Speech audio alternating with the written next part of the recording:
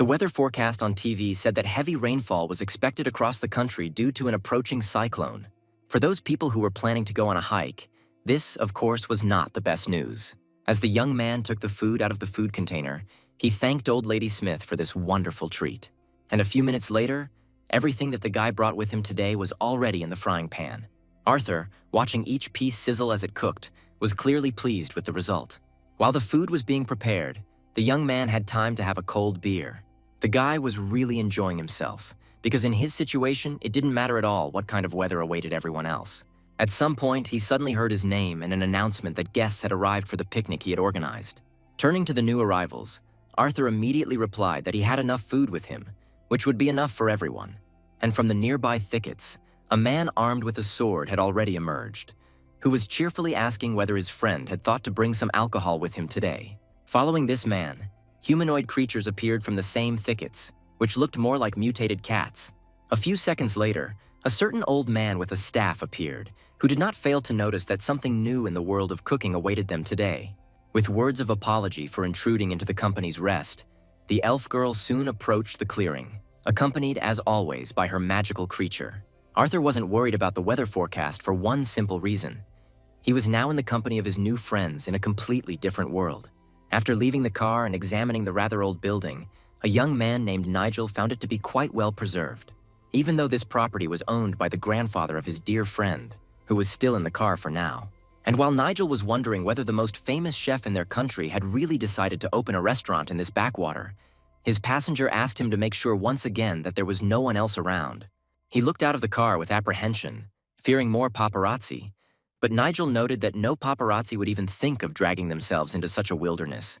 After looking around again and listening to his friend, the young man reached for the mask on his face. Pulling it down, Arthur noted out loud that there was some truth in Nigel's words. From the outside, of course, it might seem that Arthur suffers from a mental disorder in the form of persecution mania, but it just so happened in his life that he was actually able to gain quite wide popularity. After all, he graduated from one of the best culinary schools, and soon after, he won first place in a culinary competition in Paris.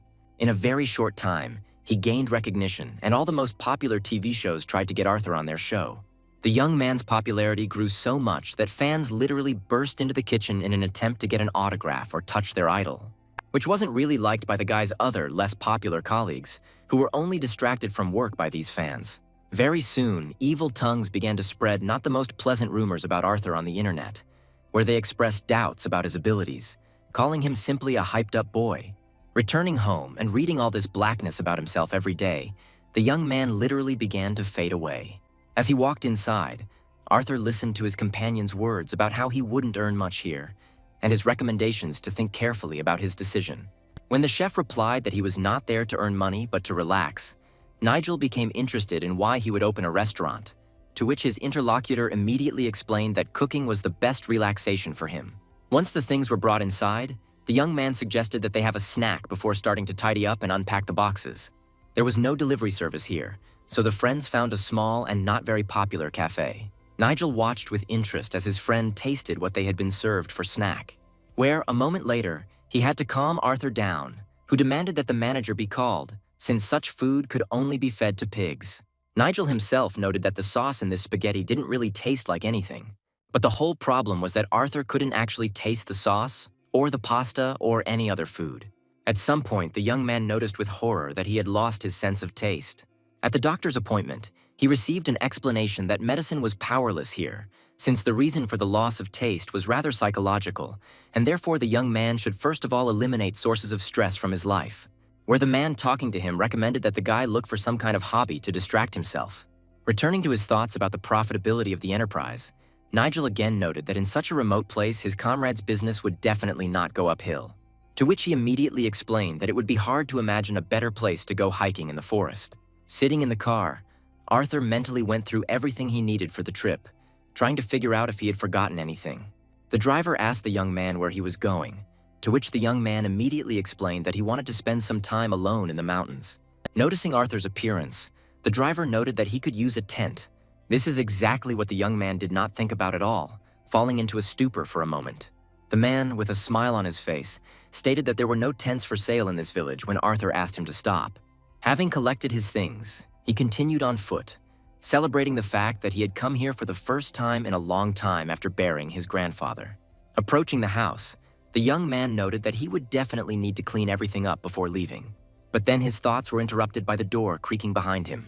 Deciding that someone had broken into the pantry, Arthur carefully approached to catch the thief red-handed. But his plans were disrupted by some rustling in the bushes, which made the guy literally jump on the spot. This incredibly scary creature, which scared Arthur to death, turned out to be a very ordinary cat that looked out from the bushes. Having calmed down a little, the young man said out loud to the cat that he was very lucky in that he was only a cat. The door inside was already open, and Arthur walked in, trying to find how to turn on the light here. At the same time, he immediately noticed that the space inside this storage room was much larger than it might seem from the outside. Staring into the blackening void, the young man continued to move inside. At some point, Arthur suddenly felt a gust of wind and noticed a glow appearing before his eyes. In an instant, a real abyss appeared before him. With the next step, the edge of this cliff broke off, and the young man felt his body begin to fall forward. And now he was flying with a wild cry into the very center of the abyss that had opened up before him. When Arthur opened his eyes and felt a solid surface beneath him, he immediately wondered where he was. The young man experienced a real primal horror when he felt something wet touch his hand. Turning around, he saw in front of him some kind of creature that was somewhat reminiscent of a squirrel, but with incredibly large ears. And suddenly this creature, with the help of those very ears, soared into the air right before the eyes of the astonished Arthur, leaving him on the ground to watch his graceful flight. Before the young man had time to recover from the initial shock, his nervous system was tested for strength by some new sound behind him. This time, a very ordinary rabbit was looking at him from the nearby thickets, which calmed the guy down. But when this creature straightened up and showed itself completely, Arthur immediately realized that this rabbit was clearly of some completely different level. Without paying any attention to the guest, the rabbit folded his hands behind his back and left the company of the young man in long leaps. Of course, everything that was happening could not leave Arthur indifferent, where he, experiencing real horror, rushed to look for a way out of this strange and scary place. Time passed, and daylight gradually came to an end, giving way to twilight and approaching darkness. Having exhausted his last strength, Arthur mentally came to the conclusion that he was definitely finished, since there was no connection here, as well as no way out of this godforsaken place.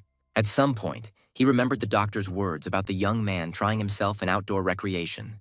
Forcing himself to calm down, the guy noticed that even in this situation, he felt very hungry. Within minutes, the young man was able to start a fire. However, this was only half the matter, where next he began to consider everything that was lucky enough to be with him in this place. As it turned out, everything most basic and necessary remained in another bag, the location of which was now unknown. But there was no choice left, and the young man began to prepare his modest dinner. Quite quickly, the mushrooms at his disposal were in a frying pan covered in sunflower oil. After frying them, all that was left to do was add a little salt and pepper to get a completely acceptable dish. Although as a chef, he could hardly call what he had just prepared a full-fledged dish, but hunger took its toll, and so the first portion of fried mushrooms went into his mouth. But no matter how much he hoped for a positive result, the miracle did not happen, because as always, Arthur did not feel any taste. A feeling of despair washed over the young man with renewed force, forcing him to throw the frying pan with mushrooms aside. There was a gaping emptiness inside the guy that he couldn't fill with anything. Another rustle in the bushes forced Arthur to come out of this state of complete stupor and devastation. Turning around, the young man discovered with horror that several pairs of burning eyes were staring at him. Assuming that it might well be wolves, Arthur began to feel around for the only weapon he had.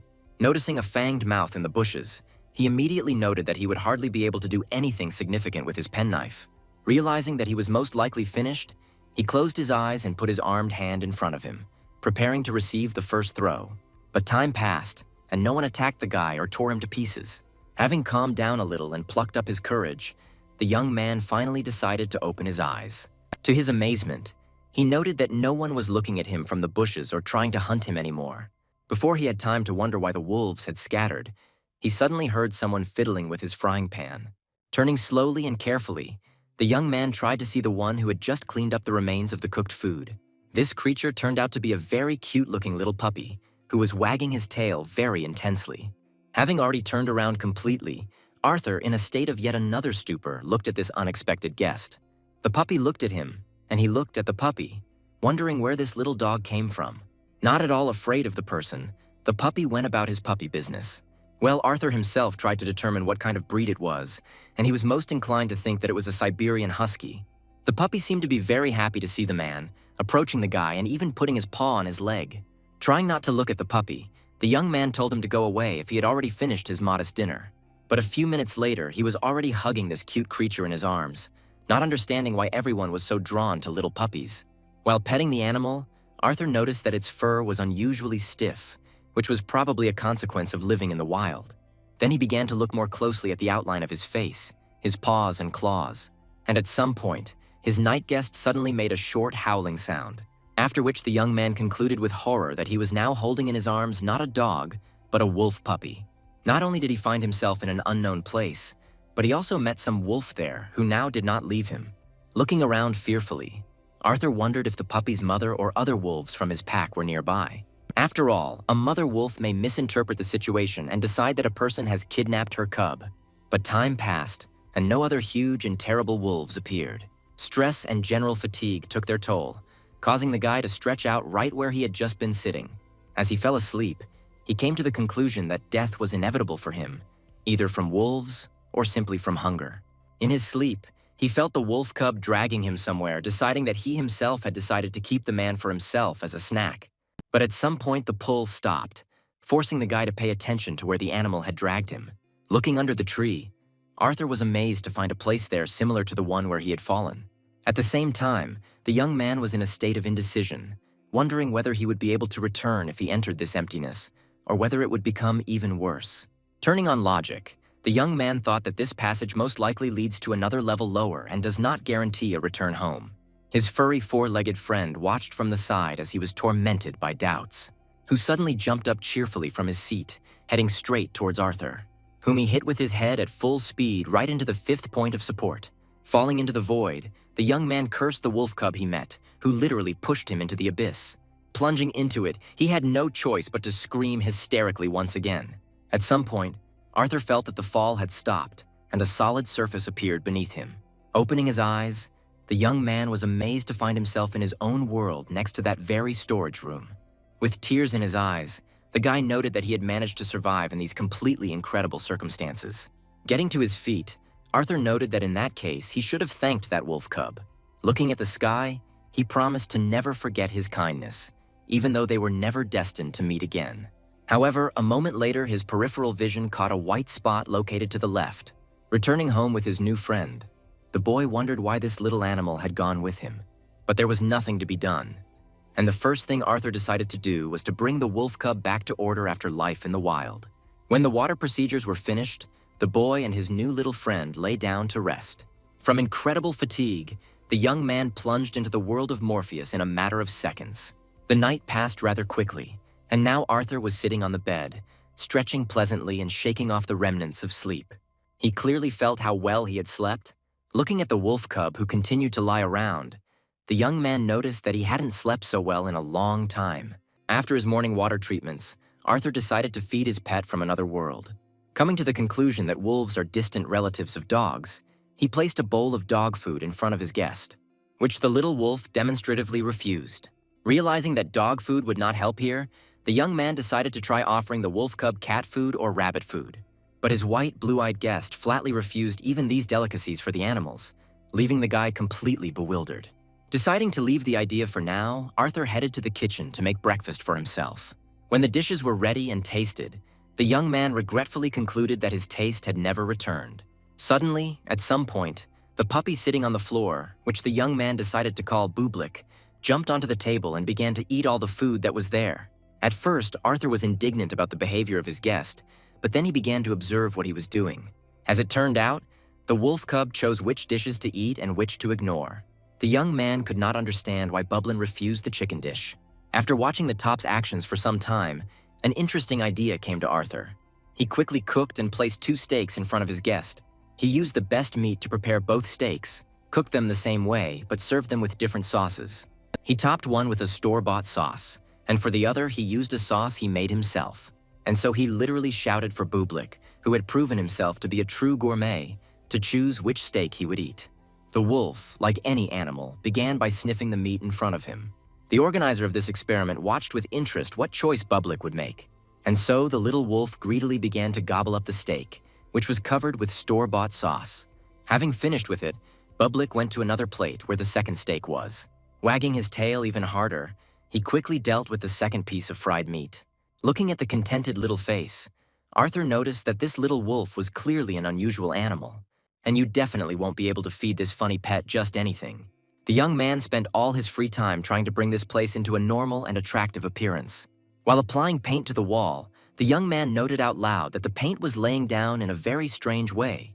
All this time, his little pet from another world was constantly nearby him. The guy's attention was drawn to someone's words that this was interior paint and not for building facades. The man who approached also noted that modern youth have not even learned to understand paint. Looking at the uninvited guest, Arthur asked him who he was, and his interlocutor explained that he was the headman of this village, who did not wait for the new tenant and came to say hello himself. Then he approached the wall and after a short examination of the brushstrokes, concluded that the guy didn't know how to paint either. The old man did not ignore this, and Bublik, who came closer, noticed that this dog was somehow strange. While saying that he would send the boy an assistant, the headman tried to pet the puppy, but it rather deftly dodged his hand. Of course, the young man asked his interlocutor not to bother himself and not to take up other people's time. But the old man, whose name was Patrick Brutman, insisted on his own, recommending that the boy not make any plans for the weekend and not touch paint at all anymore. Such persistence greatly irritated the guy, but he had little choice, and so Arthur agreed to help. The guy the headman brought with him introduced himself as Ron Oliver, and his companion added that he was the son of one of the local farmers. Very surprised that Patrick had actually brought someone, Arthur introduced himself in response. While the old man and Ron were discussing how best to treat the walls before painting, Arthur brought drinks. He could not understand why these people, who were completely unknown to him, were showing such concern towards other people's property. At some point, Patrick asked what the young man was planning to open here, and Arthur immediately explained that it would be a restaurant. Upon hearing that a catering establishment was planned here, Ron immediately turned to the chef, where he was interested in whether they planned to introduce pork cutlets into the menu. Already sitting at the table, he told us that his dear wife loved these very cutlets. The cafe where they were made closed, and he tried to make the cutlets himself, which didn't work out very well. Listening to this guy's story, Arthur thought that in fact he definitely didn't plan on including a dish like pork cutlets on his menu. Besides, it was quite problematic to serve visitors food whose taste was completely unknown to him. Thoughts were already creeping into his head that the idea of a restaurant was completely in vain when he suddenly noticed the top sitting behind him. As he looked into his clear blue eyes, an idea began to form in the boy's head, and suddenly he jumped up from his seat, shouting that he could definitely do it. Looking at Ron, the young man happily declared that he could cook pork cutlets for his wife, where he is ready to participate in making her feel that forgotten taste again. Soon he was in the kitchen, studying everything Ron had told him about pork cutlets. At some point he realized that a village cafe would definitely not use tomato paste. Therefore, the tomato flavor was most likely just ordinary ketchup. Once the analysis of the records was completed, the chef prepared all the necessary ingredients to prepare the dish. His small and very devoted animal was always by his side, who was only glad that the man was once again starting to cook. Armed with a vegetable knife, Arthur immediately set about creating what he had promised to please Ron's wife with. Pretty soon, the first pork cutlet was already in the frying pan, its breading becoming more and more golden. When the dish was ready, Arthur carefully watched the movements of his taster's tail, which seemed to him to be slower, indicating a slight error. After some time, the young man prepared a second cutlet, which he also sent to his partner for tasting. The movements of the tail this time seemed too slow to the guy. Arthur repeated his procedure several times, which his little guest was only happy about, having eaten his fill. The chef himself was very pleased that with the help of Bublik, he could now cook calmly without even feeling the taste. Sitting at the table, Ron asked his wife how she was feeling today. The girl was pregnant and replied that she felt very well, adding that she was very happy to visit the new restaurant opening in their settlement. But most of all, the girl was happy that she would finally be able to feel that same taste of pork cutlets again. And so the young man who approached the table said that he would be only too happy to serve the lady in this way. Turning her attention to the plate he had placed on the table, the girl immediately noticed that the cutlet smelled incredibly delicious. Without a second's hesitation, she immediately used the utensils and sent the first piece into her mouth. Both the chef and the girl's husband watched with bated breath the reactions of the first taster of this cuisine. At some point, the girl suddenly said that the cutlets in that old cafe were incredibly tasty, but it is unlikely that any other cuisine could compare with what she had just tried. The girl noted that even the meat itself was incredibly juicy, with a delicious crispy crust. Her words that she had never tasted such delicious cutlets in her life were the best gratitude for the cook. After a while, the girl suddenly plunged into memories of the past, asking Ron if he remembered their first date. After all, on that date they also ordered pork cutlets, which the guy didn't eat because he couldn't take his eyes off his future wife. Listening to his wife's words about how his hands were shaking that day, the young man even felt a little embarrassed. And so the girl revealed the secret, saying that it was after that first date that she fell in love with pork cutlets, to which she had previously been completely indifferent. Where it's not so much about the cutlets themselves, but about the memories that their taste evokes. Arthur, standing nearby and not interfering in the couple's conversation, simply looked with affection at this loving couple. At some point, he turned his gaze to the four-legged assistant lying nearby, concluding that he had definitely overfed him today while trying to find the perfect taste. But at the same time, he was incredibly grateful to Bublik for helping him so much. When the young man was alone again, he began to think about the specifics of his restaurant's activities. He decided to move away from his original plan to open a restaurant with Italian cuisine, deciding to cook what his customers wanted, which was difficult, expensive, but quite feasible. At the same time, Arthur noticed that his four-legged friend had fallen into some strange state. It was like some kind of peculiar depression, the cause of which the guy could not yet understand. After some time, he began to find an explanation in the fact that the wolf, most likely, simply missed his native forest. After all, this little animal came from another world, in which it should be comfortable to live. Having come to the conclusion that Bublik needed to be returned home, Arthur was already imagining how empty it would be here without him. And even though that world was filled with the strangest and even seemingly scary creatures, the guy firmly decided to take the top back. However, until the last moment, he postponed this foray into another world, which he truly feared. Hearing Arthur's reasoning about his house, Bublik immediately became active. His pleading gaze left the young man no chance to avoid another visit to another world. And although this really wasn't very pleasant for him, soon Arthur and his faithful little top were already in the very world where they met. Looking around, the young man noted that the sooner he finished here and returned, the better it would be. Literally feeling the close attention on himself, he sincerely hoped that this sortie would end well for him. As he slowly moved through the forest, the boy wondered what kind of place this was and whether it could be some kind of parallel world, like in the movies. Feeling the very fresh air, indicating the presence of water, the young man began to make his way through the thickets. He was stunned and froze like a statue when he saw what suddenly opened up to his gaze. This combination of forest, mountains, and clear blue water, playing with reflections in the rays of the sun, created an incredibly beautiful landscape. Without taking his eyes off the lake, Arthur noted that he too would miss such a beautiful place. Bublik was really very happy to return to his world, approaching this clean and transparent body of water. Sitting down next to him, Arthur said that he would soon leave his friend, but before that he wanted to give him a little surprise. Reminding the wolf how he helped him prepare cutlets, the guy pulled out a camping barbecue. Bublik's mouth immediately started to water when Arthur pulled out tender and delicious pieces of meat from his backpack. Having greased the heated surface with butter, the young man prepared to place the meat on it. While the meat was frying, he salted it and seasoned it with spices, thus frying a whole plate. Watching Bublik actively wagging his tail, the young man grinned and warned him not to accidentally fly away. While the wolf was gobbling up the meat, Arthur turned around and looked at this beautiful view once again. He then turned his attention to the camping barbecue in front of him. And when he returned to Bublik, who continued to savor the meat, the thought came to his mind that something was missing to complete this luxurious setting. A moment later, he had already pulled a cold jar out of his backpack. After all, with such a delicious view and fried meat, beer was very appropriate. After taking a few sips, the young man experienced a strong feeling of disappointment. After all, he realized once again that his taste buds had not yet started working. At the same time, he noted the opinion of some people that alcohol is not drunk for the taste. So he enjoyed what he could enjoy until suddenly he felt cool steel at his neck. Glancing sideways at what had appeared to his left, Arthur mentally noted that he was looking at the tip of a real sword. Well, the one who was behind him for now menacingly asked who the guy was, a sorcerer or a spy from other countries. The frightened Arthur could not utter a word, and the man continued to insist on an explanation as to who his random encounter was. The sharp edge of the sword's blade pressed into the guy's neck more and more, forcing him to feverishly think about what he should do. And so he finally plucked up his courage and declared that he was just a cook and there was nothing suspicious about him. Not believing what was said, the man asked what an ordinary cook would do in such a place. and the young man shouted that he was simply enjoying the view, begging for the weapon to be removed from his jugular vein. But the man didn't believe it, and started shouting and threatening to cut the guy's throat if he didn't tell him the purpose of his visit. But when he saw a wolf peacefully chewing meat on the sidelines, his speech suddenly stopped. He couldn't believe that he was seeing this white wolf cub in front of him now.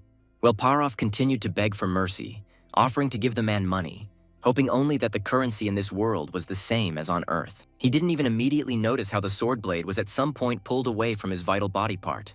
Putting his sword back into its sheath, the man suddenly apologized for his excessive suspicion, explaining that an ordinary person had no business being in these places, teeming with all sorts of monsters. The man then introduced himself as a knight of these lands named Kang Hyun, asking his interlocutor to introduce himself as well. Astonished by such a sudden change in mood, the young man told the knight his name, and he explained that since the guy was accompanied by a white mythical wolf, he definitely couldn't be malicious. Where Kang Hyun was quite surprised that this young man did not understand at all what he was talking about.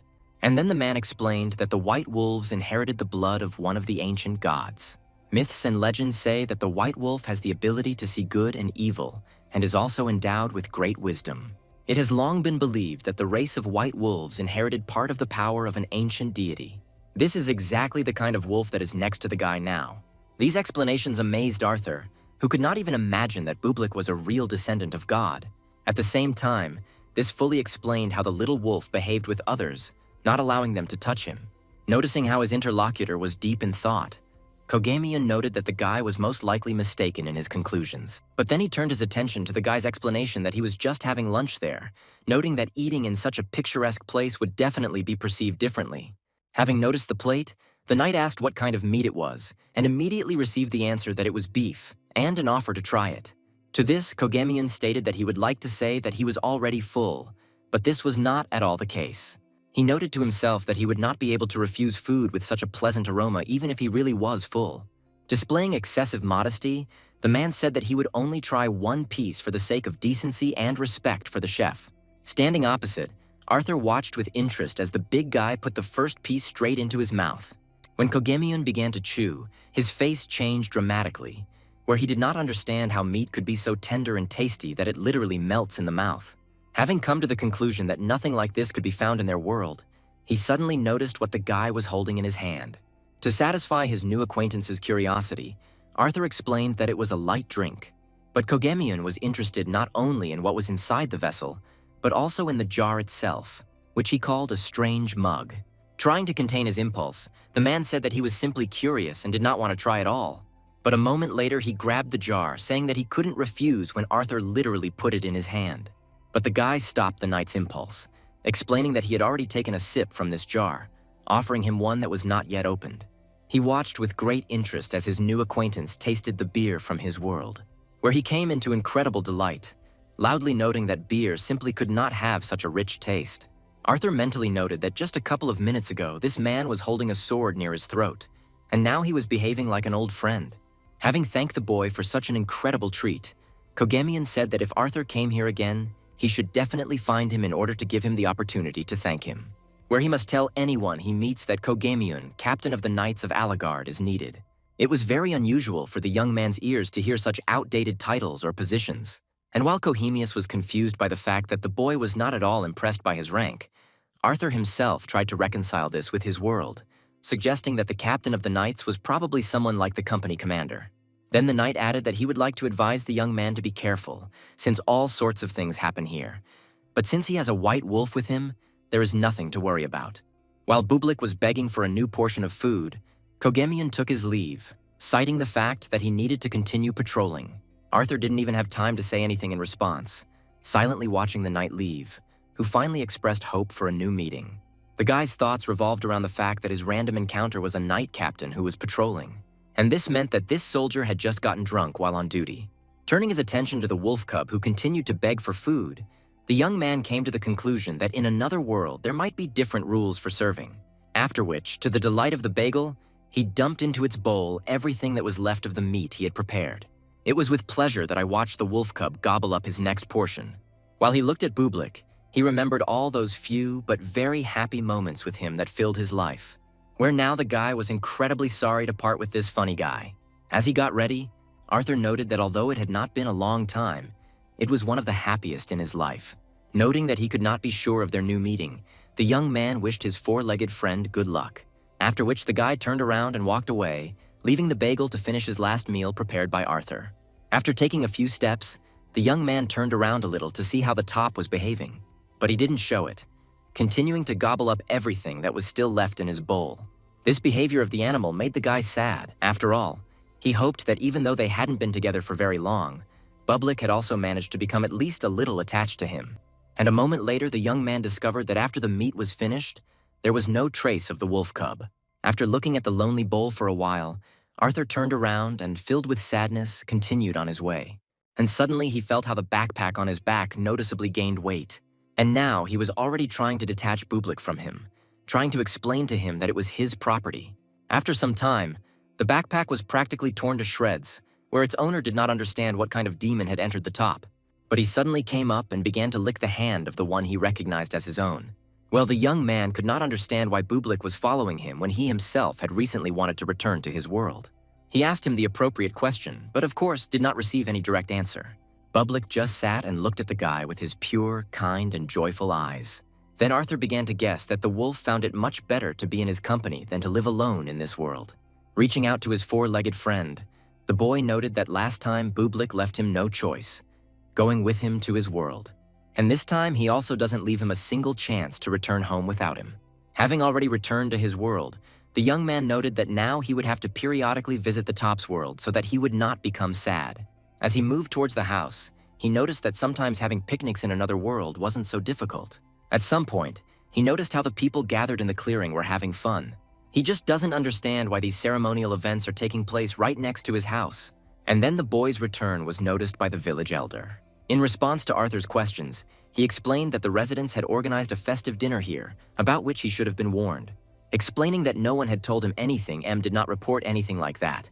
The young man added to himself that even if they had reported it, he certainly would not have taken part.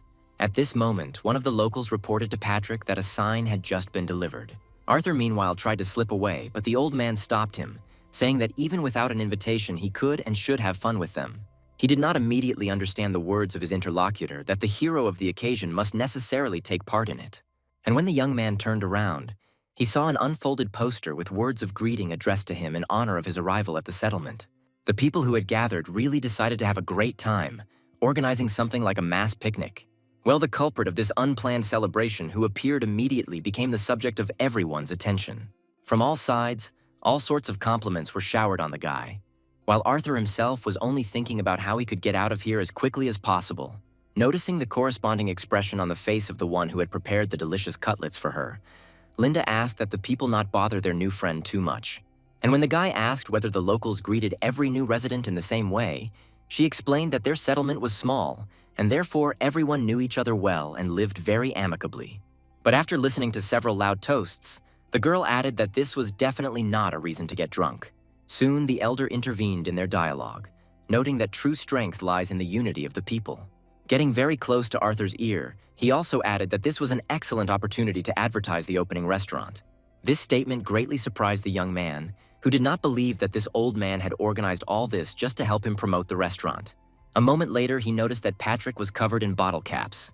Looking at the general behavior of this man, who had already managed to leave to continue the fun, Arthur mentally noted that he had hardly interpreted his intentions correctly, which at the same time did not prevent him from actually advertising the restaurant. Sitting to the side, the young man watched as those gathered were genuinely having fun and relaxing, where, despite the fact that they saw each other almost every day, they always had something to talk about. Slowly sipping his beer, Arthur couldn't take his eyes off these wonderful and kind people. At some point, the young man noticed that his faithful Bublik had stopped hanging around nearby and had started looking for him with his eyes. Well, the little top meanwhile successfully enjoyed the attention of those gathered, which, of course, was reflected in the fact that he was fed quite a lot. But as soon as someone tried to touch the sacred white wolf, it immediately retreated from the touch. More than once, attempts were made to pet or pick up this cute creature, but none of these attempts were successful for anyone present. People were amazed at how skillfully this little puppy dodged every attempt to touch him. But Bublik didn't keep himself waiting when another plate of food appeared in his field of vision. Not limiting himself to what was brought to him as a treat, he moved like lightning from one table to another, sweeping everything that was on the plates off them, where Arthur even felt a little ashamed of his little pet's behavior, where he even thought about the fact that this little rascal really needed to be left in another world. Lost in his thoughts, the cook didn't notice how his gaze suddenly stopped on a boy sitting alone to the side. This was the first child he had seen in this settlement since his arrival here. This boy looked very sad and lonely, which Arthur thought was a consequence of the lack of other children to be friends with and play with. Suddenly, an elderly woman approached the boy and brought him some kind of package. But only after seeing what she tried to give him, the guy suddenly became enraged, literally knocking the bundle out of the old woman's hands. Where Arthur, who was observing the situation from the side, did not like his behavior at all.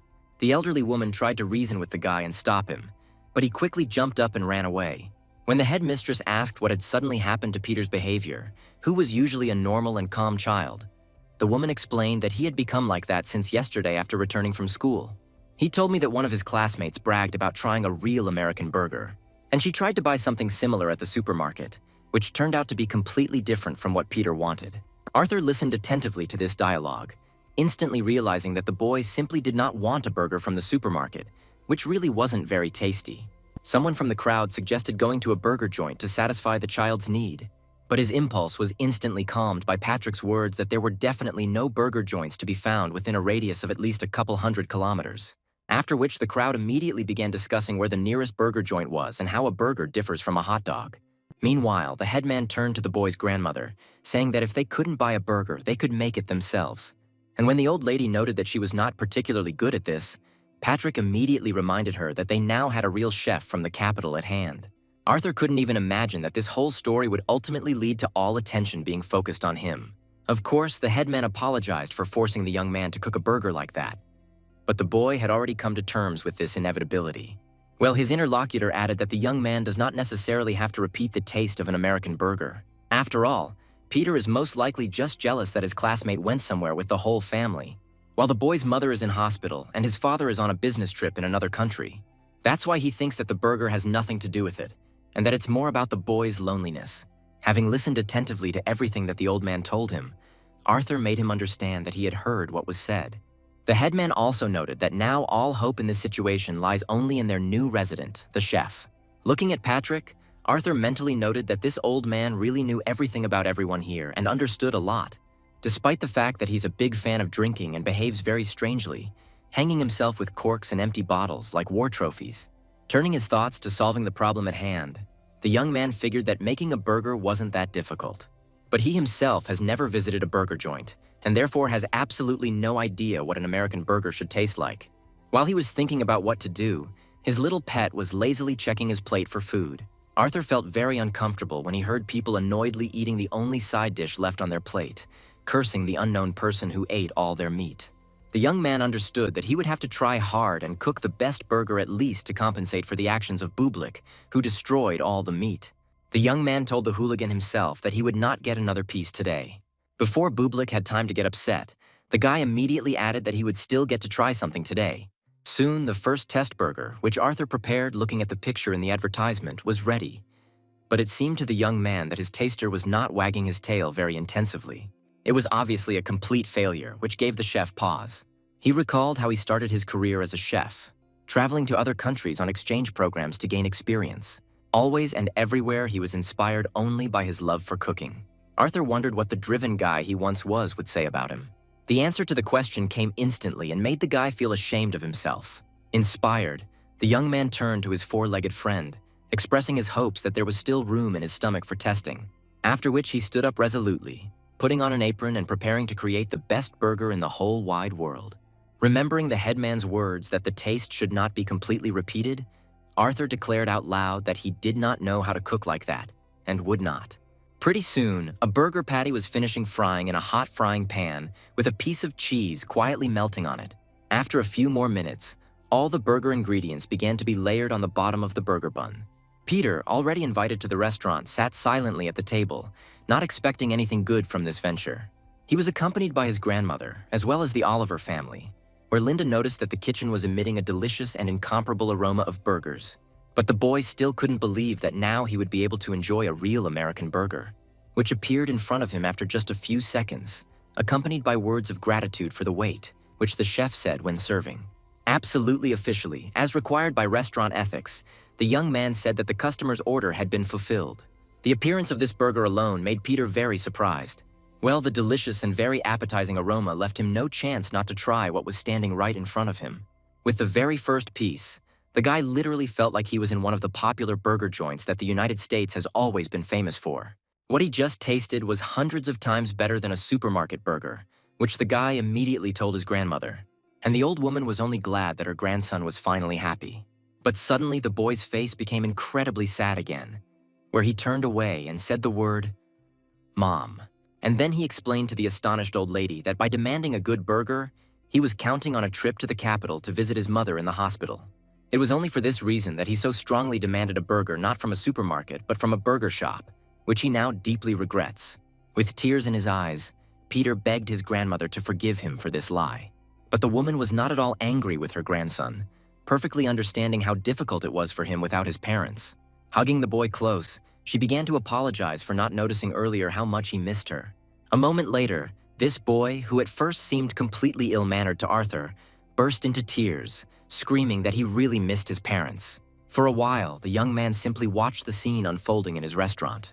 And at some point, he attracted Peter's attention by saying that he was soon going to go to the capital, inviting the astonished boy to join him on this trip.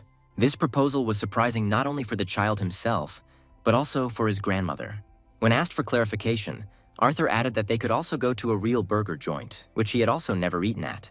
Naturally, the boy was very pleased with such a generous offer, which he accepted with great pleasure. While he was thanking Arthur, Linda said that Peter should definitely take lots of photos of this trip, which she would be happy to look at later. Well, today's savior of the situation was mentally thinking that he still had no idea why he would go to a place from which he himself had literally just escaped.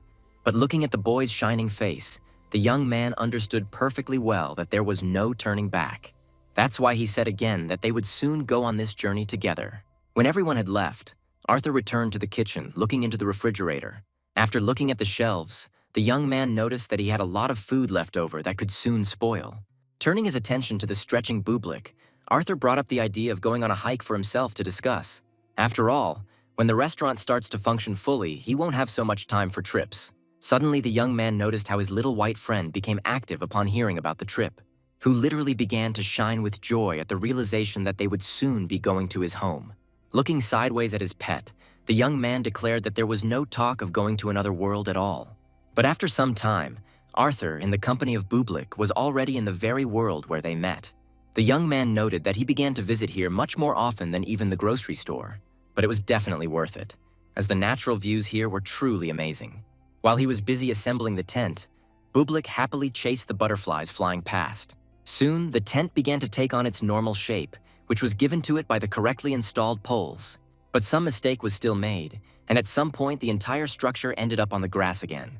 However, the guy did not give up trying, and after some time he achieved a positive result, setting up the tent correctly. Stretching out on the grass, he noticed that putting up the tent was much more difficult than he had imagined. Only now did he realize that he was incredibly hungry. The field kitchen was set up quite quickly, and a very appetizing lunch was prepared. Having put his portion on the plate, the young man prepared to begin the meal. But he was not allowed to enjoy the food properly because of the intent glances of the animals that came to the delicious aroma. Surprised that these squirrels could eat meat, the young man threw them a piece each to try. But his gift did not have time to reach these small creatures, as it was intercepted right in flight by some other creature living here, which, without delay, continued its further journey through the air. Arthur had enough meat, and soon the local squirrels were enjoying its taste. The guy himself mentally noted that he definitely wouldn't be bored in this place. As he lounged in his folding camp chair, he noticed that doing nothing could be quite enjoyable too. And suddenly he noticed that his faithful Bublik, who was constantly hanging around him, had disappeared somewhere. Having decided that the wolf would definitely return as soon as it got hungry, the guy decided to simply continue resting and eating. The young man had not yet noticed that someone had been watching him closely for a long time from the nearby bushes. Hearing a rustling sound, the young man decided that his four-legged friend had finally returned. Showing a plate filled with meat, he called Bublik to begin the dinner meal. But what suddenly burst out of the thicket could not help but frighten the guy who was expecting to see his top. With great difficulty, Arthur managed to remove his hand with the plate from the trajectory of the creature rushing towards him, which, meanwhile, turned out to be quite agile and quickly stopped the movement of its body, turning around. Now the young man had the opportunity to examine this new uninvited guest at his picnic, where it was completely obvious that this was not the bublik he was expecting. After all, right in front of him, some female individual of an unknown species was grinning and showing obvious aggression. In part, this unprecedented creature resembled a human child. But the situation was radically changed by her tail and ears, which turned the girl into something like a big cat. Continuing to hold the plate of meat in his hand, Arthur came to the conclusion that this was some kind of mutant, where this mixture of man and cat looked very frightening, continuing to grin. The young man didn't even have time to notice how his uninvited guest made a new attempt to pounce on him. But this time too, he managed to dodge this cat's attack. And the little cat person herself again turned around quite deftly, using her clawed paw. Mentally noting that Bublik was never there when he was most needed, the guy began to call on the creature to be reasonable. He told this catgirl not to get excited, because everything can always be resolved peacefully, without bloodshed. But then he noticed that her gaze was directed not at him, but at the plate of meat in his hand. Realizing that the animal was simply hungry, Arthur placed the plate on the grass, telling it that it could eat and then leave. Still looking at the young man suspiciously, the catgirl slowly walked towards the plate of meat, where the first thing she did was check the contents with her keen sense of smell. And when her sense of smell indicated that it was something very tasty, the uninvited guest began to eat without using her front paws. But as soon as she chewed the first piece, she immediately felt a real fire engulf her oral cavity. Watching the catgirl roll around in the grass, Arthur remembered that his dish had turned out to be quite spicy. The fire in the cat's mouth slowly died down as the boy tried to offer her some water. And a few seconds later, from the expression on her face, one could conclude that she was savoring the taste. And indeed, the aftertaste left by this piece of meat transported the little girl to a paradise of taste sensations. This is what made the catgirl get up and approach the plate to try to continue her meal. For Arthur, it was very surprising that she continued to eat meat despite the fact that it was very spicy. This allowed him to conclude that his unexpected guest liked the treat. At that moment, Bublik, happy with his walk, appeared from the bushes, whose attention was immediately drawn to the catgirl who continued to devour his food. The wolf would definitely not tolerate such an insult, and would immediately pounce on the one who left him without food. Shocked by Bublik's behavior, Arthur tried to stop this sudden confrontation. The young man called on everyone to remain calm, saying that he had prepared a lot of food and there was enough for everyone. But as soon as he pulled one back, another participant in the fight immediately rushed into battle again. But at some point, something happened that the young man never expected to see. A creature that appeared nearby suddenly stopped the movements of the little catgirl. Having tucked it under its armpit, the creature turned around and asked the man for forgiveness. After which, with one powerful leap, it left the clearing where Arthur was trying to rest from all the hustle and bustle. As the creature walked away, the young man wondered how many different species of intelligent beings lived here. After finishing another foray into another world, Arthur and his faithful assistant were cleaning up the restaurant. After all, the young man had planned the official opening of the restaurant for tomorrow. Of course, he came here primarily for psychological relief and relaxation, but if he opened an establishment, then there needs to be order there. Meanwhile, an elderly woman was walking down the street past the restaurant and noticed the bright sign. Arthur listed everything he needed to do to ensure the opening was successful. And when his reflections and calculations were finished, he joyfully concluded that he was completely ready for the discovery. At that moment, the same woman who was passing by happened to be inside the restaurant. Looking closely at the guy, she asked him if the establishment was open. Switching to the guest, the guy began to say that the official opening would only take place tomorrow. But when he met the old woman's persistent gaze, he had no choice but to invite her to sit down. And so the woman began to move around the room, closely examining literally everything that was around her. Referring to the furniture, she noted that all this old stuff could have been thrown out and replaced with new. Then the woman began to examine the walls, ceiling, and windows. And finally, I came to the conclusion that this place as a whole remained the same as before, although the wallpaper was a different color. While dressing in his work clothes, the young man asked her if she had been there when another establishment was located here. But instead of answering the question, the strange old woman asked the guy what dishes he was going to cook and serve here. To this, the young man explained that, in general, they planned to serve Italian food here, like pasta and pizza. Pushing back her chair, the woman said that if by pasta they meant spaghetti, then that was what she was ordering. And when asked what kind of pasta she would like to try today, the guest said that she would leave the choice to the chef. Having accepted this strange order, Arthur retired to the kitchen, where he immediately began preparing the dish. Deciding that Grandma had never tried pasta before, he decided to make the most popular version of pasta with tomatoes. Since he had prepared this dish hundreds of times, it wasn't long before the plate of pasta was sitting on the table in front of the woman, and the young man obligingly wished the lady bon appetit. He couldn't personally judge the taste of what had come out, and so he relied only on his extensive experience. While the woman tasted what he had prepared, he recalled how often the pasta he had prepared had been praised, and therefore he did not allow a single thought to occur to him that it might turn out tasteless. But suddenly the old woman stopped eating, asking the young man how much she owed for this dish. At that moment, a familiar male voice was heard from behind the front door, noting that the sign on the restaurant was bright and attractive, which would ensure good attendance. And so, opening the door, the headman asked Arthur if he was there today. When the old man asked, the woman who was leaving explained that she had come in to have a bite to eat, adding that this is usually what people go to a restaurant for. Patrick was very surprised, because the opening was supposed to take place only tomorrow, but the woman said that she had already managed to have a bite to eat here. Having seen her off with his eyes and noticing her not very good mood, the man walked into the hall, where the owner of the establishment stood at the table with a lost look. Turning to the guy, he asked whether this woman had really ordered and eaten something here. But Arthur did not answer the question, as he could not take his eyes off the plate, which remained almost full on the table. When a customer leaves the food untouched, this was the worst possible assessment of the chef's work, who now could not understand where he had gone wrong. Patrick, of course, couldn't help but notice how upset the guy was. Coming closer, he asked what the problem was that had thrown him so far out of his normal rhythm of life. Without answering the question directly, Arthur told the headman not to pay attention to what was happening. But what struck me most was the old man's announcement that from today he was closing the restaurant. To continue the conversation, the old man invited Arthur to sit down more comfortably, where he immediately noted that the problem, apparently, lay in the way old lady Ricarda Smith had behaved. He tried to say that it is impossible to please everyone and that the guy is a world-renowned chef, but that did little more than inspire. Then Patrick changed tactics, noting that she hadn't come here for food at all. Arthur was very interested in who was a frequent guest when the cafe was located here, and his interlocutor explained that he was talking about Ricarda's husband, who practically lived in this cafe. But it so happened that a year ago, this woman's husband died. After this, she spends most of her time at home, completely alone, and greatly misses her late husband. But the dead are at peace, and the living need to live on and not cling to the past. To sum up what was said, Patrick stated that it was not the guy's fault. It was just that the old woman was picky about everything because of her condition. These explanations made the young man think hard, where he could not just take and forget about this woman. The guy thought best in solitude, and so he decided to go back to the other world. Perhaps it was the bublik, but there was not a single dangerous monster left nearby, which meant he could concentrate on his thoughts. Naturally, the guy's thoughts revolved around that old woman, information about whose life now made him feel sorry for her. But despite this, it was surprising that she hardly touched one of the dishes he had most honed in his preparation. The young man was just thinking about preparing some other dish for her when he heard a noise above his head.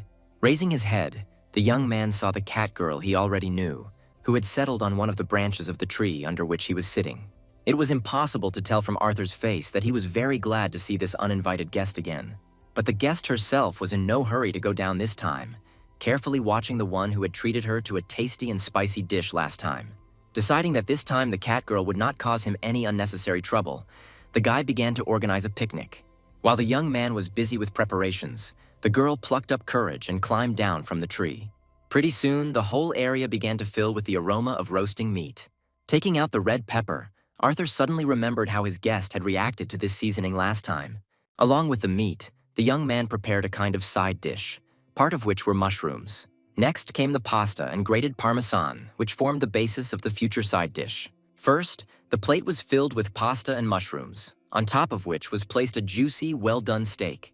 The catgirl continued to show her animal character when the young man placed a plate with a prepared dish in front of her. Of course, the uninvited guest really wanted to try the food, but she was stopped by the memory of her past spicy experience. But hunger was stronger than fear, and so the catgirl, closing her eyes, sank her teeth into the steak. To her great surprise, this time the girl was transported by a gamut of taste sensations. It was an incredible taste sensation that literally made this little creature meow.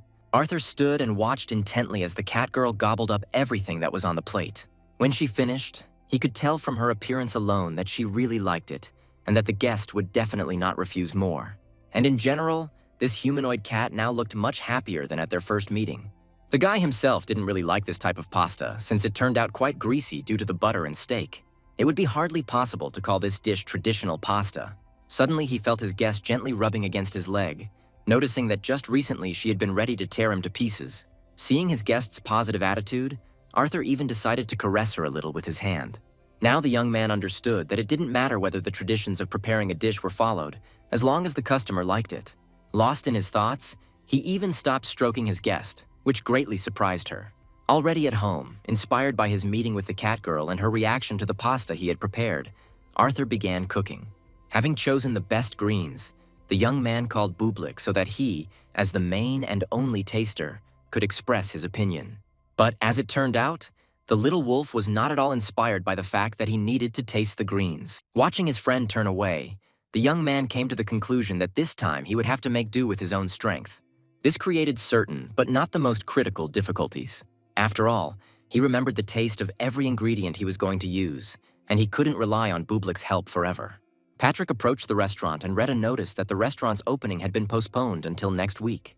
Old lady Ricarda Smith sat in her yard as usual, not talking to anyone and often turning her gaze to the sky. At some point, her attention was drawn to a familiar male voice expressing his satisfaction with the fact that she began to go outside more often. The mayor also added that Ricarda needs to go outside as often as possible. But the woman greeted him without much enthusiasm, asking rather rudely why the old man had come to see her at all. The man then said that Ricarda had managed to greatly upset that cook by not eating the dish he had prepared. To this, his interlocutor stated that she simply did not like the noodles, and therefore she should not have finished them. She was very surprised by Patrick's offer to visit the restaurant again in order to give the guy a chance to rehabilitate himself. To her objections that once was enough, the headman added that this time everything could be different. Laughing, he also noted that it wasn't that far from her house to the restaurant for a short walk. Continuing to insist that she give Arthur another chance, the man turned around and headed for the exit, leaving the elderly woman soon in her usual solitude. Meanwhile, the young man stood and examined the result of his efforts in preparing a new dish. He liked the combination of ingredients he decided to use, where this paste included not only greens but also seafood. While he was thinking about how he could now invite the old woman to a second meal, the bell on the front door rang, and Ricarda, who appeared on the threshold of the establishment, asked whether the restaurant was open. Arthur was very glad to see the one he had just been thinking about inviting again, inviting the woman to come in and sit down. Having accepted the offer, Ricarda sat down at the table, thinking about what he would serve her this time. She had absolutely no desire to try again that pasta that she didn't like at all. But suddenly her olfactory receptors sensed some incredibly pleasant aroma. Before she had time to understand what smelled so delicious, a plate with a dish from which this divine aroma emanated suddenly appeared right in front of her. And Arthur, who delivered it to the woman, as usual, thanked the visitor for waiting, noting that this dish is part of their restaurant's special menu and is prepared only in exceptional cases. Taking the chopsticks and examining what was on the plate, the woman could not help but notice the presence of seafood there. Thinking that perhaps this would be a little better than the last spaghetti, Ricarda tried it. At that very second, she was practically transported back to the past, to the springtime that she and her husband spent together. Having plucked a flower from a tree, the man suddenly handed it to his dear wife. Making the woman feel embarrassed, he accompanied his gesture with a question about whether she was free today and would like a cup of tea. Continuing to feel this incredible taste, Ricarda turned her gaze to the tree branches hanging outside the window. While wrapping a new portion of pasta on sticks, the woman noted that this type of pasta had definitely not been planned for the restaurant menu before. When the guy confessed that this dish was prepared for the first time today, Ricarda immediately concluded that Arthur did it especially for her. And when asked why he had to try so hard, the young man explained that he simply wanted to give the woman pleasant emotions. He also added that he himself would like to continue developing, constantly trying something new. Having finished his explanations, the young man thought again about the fact that this time he tried to satisfy the visitor's taste without Bublik's help, which was a big risk. But suddenly the young man noticed with surprise that Ricarda had no intention of leaving, continuing to eat the new type of pasta. The woman sent one portion after another into her mouth, enjoying this incredible taste. And when there was nothing left on the plate, she asked how much she had to pay for this pasta. Completely shocked, Arthur answered haltingly that he would not take money from the woman for this treat. But she was not at all happy with this state of affairs, where she insisted on payment, since every work must be paid for. The second time, Ricarda shocked the guy by declaring that he should definitely take money for such divine food. In addition, the woman recommended adding this dish to the restaurant's regular menu. explaining this at least by saying that he was going to come here exclusively to eat this kind of pasta. Absolutely pleased with how well everything had turned out, Arthur sprawled out in a hammock in the vastness of another world and watched the unknown birds flying above him. Its first visitor was absolutely satisfied. The restaurant can be considered open, which means it was possible to rest and relax a little. Bublik needed to visit his home, and so the young man found this an excellent opportunity to escape from the usual hustle and bustle of his life. Making himself comfortable, he loudly announced the beginning of complete relaxation and rest. But before he could finish, suddenly some dark spot flew right over his head, and Kogemyun, who had peeked out from the bushes, cursed in annoyance, noticing that his prey had disappeared. But the prey not only disappeared, but also managed to completely disrupt the atmosphere of Arthur's rest, which the knight saw before him. Looking at the guy lying on the grass, the man cheerfully noted that they hadn't seen each other for a long time, asking the guy how things were going. Soon they were sitting opposite each other, talking about everyday trifles and about the fact that the guy had come here often because of the beauty of the world. When the young man asked whether Kogemyun was on duty today, he explained that he was simply hunting today. As soon as the little wolf cub heard the word hunt, he immediately beamed and became attentive. And suddenly Arthur's interlocutor also became inspired, saying that this time he would feed his friend, inviting a guy and his little pet to go hunting together. Of course, the young man was not at all interested in any kind of hunting, which only interfered with his planned vacation. But he didn't even notice how he was already accompanying the knight, armed with a bow and arrows. Bublik, on the contrary, was incredibly pleased that he had the chance to take part in the hunt. When Kogemyun said that they would be hunting jumping birds, Arthur was very surprised, as he had never heard of such things. And then the man showed him the birds running around the clearing, one of which was supposed to be today's catch. When the guy looked at them, he noticed that these birds looked too cute to kill. But then the man suddenly noticed that the young man should not be deceived by their appearance, where in fact on their body there are not beautiful pink feathers, but short and rather stiff fur. After these words, the young man once again turned his gaze to the creatures in front of him, not believing what was said. Well, Kogemyun added that now Arthur will see everything for himself, and the spectacle did not take long to appear, as the two birds arguing over the place showed their true colors and began a confrontation. The real appearance of these creatures further discouraged the guy from any desire to hunt. But his companion and Bublik had already rushed forward, where Kogemyun threw to the guy to cover their rear. Of course, the man showed him how to use a bow, but learning to shoot in such a short time was not realistic. With shaking hands, the young man pulled out the arrow and began to try to pull the bowstring, noticing that it was incredibly tight. Remembering the knight's lesson, he took aim and prepared for the first shot. The arrow was released and flew several meters before landing right in the ground next to his four-legged friend.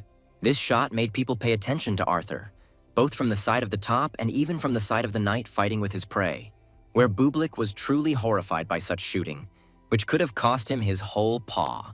Arthur had no choice but to offer his sincere apologies to the wolf. The sun had almost set behind the horizon when Kogemyun announced that almost everything was ready.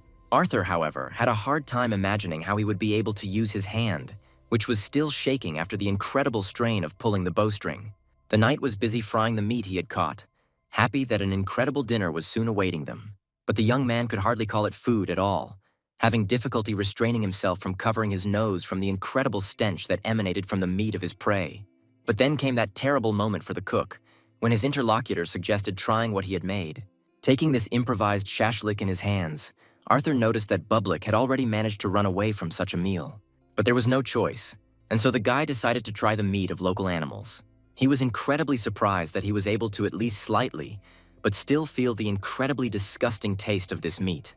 The man, meanwhile, was carefully watching the expression on the guy's face, which at the moment showed strong surprise. Having decided that the young man liked it, Kogemyun immediately rushed to fry a new portion of his catch. Noticing this impulse, Arthur immediately jumped up from his seat, shouting that there was no need to fry any more shashlik. Throwing off his cape, he reminded his companion that he was a chef. That's why I would like to try to personally prepare something from this new product for him. It usually takes about a day to remove an unpleasant smell from meat, which in this case was not available. Therefore, the young man decided to resort to a faster method, pouring dark beer over the raw product, which would help get rid of most of the smell in the shortest possible time. Kogemyun was shocked to see how thoughtlessly, in his opinion, Arthur was wasting such a valuable drink as beer. But the young man asked not to interfere with his cooking, sending the knight to tend to the fire, which needed adding wood, and also to build a device for the cauldron. The only seasonings he had with him were salt and pepper, which the guy added to the meat along with sugar, leaving it on an open fire for an hour. As if sensing that the person he had chosen was starting to cook, Bublik immediately appeared from the nearby thickets. After some time, the young man checked how things were going with the cooking. Well, Kogemian and Bublik sat and waited for when they could try the new masterpiece from the chef. When the man asked if the dish was ready, Arthur said that after it was well cooked, the meat would still need to be fried. And now the meat taken out of the pot was already strung onto skewers. And when the reheating process was completed, all that was left was to cut it into pieces that were easy to eat. Inhaling the delicious and pleasant aroma, the knight could not believe that this was the meat of the same bird that he had recently fried. After all, even the best chefs in this world have long since stopped trying to cook anything useful from the meat of this game. Still not fully believing that it could taste good, Kogemiun decided to give it a try. All his taste buds literally went crazy as soon as they caught the pleasant notes of this dish. Now the man could no longer stop, devouring one piece after another. It was almost impossible to believe that the meat of this bird could be made so soft and juicy. It really seemed as if he had been given the meat of some other animal or bird. All that was missing to complete this taste picture was a few sips of beer, which Kogemian promptly took, from which the knight experienced truly incredible satisfaction. With a beer and a piece of jumping bird in his hands, the man tirelessly praised the talent of his new comrade. But the guy only thought that if he had time, he could completely rid the meat of this unpleasant smell and make it even more delicious. However, Bublik's clean plate objectively showed that the meat turned out excellent in this form. Continuing to consider all the pros and cons of the prepared dish, the young man came to the conclusion that he needed to start carrying more spices and bay leaves with him. The knight was quite surprised that the steam was so dissatisfied with the masterpiece he had managed to create from this worthless meat. Soon, the man cheerfully noted that today he tried to repay kindness with kindness and feed the guy, but again it turned out that Arthur fed him. Encouraging his companion to drink beer, the young man expressed his satisfaction that Kogemian liked the way he had prepared the catch. Then they continued to discuss the recipe that the young man used, and the satiated Bublik was already sleeping peacefully. The already slightly tipsy knight stated with absolute certainty that he knew many cooks, but had never met one as talented as Arthur. He also added that the young man should not downplay his true cooking abilities. People had been telling him things like that a lot lately, and the guy smiled and said that he would appreciate his gift. But Kogemian had no intention of stopping, saying that he still wanted to repay the treat with kindness. He managed to shock Arthur again with his announcement that he would teach him how to wield a sword.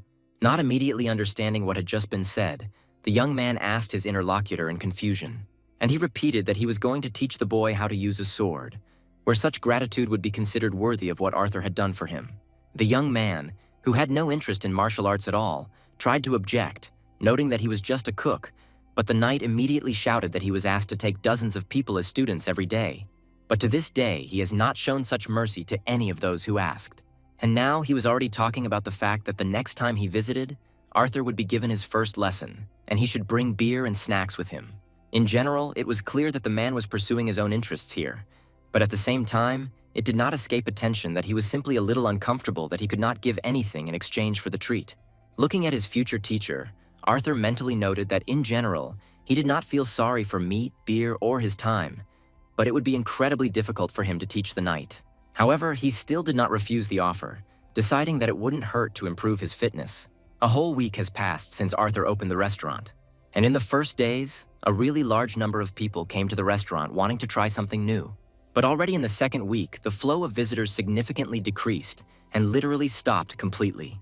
Out of boredom, Bublik even became addicted to what was shown on local television. Noticing the interest with which the top was looking at the screen, Arthur approached in order to find out what had so interested his little pet from another world. And when he looked at the screen, he saw members of the very popular vocal group Best Stars participating in some kind of television show. The young man immediately noticed that the name of the group and its members were very familiar to him. Clutching his mobile phone, Nigel asked the girls if everything was okay. And at that very second, I received a whole bunch of responses, where one of the girls complained about the unbearable heat, someone asked when the broadcast would start, and one even said that a grasshopper had just jumped on her. Not knowing what to answer to this endless and meaningless stream of information, the young man said that he was glad that the group was doing well. He also noted to himself that sitting and working in the office was much more pleasant than traveling anywhere. Looking at his diary, Nigel noted that he had fulfilled his plan for today, and since he was in these parts, it made sense to visit Arthur. And now he was already calling his friend, wondering if he had died of boredom in these parts. Having received some kind of answer, He said that he would drop by for a bite to eat after filming was finished. The whole group immediately pricked up their ears when Nigel talked about how there was no point in him going anywhere else when his best friend was a chef in his own restaurant. And while he continued to talk about coming alone, the members of the Best Stars group were already heatedly discussing something. They had clearly achieved some positive result in their negotiations, which was clear from the lights in their eyes. And so Nigel set out, leaving the girls in the care of one of his assistants. He strictly ordered the group to obey their assistant in everything until his return. Of course, he did not agree with the fact that no one in the group ever listened to his instructions. Having said goodbye until tomorrow, the young man got into his car and his assistant suggested that the girls start packing for home. But the cunning girls had no plans to go anywhere, immediately instructing the assistant who remained with them to follow his boss. Where the young man was truly horrified by such a demand, declaring that then the boss would simply quarter him. But the girls were unwavering, turning on their feminine charm in order to win the guy over to their side. Meanwhile, Arthur was indignant that his friend had warned him too late about his visit, where he had every chance of not finding the restaurant owner there at all. After all, he could very well have gone, for example, to another world where there is no connection at all. Bublik continued watching TV when Arthur said that he needed to start preparing something for Nigel's arrival. Meanwhile, the screen was showing some movie where a car chase was in full swing. The young man was just thinking about what products he had at his disposal when the door to the establishment suddenly swung open with force. Entering the restaurant, Nigel coldly remarked to his assistant that it was impossible not to notice him due to the fact that there were simply no other cars on the road. Turning to the visitors who had entered, Arthur could not understand what kind of scene was now unfolding right before his eyes. But then, from behind Nigel, all 4 members of the Best Stars group suddenly appeared, who greeted the young man quite cheerfully, introducing themselves with the name of their group. A few minutes later, Arthur stood and looked at the beautiful girls who were trying to figure out what kind of puppy was running around the room. Naturally, all their attempts to touch the sacred wolf were a complete failure. After some time, Nigel, who was the group's manager, sat the girls down at a table and began to give them moralizing lectures, where the guy, without mincing words, spoke about how girls do not think at all about the possible consequences, committing rash acts. And when the moralizing was over, he began to demand that they immediately return home. Arthur had already managed to figure out what had happened, where he felt very sorry for poor assistant Nigel, who had gotten the worst of it. And so he decided to intervene, noting that it was now time for dinner, and therefore it would not hurt the girls to have a good snack before leaving. The young man was very surprised at how his friend, whom he knew from a completely different side, so easily accepted the situation that had changed in an instant. Well, the restaurant owner was already interested in what products each of the girls preferred. Nigel, watching his friend, mentally noted that Arthur had really changed a lot after moving to this wilderness. Another question that interested the young man was whether his friend had always had this dog. Having received information about taste preferences, the owner of the establishment went to the kitchen. He thought that he needed to prepare something that each of the girls would appreciate. Deciding to start with what ingredients he had on hand, the young man opened the refrigerator compartment, and then one of the containers caught his attention, while at the same time greatly delighting him with its contents. Where the first product that came across was small cherry tomatoes, Arthur decided that dinner should not be too heavy, but still filling enough. Soon, the fried meat was beautifully laid out on Chinese cabbage leaves, garnished with tomatoes and topped with sauce. Once again, thanking his customers for waiting, the young man placed his creation in front of them. As it turned out, he prepared not only the meat, but also a side dish for it in the form of pasta with tomatoes. And now each of the girls, having just managed to taste the aroma of the freshly prepared dish, already tried it to taste. Of course, there was no limit to the delight that each member of the group experienced. One of them asked what kind of sauce the meat was seasoned with and where it could be bought. Arthur, turning to his friend, said that he had specially prepared something lighter, and therefore he need not worry about the figures of his singers.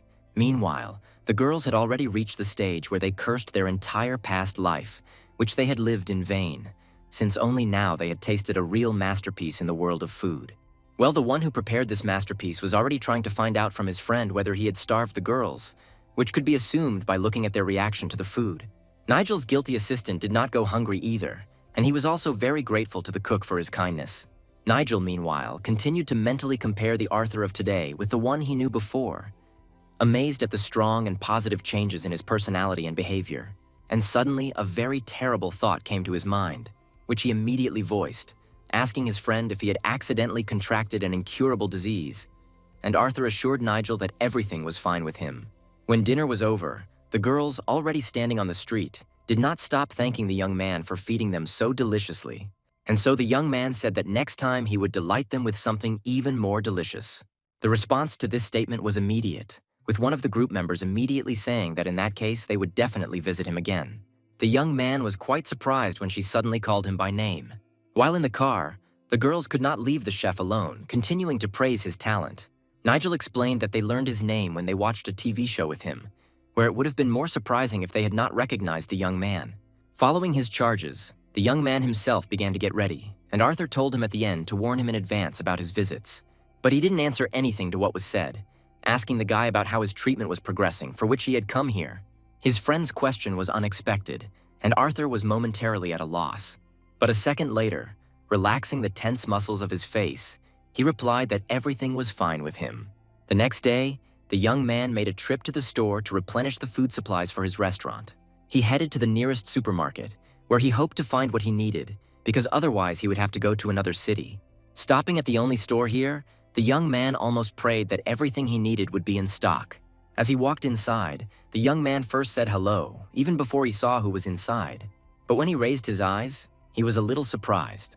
Since this time the store was run not by a granny, but by some young girl, she immediately offered the visitor her help in choosing products. Having politely declined, Arthur said that he would be quite capable of figuring it out himself and choosing everything he needed. Looking at the shelves, the young man noticed that today there was no stock of one herb that old lady Ricarda loved in pasta. Then he approached the girl, asking if there was anything lying around in the warehouse, but received a negative answer. Realizing that he would have to go much further than he wanted, Arthur said goodbye and left the store.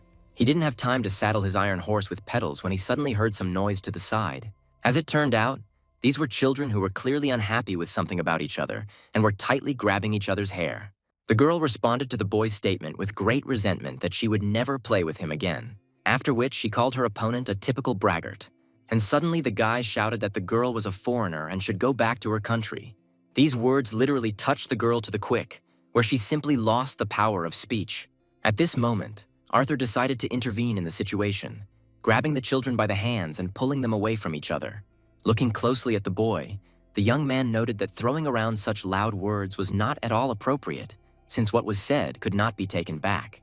Hearing the noise, the store saleswoman also came out into the street.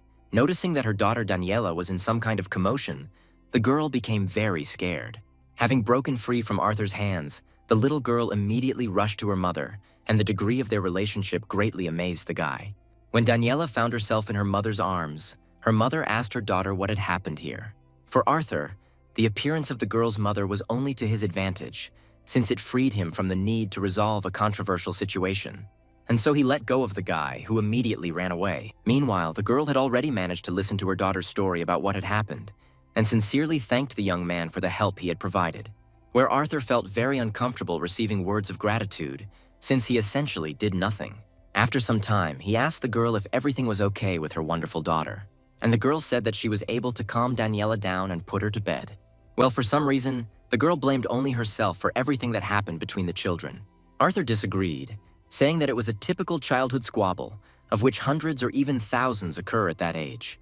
Then the girl introduced herself, calling herself Camila, and saying that she had indeed moved here with her daughter from another country. After all, in her opinion, Daniela was bullied precisely because they were strangers here, and the decision to move was made by the mother of this peacefully sleeping girl. Arthur really wanted to calm this girl down and tell her that everything was not at all as she thought. But he immediately remembered how that boy had called Daniela a foreigner, which only confirmed her mother's suspicions. Therefore, in this situation, it was completely impossible to refute Camila's arguments. Suddenly, the girl herself changed the subject of the conversation, noting that she knew the guy and knew about his restaurant on the other end of their settlement. But the request to teach her how to cook struck the guy the most.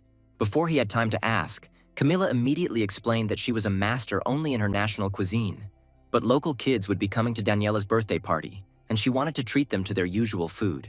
Already in his restaurant, the young man sat and thought about everything he had heard from his recent interlocutor. He understood perfectly well that the girl's request was more than serious, and he could not help her. Of course, he understood the reason why she wanted to learn how to cook local dishes. It was all about her daughter, whom she didn't want anyone else to bully. The boy felt how angry he was at the other children's prejudice against Daniela, but Bublik distracted him from his dark thoughts.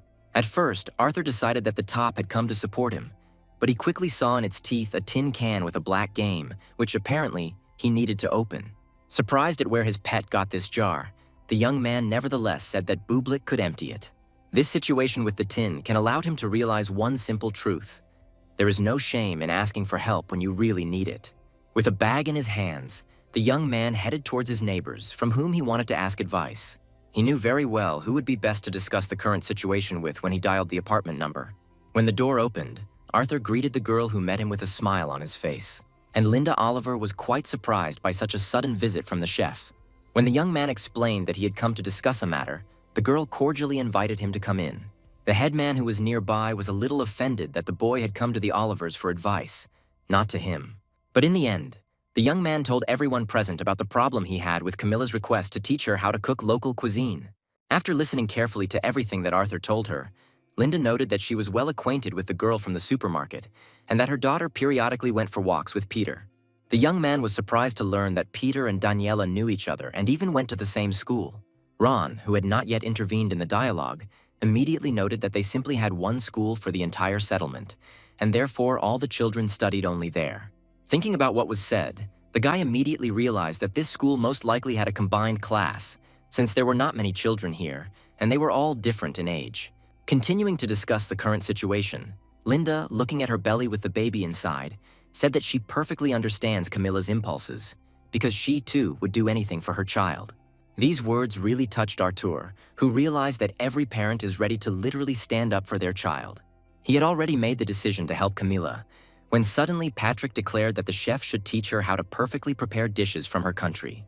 The young man tried to argue, but the old man added that if this immigrant family tried to squeeze into the local framework, it could only get worse. After all, at a young age, children do not understand many things and can hurt a person very much.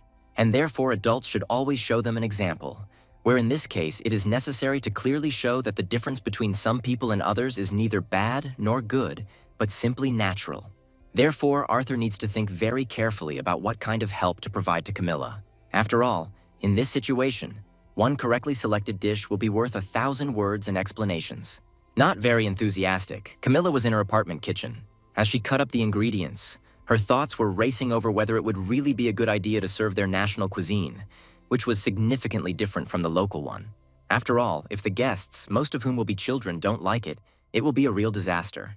Her thoughts were interrupted by Arthur appearing next to her, who reminded the girl that after preparing the broth, she should not forget to fish out all the boiled onions, which the children do not really like. He also expressed his thoughts regarding plates with slices for rolls. This dish is incredibly tasty, but small children may have difficulty rolling them correctly, and therefore this dish will simply end up unclaimed on the table. That's why he suggested replacing the sliced ones with ready-made mini tortillas. He explained to Camila that the tortilla could be further fried until it became crispy, which would absolutely delight the children. Having started to work with vegetables and other greens, the girl only thought about the fact that as long as this guy was around, everything in their family would definitely be fine. Once the sprouts were chopped and mixed with the minced meat, the young people quickly prepared the cutlets. After some time, Camila put another dish from her national cuisine on the table, which she wanted to show the guy. As an unrivaled expert, the young man immediately armed himself with chopsticks to try this unusual set of flavors. Taking noodles with meat and vegetables and dipping it all in a special sauce, Arthur began tasting. While he was chewing, his taste buds should have alternately caught the sweetness, then the sourness, and an additional refreshing effect, which the kids should definitely like. Having declared that this dish would definitely be suitable as a main course, the young man asked Camila to bring him some water to wash it all down. And as soon as she left, the young man immediately called his dear Bublik so that he could appreciate what had been prepared, since Arthur's own taste buds were not working. Having climbed onto his beloved person's shoulder, the wolf first sniffed intently at what was on the plate. But after a couple of seconds, he was already wolfing down everything they were treating him to this time. And when the young man asked how Bublik liked this dish, the reaction of his tail made everything clear without unnecessary words and emotions. When the girl returned, Arthur said that since the dish was intended for children, there was no need to add a lot of pepper to it. He also recommended using not only pork, but also some beef to make the dish even more tender. Overall, the young man concluded that the dish was truly delicious and should delight all the guests. These words even brought a slight blush to Camila's cheeks as she thanked the guy for his feedback. Finding himself on the street with his ever-present Bublik in his arms, the young man breathed a sigh of relief. Overall, he was glad that the girl was already a pretty good cook, and that she was able to understand and absorb all of his recommendations instantly. While the guy was coming to the conclusion that there was no more reason to worry, someone called out to him from behind. Turning around, Arthur saw Camila's daughter Daniela approaching him. Coming closer, the girl handed the young man an invitation to her birthday, which she had drawn herself, and without which, according to her, it was impossible to get to the party. While Arthur was thanking Daniela, she sadly noted that she would be glad to have any guest, since it was unlikely that many people would come to see her. When the young man asked her, she explained that that day she had fought with Duke Peterson, who was known to the whole area. That's why he most likely persuaded all his friends not to come to her birthday party. After listening to the girl, the young man did not even know what to answer her. When the long-awaited birthday arrived, Daniela, being in her room, was very worried and hoped that at least Arthur would show up at her party. Of course, some of her friends said they were going to come, but she was very worried that Duke would influence their decision. And therefore, it may turn out that none of the children will come to visit her. The girl's attention was drawn to her mother, who asked her what was occupying her thoughts so much. Turning around, Daniela was speechless with delight, asking her mother what beautiful clothes she was wearing. Explaining that it was an outfit from their home country, the girl asked if her daughter would like to receive and wear the same one. Of course, Daniela wanted the same beautiful outfit, and soon she was showing off in it. At some point, the doorbell rang, causing the birthday girl to become wary. The girl was incredibly happy when her mother suggested that the first guests had arrived and offered to go and greet them. Wondering who had arrived first, Daniela quickly headed to open the front door. With a contented and joyful expression on her face, she opened it wide, asking who had come to see her. But as soon as she saw who was standing on the threshold, her face instantly changed. Without saying a single word, Daniela simply stood and stared at the first guest, who turned out to be none other than that same boy named Duke, with whom they had recently had a quarrel. The birthday girl was not very happy. She saw the one who had seriously insulted her, coldly asking him why he had come here at all. Without allowing him to answer the question, the girl still coldly stated that she had not invited him and demanded that he leave. She was already preparing to close the door, when suddenly the boy asked her for forgiveness, saying that he should not have said those words that flew out simply from resentment and helplessness. And a couple of seconds later, he was literally bursting into tears, begging the birthday girl to forgive him.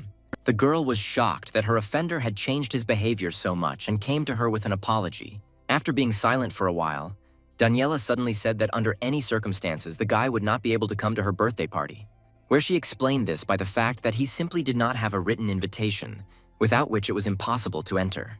Nothing could have struck this boy more than such a strange statement.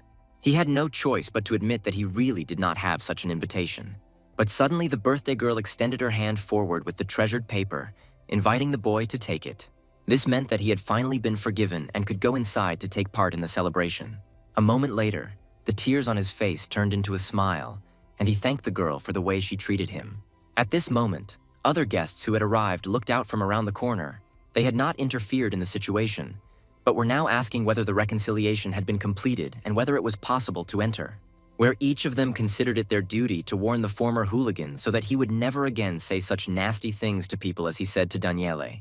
After which, the entire crowd of children who had arrived to take part in the celebration poured out from around the corner, showing off their invitations. The girl's happiness knew no bounds as she listened to the words of congratulations and watched as all the children of the settlement entered the house. When everyone sat down at the table, everyone's attention was drawn to the strange dishes that everyone there saw for the first time. Arthur, who had also arrived in time for the celebration, acted as a waiter, amazed at how many children had gathered here today. Camila explained to everyone gathered how to properly eat certain treats on the table. And so the children began to thread meat onto forks, twist noodles, and after dipping them in sauce, try this exclusive treat. Having chewed and swallowed the first portions, they were wildly delighted by the range of taste sensations that they had just experienced. Some of the girls even thought that when she grew up, she would definitely marry someone who could cook such dishes. Soon, the initial emotions from the treats faded a little, and the guests switched to what the hero of the occasion was wearing. Standing up to her full height, the girl happily declared that these clothes were straight from their home country. Camila, standing on the sidelines, was incredibly happy to hear everyone there admire both her native cuisine and her clothes. Well, that girl who was going to marry the cook had already decided that she would definitely marry him in exactly those clothes. After some time, Daniela ran to her mother, asking her to go out with her to show everyone their identical outfits. The girl tried to say that she was busy cooking, but Arthur immediately interrupted her, saying that he could handle it himself. Camila had no choice but to follow her dear daughter. Well, the one who essentially helped organize all this sat on the sidelines in Bublik's company and watched the events, where the girl had already managed to take off her apron and appear before the little guests in all her beauty next to her daughter. A fairly large number of yurts were set up on a fairly spacious clearing, and the entire settlement was surrounded by a wall. A humanoid adult female cat sitting in one of these yurts cheerfully noted that her daughter had once again run away. To which the same humanoid creature, located a few meters away from her, explained that she had succeeded in doing this despite the increase in the number of guards. The male then confirmed his interlocutor's assumption that she was heading towards that same person again. The girl was incredibly amazed and wondered what kind of person he was who was able to lure not only her daughter, but even the sacred white wolf. Her interlocutor was amazed when the chief gave the order to invite this man to their village, which had never happened before. But his interlocutor cheerfully noted that they have no ban on inviting people, and it is unlikely that anyone would dare to enter into an open confrontation with her guest. And she, as a mother, really wants to get to know the person to whom she ended up in debt because her daughter was bothering him and was being fed by this person. In this truly magical forest, there was an equally magical atmosphere that could not leave anyone indifferent. The deer that came to the watering hole was attracted and a little frightened by the loud growling sounds that were heard throughout the forest. Covering his ears with his hands, the young man asked Bublik to stop, but his little four-legged friend did not calm down, continuing to bare his teeth and growl incredibly loudly. This was doubly surprising, since the wolf, which had rushed at the jumping birds without any fear, was now frightened by some dead shrimp. Looking at the shrimps lying in rows, the young man grinned, saying that they really looked disgusting. But considering that Bublik usually brought even more disgusting creatures, his reaction to the shrimp there remained unclear. It was difficult to explain to the wolf that this was a tasty product, and so the guy decided to simply demonstrate it to him. First, the shrimp had to be prepared for cooking by removing the insides. Then he put coarse salt in the frying pan, on which he placed the washed and prepared shrimp, after which all he had to do was cover it all with a lid and wait.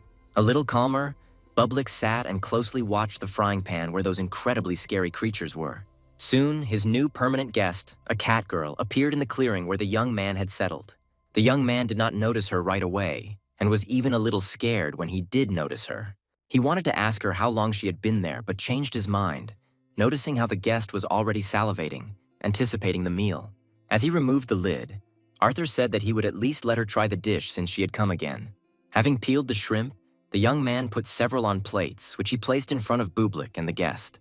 Very cautiously, they finally took the risk of trying what the chef had prepared today, where at that very second, both creatures felt the incredible freshness of the raging ocean. Arthur, having cleaned another shrimp, asked his tasters how they liked the taste. Of course, there was no response, where the loudest words were the speed and appetite with which both of them gobbled up the shrimp. Not denying himself the pleasure of trying what was prepared, the young man noted that he was very glad that Bublik and his guest liked it.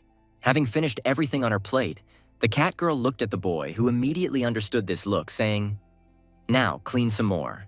But then a loud voice caught the girl's attention, calling her Diona. Hearing a familiar voice, Arthur's guest was truly horrified, realizing that her meal was now over. In 1 second, she hid behind the guy who was sitting peacefully on his chair, who was looking with some fear at the creature that appeared in front of him. And the humanoid upright mutant cat menacingly declared that Diona had again left the village without permission. Arthur recognized the same creature that had once taken his guest, offering to let her first eat her fill and then take her home. He also added that he does not feed her anything dangerous, and therefore the person who came for her has nothing to worry about. But suddenly the creature declared that today he had come here not only to return Dion, but also wanted to take the man himself. The young man tried to ask this humanoid beast what he needed, but it simply told the boy to follow it. Looking warily at the monster towering over him, the young man was even afraid to guess why he had taken it with him. Having come to his senses a little, Arthur asked him where he was inviting him to go, and the creature explained that he must go to their village, since the chief herself, Dion's mother, was inviting him to visit. Turning his gaze to the girl hiding behind him, the guy immediately noticed that all this time he had been feeding the daughter of the leader of an entire tribe. Therefore, this could be a protective reaction of the mother, who knows what she might do to him because he fed her child something unknown. Having decided that it was definitely not worth going with this big guy for now, Arthur said as politely as possible that he could not accept the invitation today, as he was busy with other things. Without objecting at all to this explanation, the humanoid beast suddenly handed the boy a certain object. It was a horn with which the boy was to call him when he was ready to accept the invitation. Not expecting such politeness, Arthur asked why the chief wanted to see him so much. The creature's explanation that she wanted to see the one who lured her daughter to her did not bode well. At this point, the short dialogue ended, and the young man's interlocutor walked away, leaving him with his not very colorful thoughts. But at some point, the guy managed to pull himself together and asked the creature to stay a little longer. Having reached the village and found himself in his yurt, the one who carried out the leader's order opened the package he received from Arthur. He remembered how the young man had handed it to him, saying that although the shrimp might seem ugly, they were nevertheless delicious. And now, sitting in complete solitude, the creature looked at these small inhabitants of the seas and oceans on planet Earth. When he decided to try the treat, his tail began to move involuntarily in different directions, as the shrimp really turned out to be incredibly tasty. Meanwhile, once again left without interlocutors, the young man plunged into complex thoughts. He tried to figure out whether he should accept the invitation and go to the village, considering that Bublik had not reacted in any way to the appearance of this creature, which showed the absence of danger. Of course, he was very curious, but going there without knowing anything about the nature of these creatures would be stupid. He was in dire need of advice, and the one who could give it appeared just in time, greeting the boy.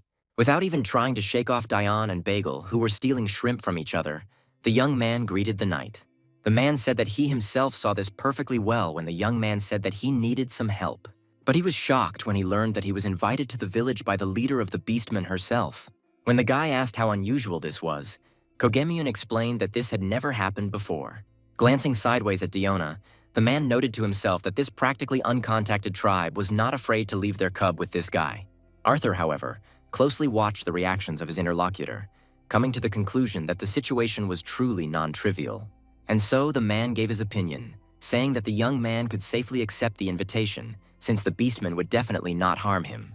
Thanking the knight for his advice, Arthur said that he would visit this tribe another time. Well, now he invites his interlocutor to try something new and incredibly tasty.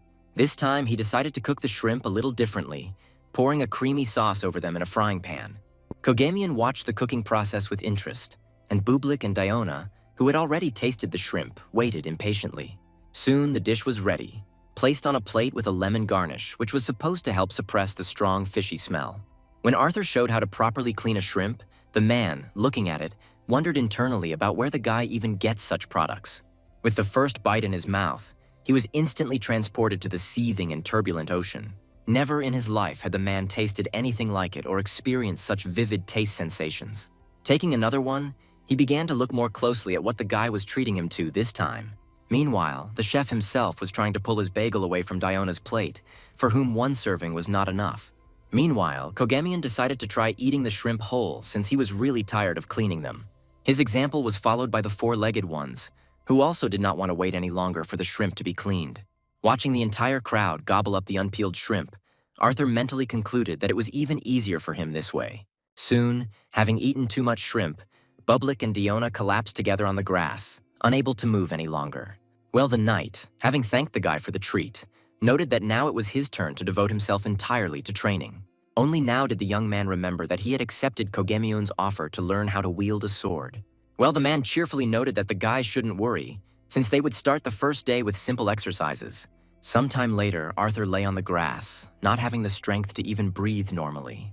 A knight nearby noticed that the boy needed to work hard on his endurance in order to become a better warrior. He was very surprised that Arthur was exhausted after some 4-hour run, which indicated weak legs. Sympathizing with the young man, Bublik approached and began to lick his leg.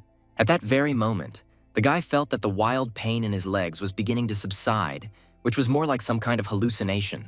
But after a few seconds, he was completely convinced that the effect was real, and so he simply relaxed, enjoying how the pain and fatigue receded. Seeing what the wolf was doing, Diona began to lick Arthur's other leg, but this only made him wet. Having thanked the girl for her concern, he moved her away from his leg, which was quite wet from her saliva. Kogemion noted that his determination and fortitude were worthy of admiration, after which he pulled out a wooden sword from behind his back, which was lighter than the real one, but quite suitable for training. The young man was shocked and tried to refuse the gift when his interlocutor explained that he had originally made the sword for his daughter. But the man immediately explained that his daughter had become a follower of completely different interests than sword training. Immediately after this, the man joyfully shouted that now he would teach Arthur everything that he could not teach his daughter. Realizing that the knight was quite serious, the young man realized that he would definitely not be able to get rid of training now. Returning to his home world, the young man finished preparing dinner, which was closely watched by his little pet. Noting that he was incredibly tired, the guy complained that he had to have dinner quite late. Another quick version of pasta was laid out on plates, one of which was immediately placed at Bublik's disposal. Noticing the pet's reaction, the young man noted that apparently this quick dish turned out to be quite tasty, and Bublik really liked it. Rejoicing for the wolf cub, Arthur decided to start his belated meal himself. Even Bublik was scared when he noticed how the young man reacted to the first portion. Almost throwing his chopsticks on the table, he rushed to the closet, taking out everything that was there. Pretty soon, the entire table was covered with a variety of sauces, seasonings, and some kind of food. And the astonished Arthur concluded for himself that his sense of taste had begun to return. While he was noticing that he was still only sensing individual notes, the top continued to watch him with concern. At that moment, the guy realized that if he had stayed to live in the capital, he would probably have completely abandoned cooking over time, not having a sense of taste. Overwhelmed with emotion, the young man could not stand on his wobbly legs because he had almost no hope left for healing. And now he could once again start cooking everything the way he wanted, without worrying about the taste of his dishes. Turning to Bublik, who was sitting next to him, Arthur concluded that he was incredibly happy with his decision to move here. Lighting his way with a lantern, the headman of the settlement moved along the street singing some cheerful song. The man once again allowed himself to relax and got quite tipsy. After some time, he reached the building of Arthur's restaurant, where he was very surprised that their chef was not sleeping at such a late hour, as evidenced by the light in the windows. But the guy couldn't sleep, and immediately began preparing food to please his four-legged friend from another world. One after another, a variety of ingredients appeared and were processed to form part of one dish. And now, finally, on the table appeared what he had been hesitant to cook for so long due to the loss of taste. Without waiting another second, the young man immediately tried what he had come up with. Of course, he had already caught some notes of taste, but this was not yet the full range of sensations of an ordinary person. Thinking that this was still better than nothing at all, the young man suddenly turned his attention to his little friend. The reactions clearly demonstrated that Arthur's dish turned out just right. Having become amused, the young man noted that even half of success can also be considered a success. As the morning approached, someone began to pound very loudly on the restaurant's entrance door, which didn't make his owner very happy, as he not only didn't sleep all night, but also continued to suffer from muscle pain after training in another world. Hearing the boy's voice, the headman began to shout even louder, telling him to hurry. Finally reaching the door, the young man wearily asked Patrick why he was so excited. The little top, who had spent the entire night eating, was in approximately the same state. He watched wearily as the man pushed the boy into the car without saying anything. And a few seconds later, the car took off, leaving Bublik completely alone. It was only when they were already racing down the hospital corridor that Patrick explained that Ron's wife was giving birth today. And very soon, they saw their almost father sitting in the corridor. Other relatives nearby discussed whether the girl was giving birth too early. They bombarded the agitated man with dozens of questions, which he, naturally, was unable to answer. Old Lady Ricarda suddenly called everyone to order, reminding them that they were all in the hospital, not at a rally. The headman immediately supported her, saying that too many people had gathered there, asking them all to leave and leave the man alone. He himself wanted to stay close as the headman, but Ricarda did not allow him to do this, dragging him along with her. So the only one left next to Ron was Arthur. He also wanted to leave, but suddenly received instructions to stay close and support the future father. And when he asked why him, the old woman explained that friends should always support each other. Arthur didn't think his relationship with Ron could be called so close, and he was at a loss after what was said. Not only was he very embarrassed to find himself in such a situation, he also had absolutely no idea what to say in such cases. The young man was quite surprised when Ron suddenly thanked him for staying, after which he began to quietly repeat that he was now experiencing an incredibly strong feeling of fear. Arthur understood that Ron was also in this situation for the first time, and so he simply patted him on the shoulder in a friendly way, saying that everything would be fine. These must have been just the words that needed to be said, because after them, the young man turned to his interlocutor. His tense face suddenly relaxed, and he thanked his friend again for his support. After a while, a crowd of people on the street were shouting loudly that a girl had been born, and that it was absolutely necessary to celebrate. When Patrick asked how Ron was feeling, Arthur said that he was already shedding tears of happiness next to his wife.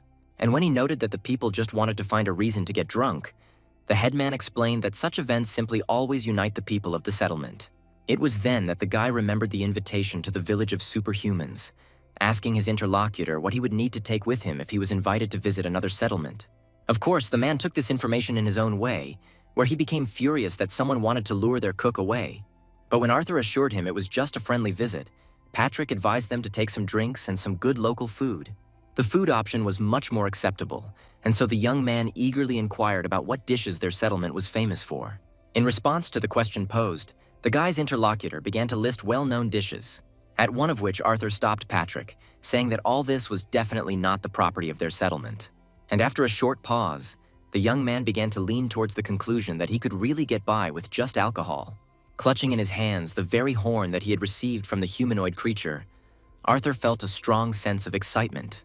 All living creatures that were nearby listened attentively to the sound that this horn made. When he finished, the guy noted that squeezing sound out of this object turned out to be a difficult task. Now all he had to do was figure out whether his call had been heard. He didn't even have time to finish this thought as that very creature appeared next to him, accompanied by Diona. Realizing that the young man was ready for a guest visit, this beastman suddenly threw him over his shoulder. The young man did not expect such a turn of events and was frightened, not understanding why he needed to travel in such a situation. But as soon as the creature began to move, he realized why he could not walk on his own. When Arthur felt solid ground under his feet again, he was immediately literally turned inside out by such a journey. And when he heard the words of his transporter that people these days were completely weak, he remembered Kogemyun's words about how incredibly weak he was. But then the situation became simpler since they had to go on their own, which made Bublik and Diona very happy. But already from this place, it was possible to discern the first outlines of the village of beastmen, which fit perfectly into the rest of the incredibly picturesque picture. Looking at the buildings, the young man noticed that they were somewhat similar to Mongolian yurts. His companion was very surprised when he realized that people had villages that were similar to their settlement. Listening to what the creature was saying, the young man immediately remembered the dialogue that had taken place between him and Kogemyun, where after the knight told the guy that he could safely go visit the beastmen, the man added that he shouldn't forget about the agreement just in case. In response to the guy's question, he explained that once upon a time in this world there was a long and brutal war between the different intelligent species that inhabited it. This bloody confrontation lasted for hundreds of years. The entire continent was literally littered with corpses, where if it had not stopped, there might have been no one left alive. And then the gods, tired of watching the chaos unfold, intervened. They were already approaching the village when Arthur finished scrolling through these memories in his mind, where the war was stopped by concluding a peace treaty. After this agreement, each species began a life independent of the others and completely isolated. And now everyone they met was very surprised when they saw a person for the first time. But one of the cries was especially unfriendly, where the creature that appeared on the path of Arthur and his companions spoke very disdainfully of the guest. In the company of his comrades, the beastman expressed his confusion as to why the leader had invited this man to them in the first place. Of course, Arthur did not miss this completely unveiled hostility directed towards him. Having pushed the guy behind his back, the creature accompanying him, calling the speaker Bulmir, reminded him that the leader's orders were not to be discussed, and that it was forbidden to touch her guests. Bulmir bared his teeth and began to mock Araton, saying that by standing up for a man, he was only disgracing himself. He began to enter into open confrontation, not reacting in any way to Araton's demand to get out of the way and not interfere with the execution of the leader's order. Everyone was horrified by an incredibly loud growl that came from somewhere below. As it turned out, it was Bublik, who had entered a state of extreme rage, directing his anger towards Bulmir, where the presence of the sacred white wolf here and his behavior forced him to calm his ardor a little. The top's reaction was immediately adopted by the chieftain's daughter Dion, who also bristled and hissed loudly. Everyone who witnessed this scene was amazed that a certain man was protected by both the sacred wolf and the chieftain's daughter. The young man himself felt like some kind of princess, protected by faithful knights. The young man really didn't want a fight to start because of him, until he noticed the appearance of a new character in this scene. Arthur was already praying for someone to stop all this when the chief of this tribe landed between the opponents. Turning to the guest, she cheerfully declared that he had been waiting so long to come to her that she had almost managed to grow old and die. When asked what kind of creature it was, Araton recommended that the guy show respect, because in front of him was now Kilasi, the leader of their tribe. Turning back to her guest, the catgirl said that he could also call him simply Quili or Chief, as he felt more comfortable. The young man immediately began to bow involuntarily and thanked her for the invitation. Well, she urged the guy to put aside his worries because she called him to apologize for her daughter's behavior. Relaxing, Arthur said that she hadn't caused him any problems, which Kilasi didn't quite believe, since she knew Diona well. At that moment, Bulmir decided to speak up, asking the leader why she was humiliatingly apologizing to some person. The girl glanced back and pretended that she had just noticed her commander, after which she cheerfully declared that she could not fully understand who was so brave here trying to break the peace treaty, and she was absolutely sure that Bulmir was not so stupid. Blushing deeply, the beastmen had no choice but to say that he was smart enough not to do that. Laughing, Quilasi added that she had no doubt in the wisdom of her commander.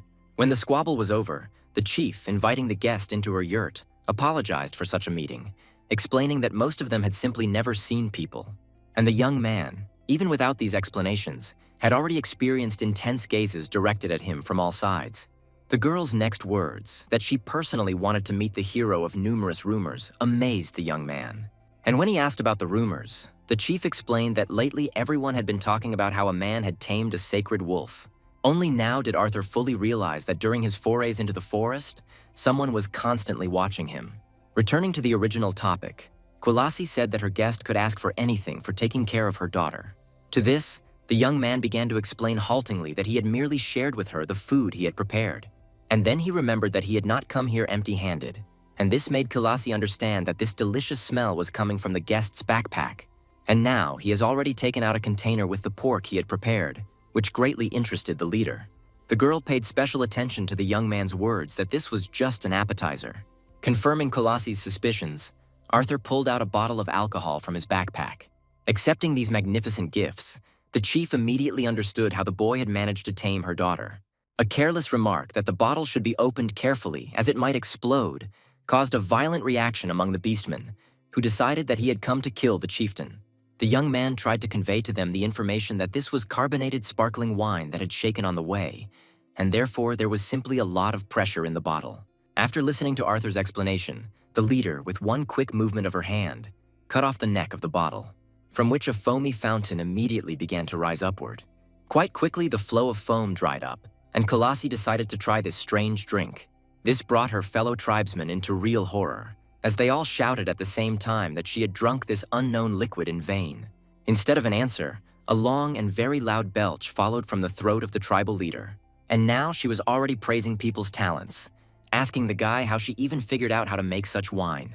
The aperitif was over, and Quilasi suggested moving on to tasting the snacks the guest had brought.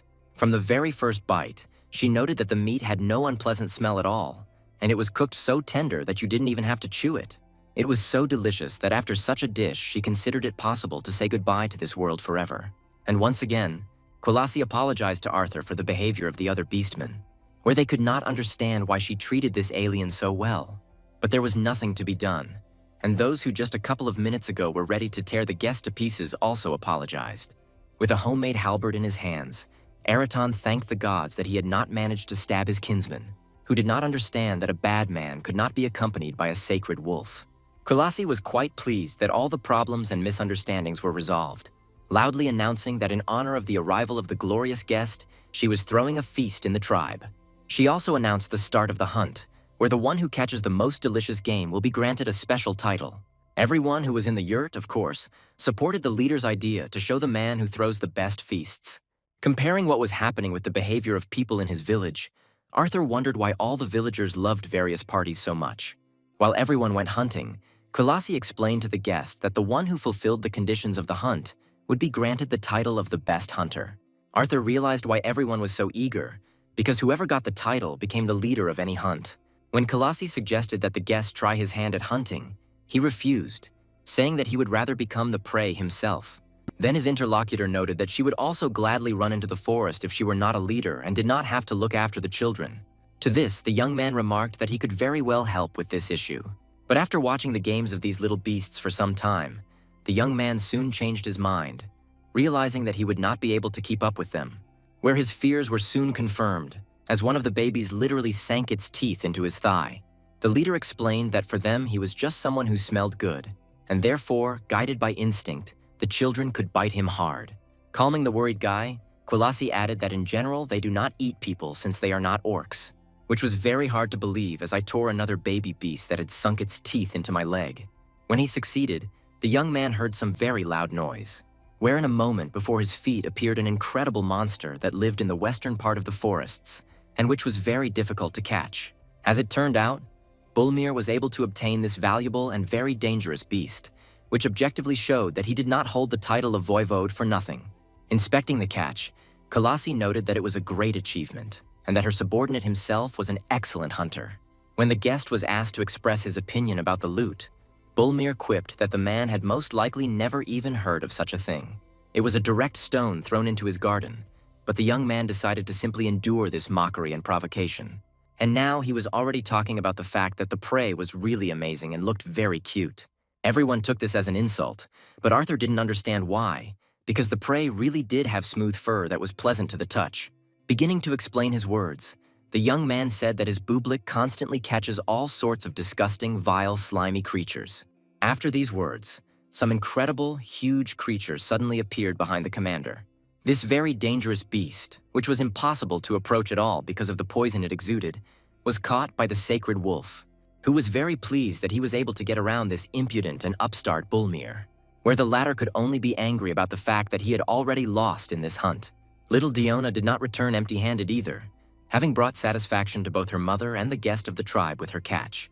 Very soon, Araton returned to the village, dragging behind him what he had managed to catch. As he approached, he noticed that despite the efforts of many, including the sacred wolf, the winner was still unknown.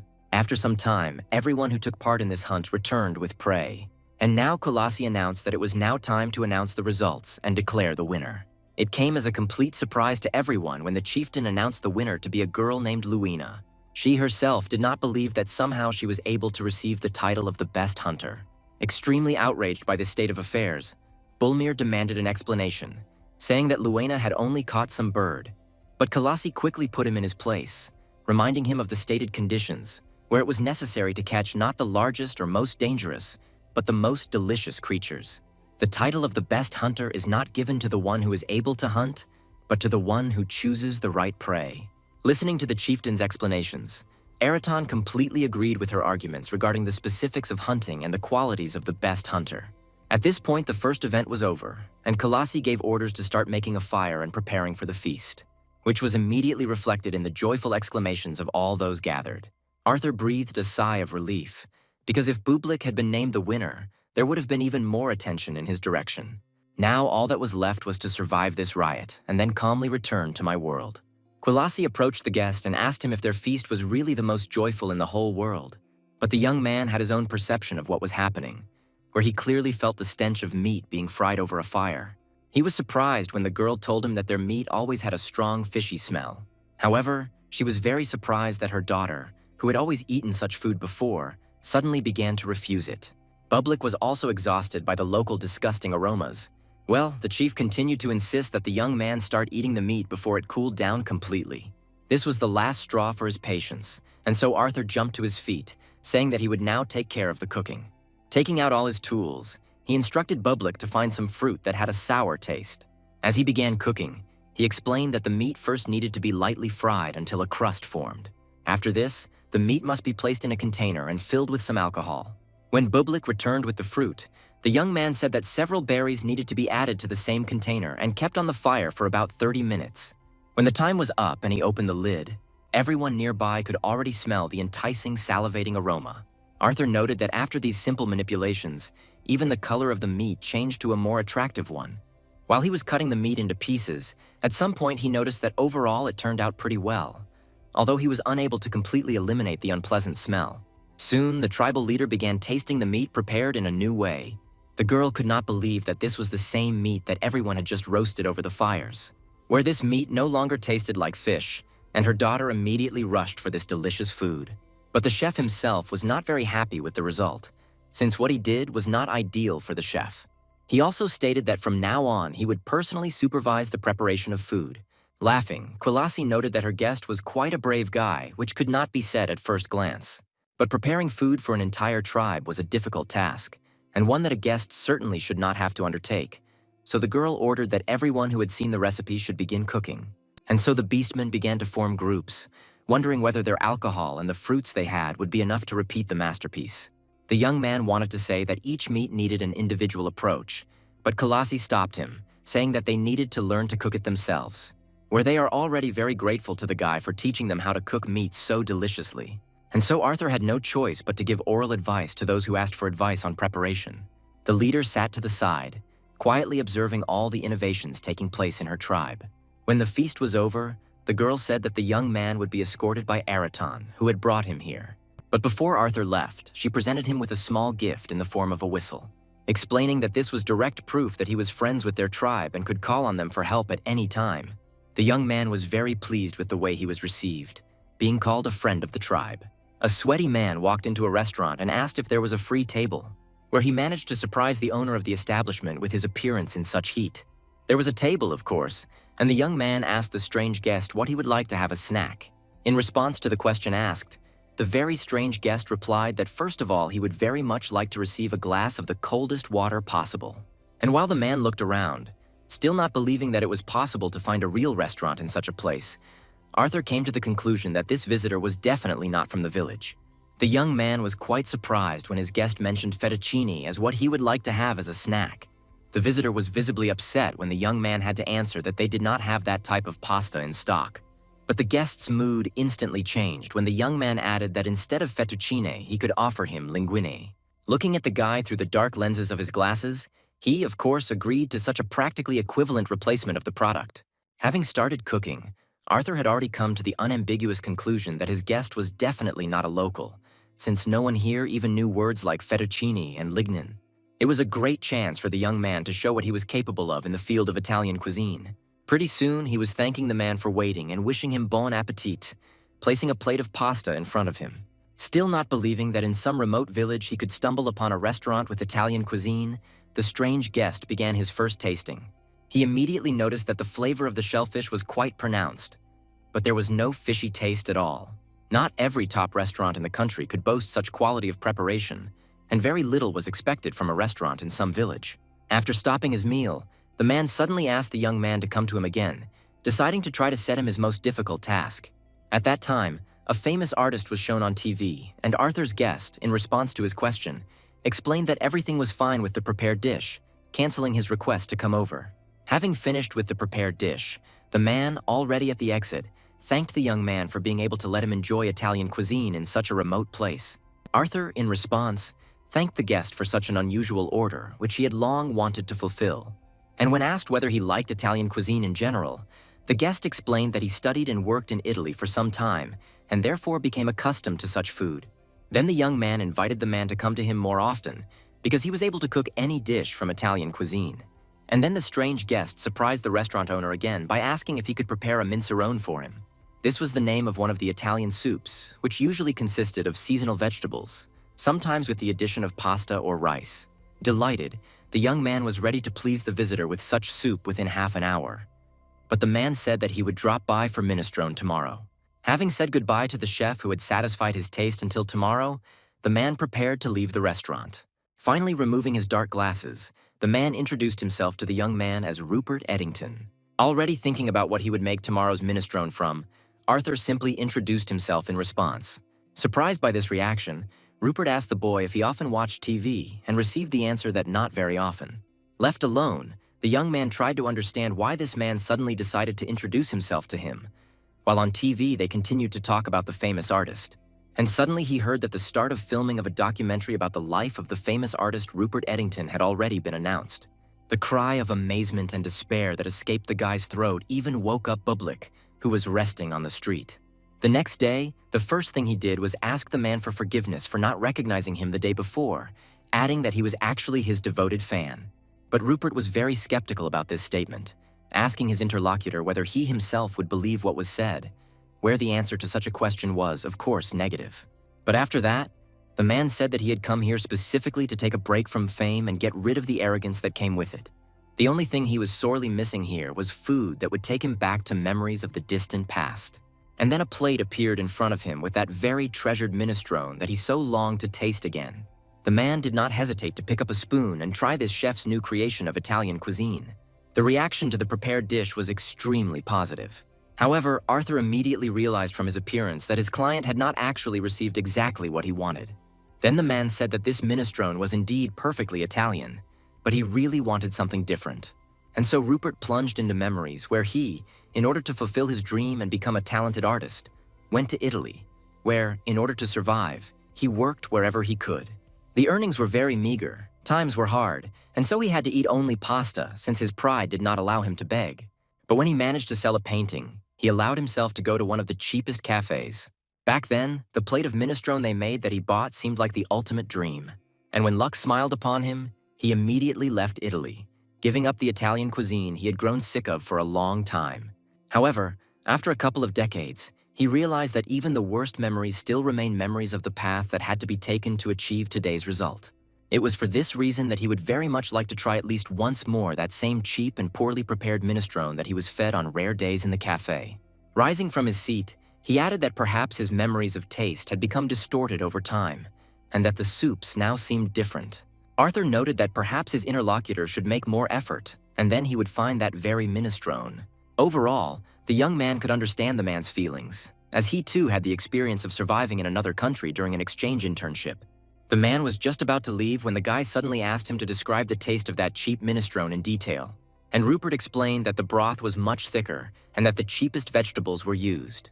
He also noticed that the soup had a strong fishy smell and taste, because he lived in a city on the coast, where literally everything smelled of fish. While processing the information he had received in his head, Arthur asked his guest if he was free tomorrow. Bagel was already starting to beg for something tasty when the young man said that he would like to offer Rupert to try his minestrone again. Left alone with his top, the young man began to study information about which Italian soup might have a fishy flavor. The first and main assumption was that the man in Italy was trying not minestrone but cacuco, which was made from seafood. But this assumption was immediately rejected, since Rupert clearly understood Italian cuisine well enough to distinguish minestrone from cacuco. Then the young man decided to study the information about the place where his client lived for some time. The young man was amazed and delighted by the incredible beauty of this piece of Italy. Bublik, who continued to show the guy his empty plate, at the same time watched his thoughts. At some point, the young man suddenly smiled and noted that Rupert's memory of taste turned out to be quite good. When the bell on the front door rang the next day, Arthur was delighted to welcome his new regular visitor. He invited the man to sit down, but for some reason he froze in place, showing what was on the screen of his mobile phone. The man was able to find recordings of the guy's participation in cooking shows, recalling his words about not watching TV. Presenting his latest creation, the young man noted that he had not actually watched a single program in which he took part. He also noted that today there is a much more important matter, where the new minestrone he prepared is important, and not his long-standing participation in the show. Not believing that he could get what he wanted, Rupert was nevertheless grateful to the young man simply for listening to him. Arthur, standing next to him, of course immediately understood that the man did not expect anything extraordinary from the soup. Thinking that this time things would be different, he placed the plate on the table, removing the lid. Bringing the first spoon to his nose, the astonished man will immediately smell that same fishy smell. And now he was already sampling the new soup prepared by this talented chef. At that very moment, his thoughts were transported to that very small room in Italy in which he began his career as a famous artist. And his face broke into a satisfied smile, because he was finally able to feel that disgusting taste again. He laughed and noted that if he had tried minestrone for the first time, he would have immediately poured the dish down the toilet. Well, the young man began to explain, saying that he had first assumed that the basis for this minestrone was the cacuco broth. But he soon realized that it would not be enough. After all, Rupert mentioned a thick consistency, and this could mean that some shellfish or mussels were simply chopped up very finely into that soup. This information could not help but leave the man completely amazed.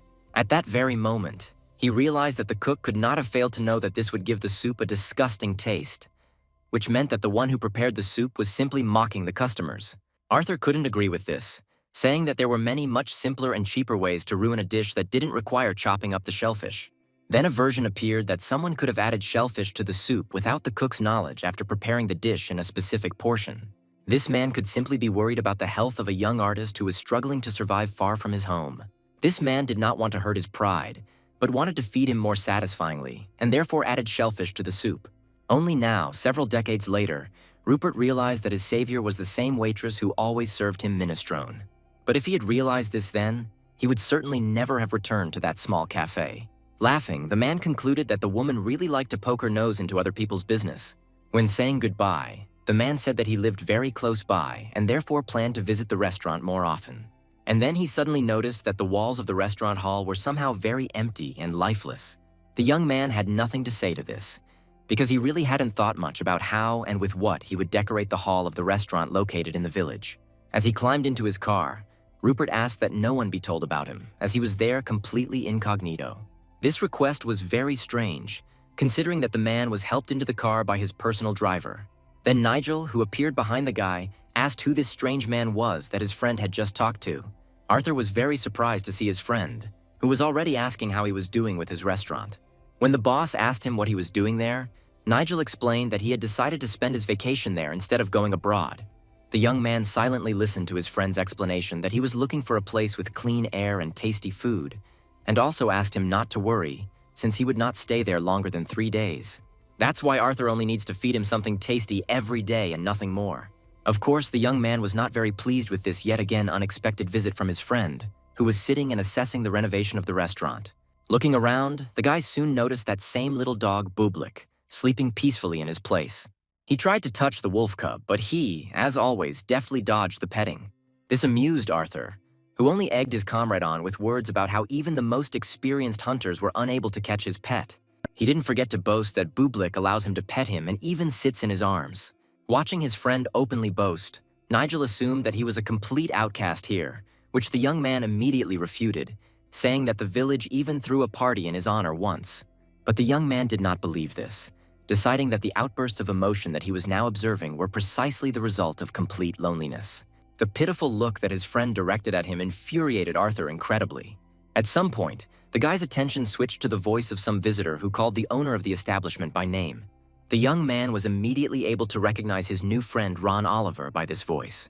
When asked whether the cook had accidentally taken a lunch break, Arthur answered in the negative, inviting his friend to have a snack. But the young man came with a completely different purpose, showing a package that he came to give to the young man. Upon accepting the gift, the young man discovered a pair of oven mitts inside. As it turned out, these potholders were made by Ron's wife, who really liked the seafood porridge that Arthur gave her. In this way, she showed her gratitude, where Bublik, whose silhouette she embroidered on potholders, was not left without attention. The young man asked to convey to Linda his sincere words of gratitude for this gift. But before he could finish speaking, his attention was drawn to the children who appeared in the restaurant. When asked why Peter and Daniela were not at school, the children explained that summer holidays had started there. Arthur praised them for taking on a task during the holidays, which they asked him to help them with. The headman who appeared there was surprised by the number of people who visited their precious chef's restaurant today. While he was noticing that Arthur was a real local celebrity, he asked him about the purpose of his visit. At that moment, hearing the noise, Nigel rose from his seat, deciding to look at what was happening in the restaurant hall. His friend's smiling and very satisfied face made the guy think that he wasn't lying and that everything was really going great for him. After all, he came here specifically to relieve Arthur from loneliness, but apparently there is no need for this. And so Nigel came to the conclusion that now he could just relax and enjoy rest and delicious food. Meanwhile, in response to the question posed, Patrick explained that he goes around looking for helpers. Since the season has started, there is a lot of work on the farm, and therefore he needs at least 2 more people to help him. At the same time, the old man noted that he understood perfectly well that the guy was busy in the restaurant and did not insist on where he would go to get people from the city if no one was found here, which amazed the young man. While the young man was thinking about how he could help, since there were no visitors anyway, but did not know what to do with the guest, the old man disappointedly noted that he was not insisting, but simply asking just in case. But then a brilliant idea came to the guy, where he, with wild eyes, almost pounced on Patrick, saying that he came to him very luckily and would find help here. While Nigel was comfortably settled on the sofa in front of the TV, Arthur announced to the headman that he had 2 new employees.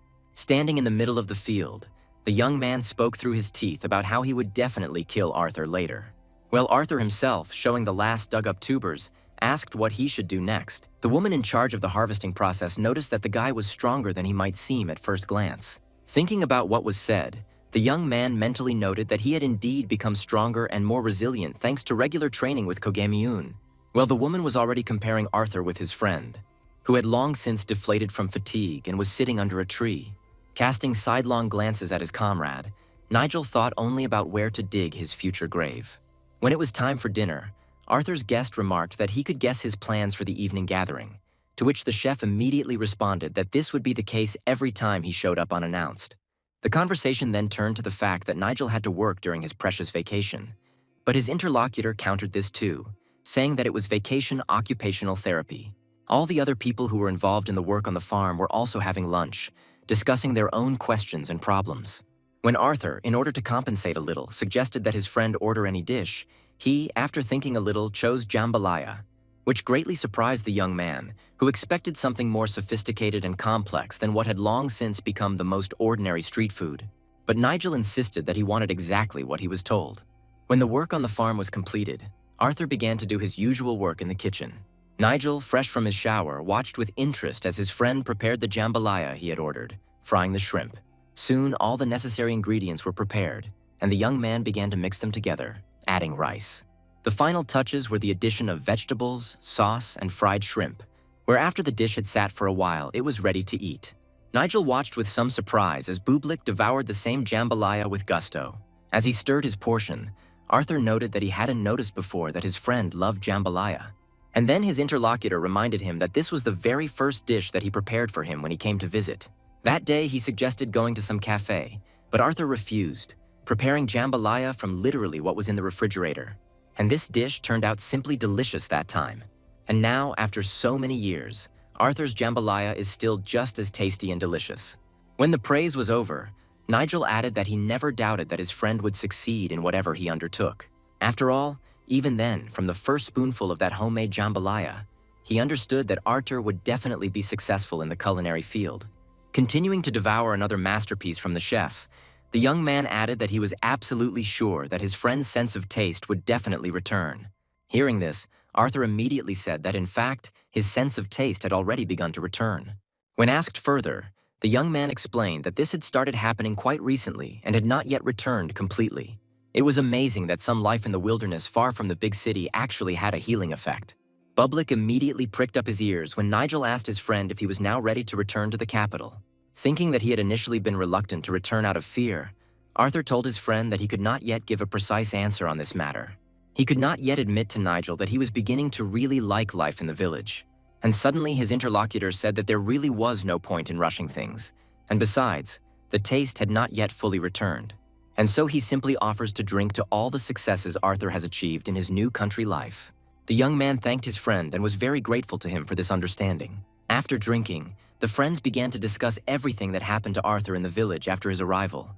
And Bublik, who had calmed down and had eaten his fill, fell asleep peacefully. Arthur struggled to hold back each new attack from his opponent, trying to grip the wooden sword he had been given as tightly as possible in his hand. But strength and skill were clearly not enough, as at some point Kogemian was able to disarm the guy. Smiling contentedly, the man noted that the young man had managed to hold out a little longer than last time, which objectively indicated progress. Arthur was very upset when he learned that with such skills he would now be able to hold out for about 5 seconds against the most skilled knights. Having decided to consolidate the result, the knight ordered the young man to prepare for a new duel. But suddenly he turned towards the forest, saying that he felt like someone was watching them. And this someone was not slow to appear, having heard that his presence here had been exposed. It was Araton, who was accompanied by Dione, and who was greatly surprised that a man could discover him. Arthur was also surprised by the appearance of his familiar beastmen, and the daughter of the tribe's leader was already rushing towards him. And while he was answering the knight's question about whether he was familiar with these creatures, Diona's movement was interrupted by the nimble Bublik. Looking at Araton, Kogemian focused on his menacing gaze, and the uninvited guest himself was surprised that people still had real warriors. The young man was very surprised by the man's request to find out from the guest whether he wanted to conduct a training sparring match. Then Kogemian explained that he could not ask himself, since he did not have an artifact that could translate the speech of these creatures, which Arthur apparently had. Araton also noted that the guy would not have been able to communicate with him if he had not had such an artifact. The young man himself never asked himself why he understood the speech of the beastmen. Meanwhile, the knight noted that Araton most likely came to the young man on business, saying that training was over for today.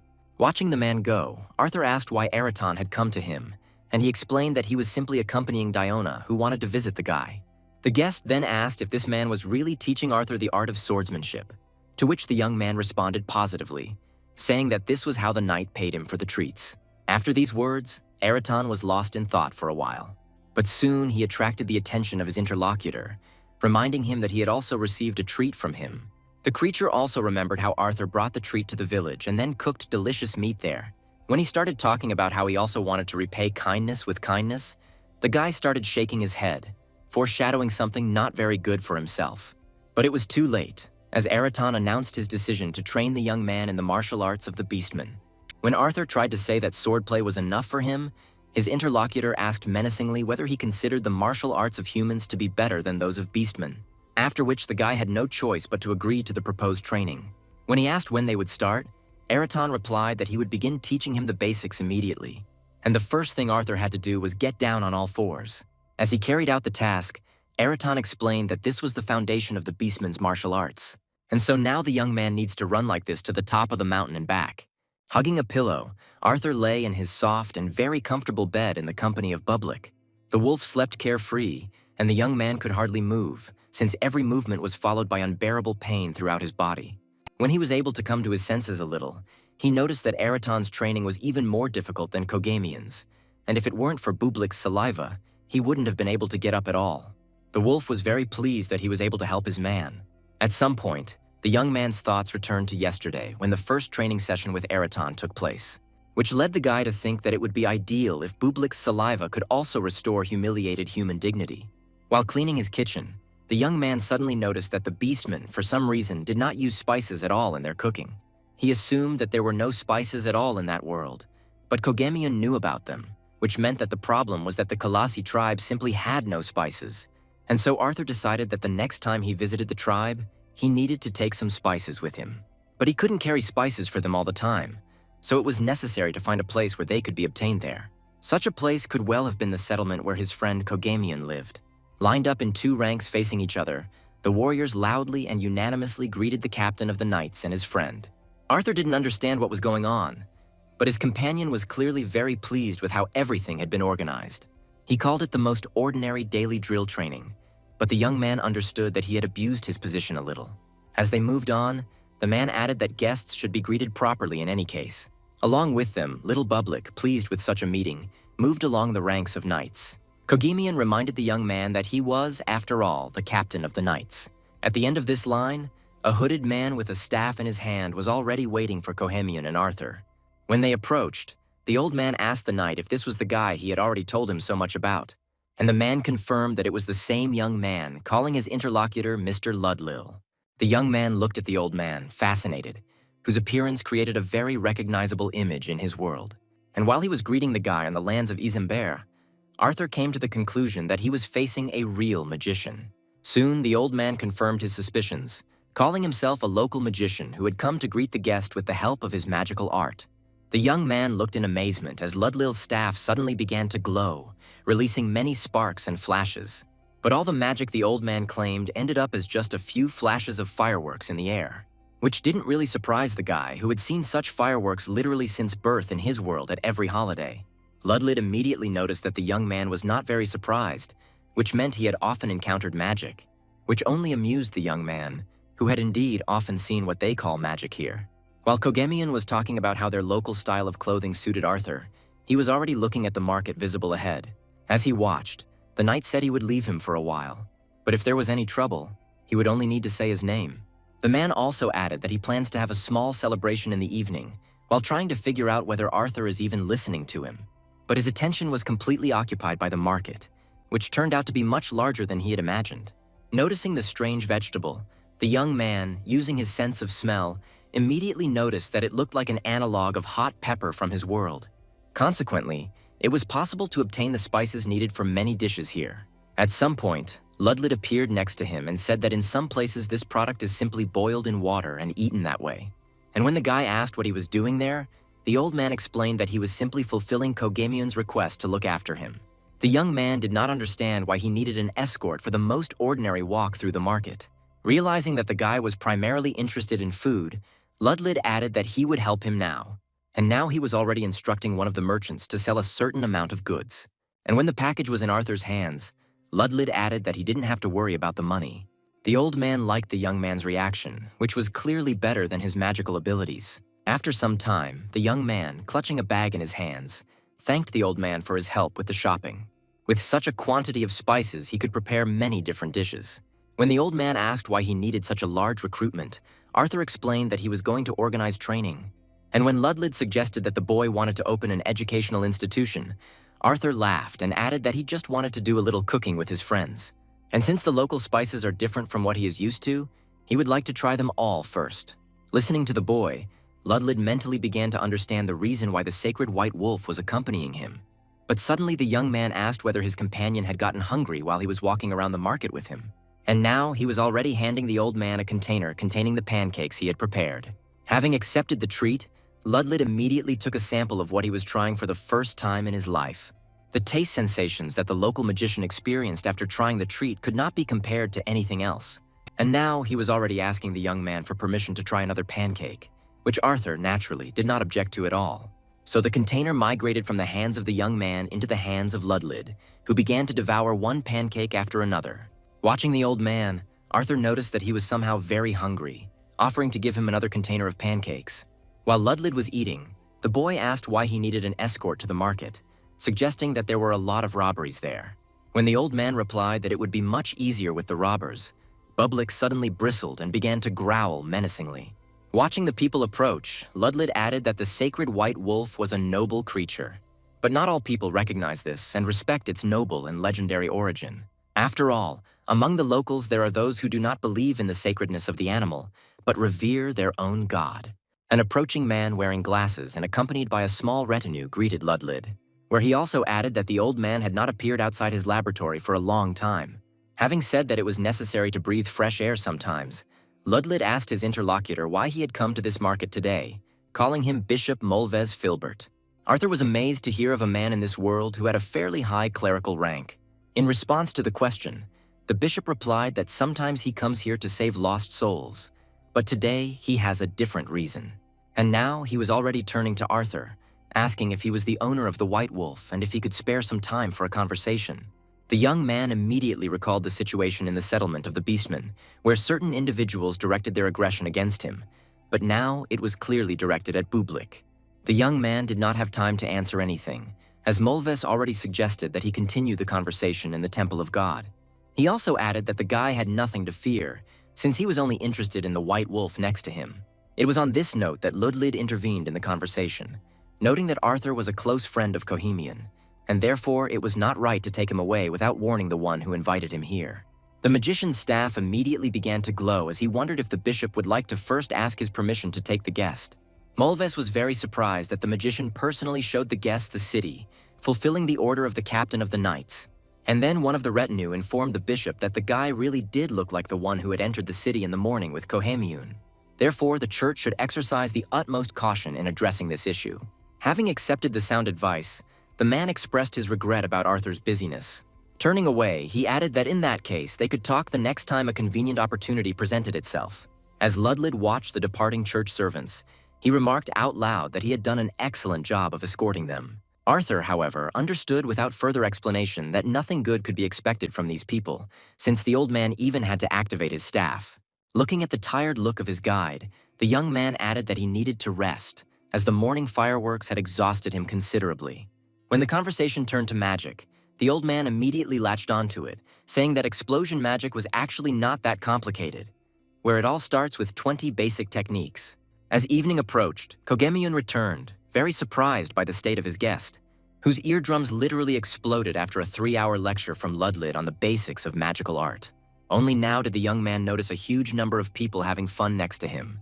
The man explained that most of them were his subordinates who had come here to relax.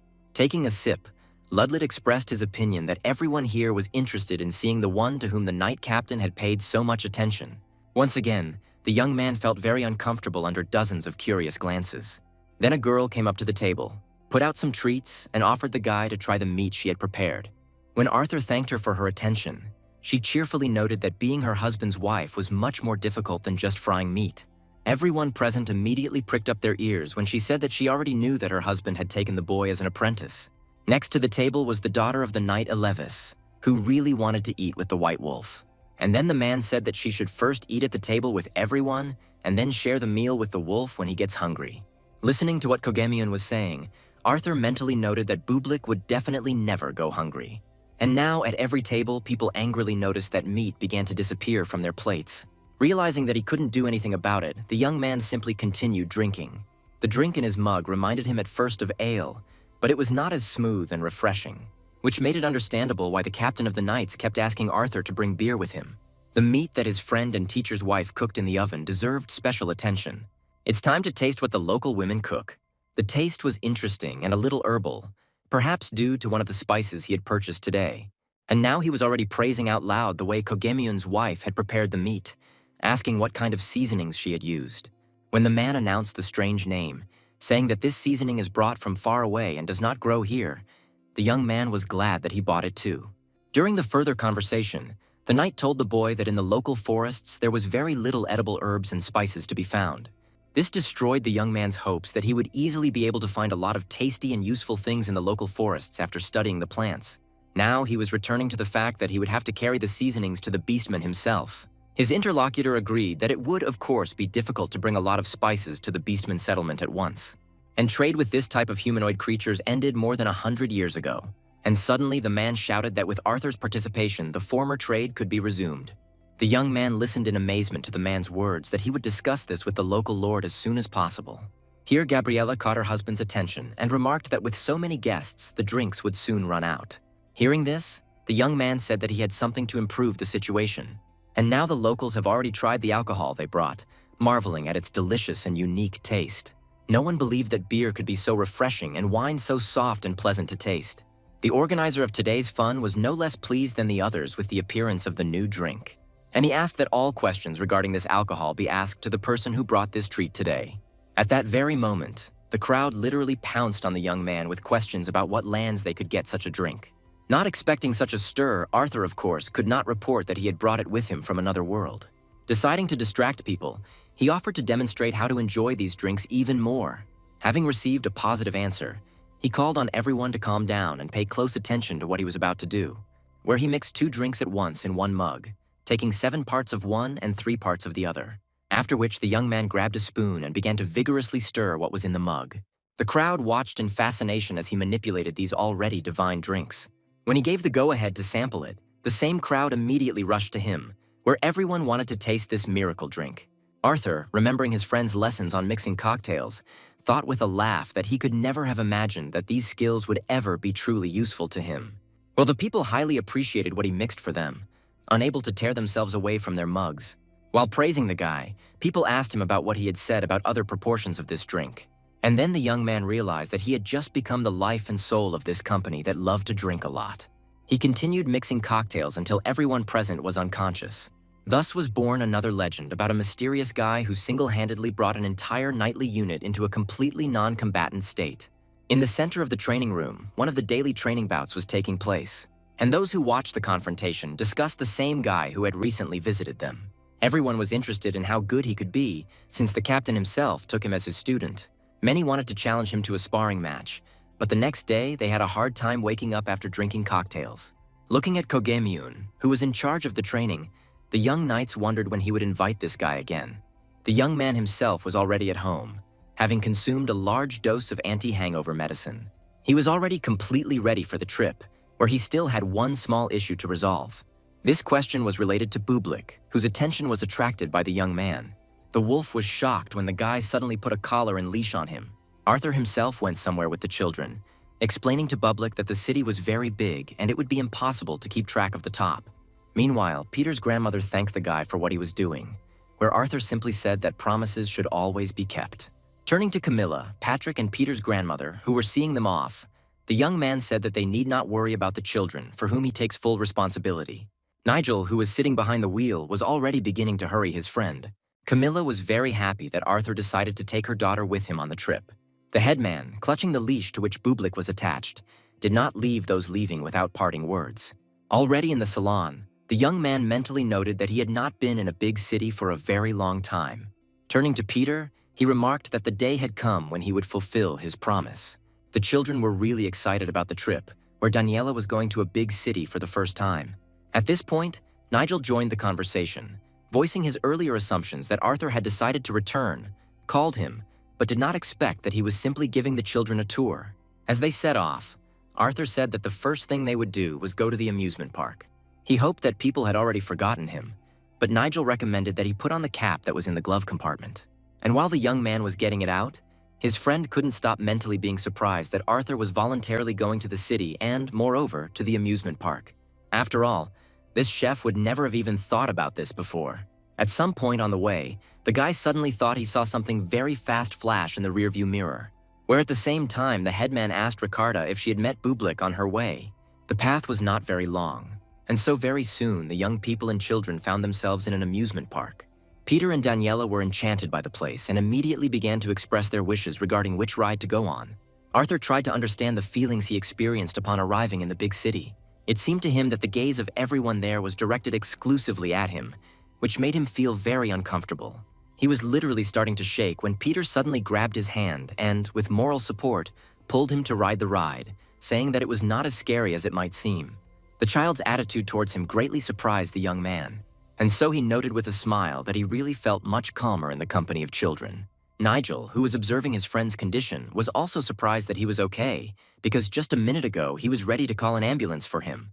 While the young man was thinking about what he should do here, he suddenly heard excited cries behind him. Deciding that the people had gathered around some famous person, he headed in the opposite direction. He joined everyone else on the roller coaster ride, where none of them saw the park security trying to catch Bublik. They didn't see these futile attempts to catch the top even when they were buying various holiday paraphernalia.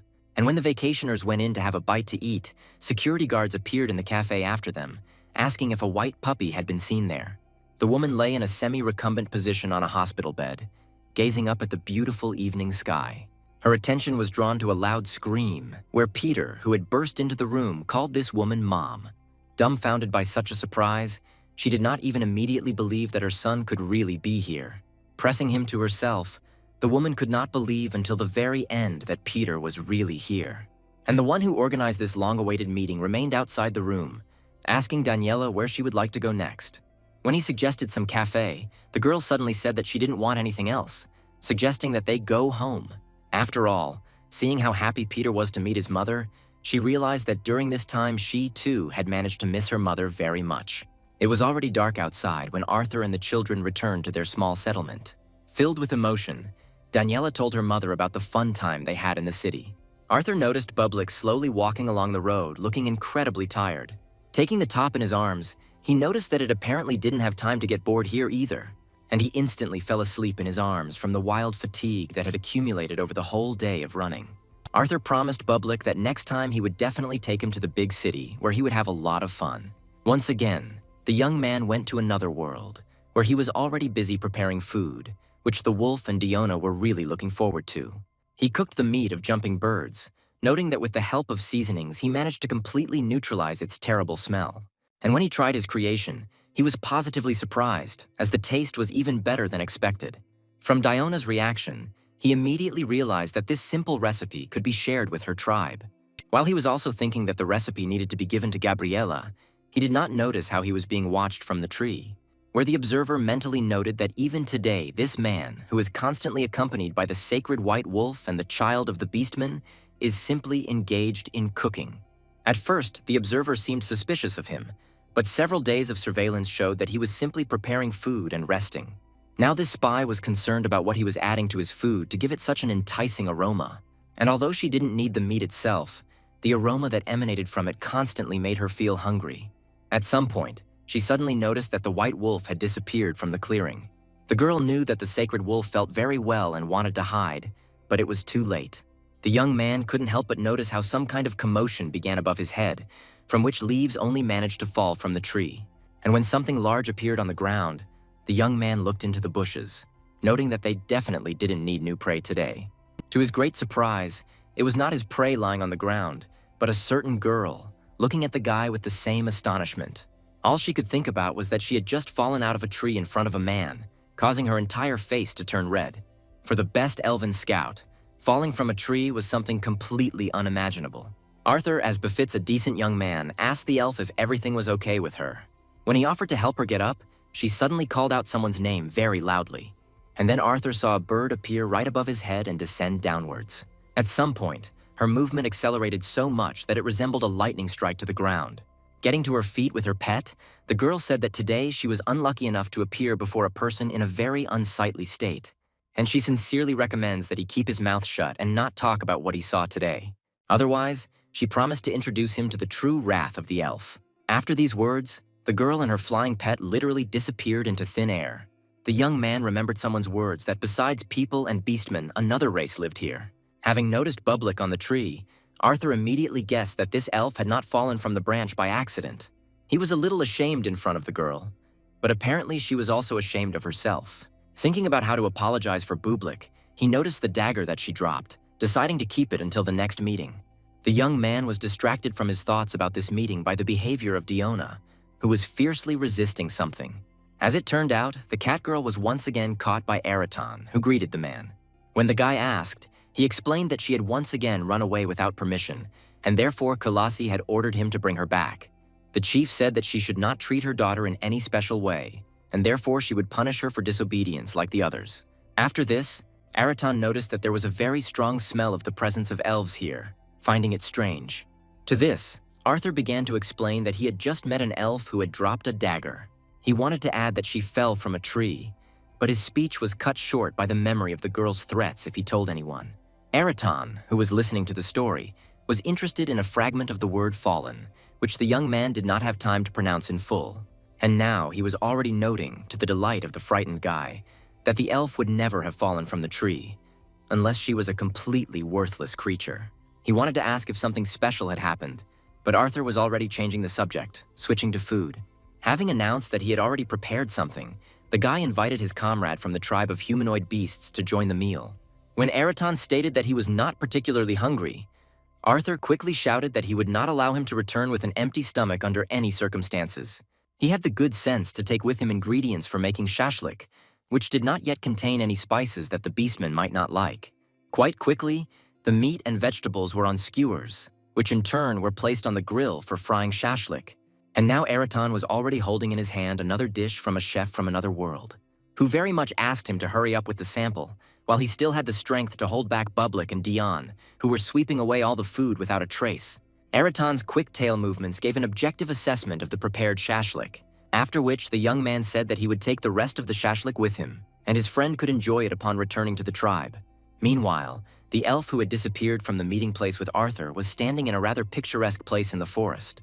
She couldn't stop thinking about how much she had embarrassed herself in front of the man, and she sincerely hoped that he wouldn't blab anything. She asked the creature approaching her why he didn't even try to hide his presence, and Araton said that he came to talk about the elf following the man.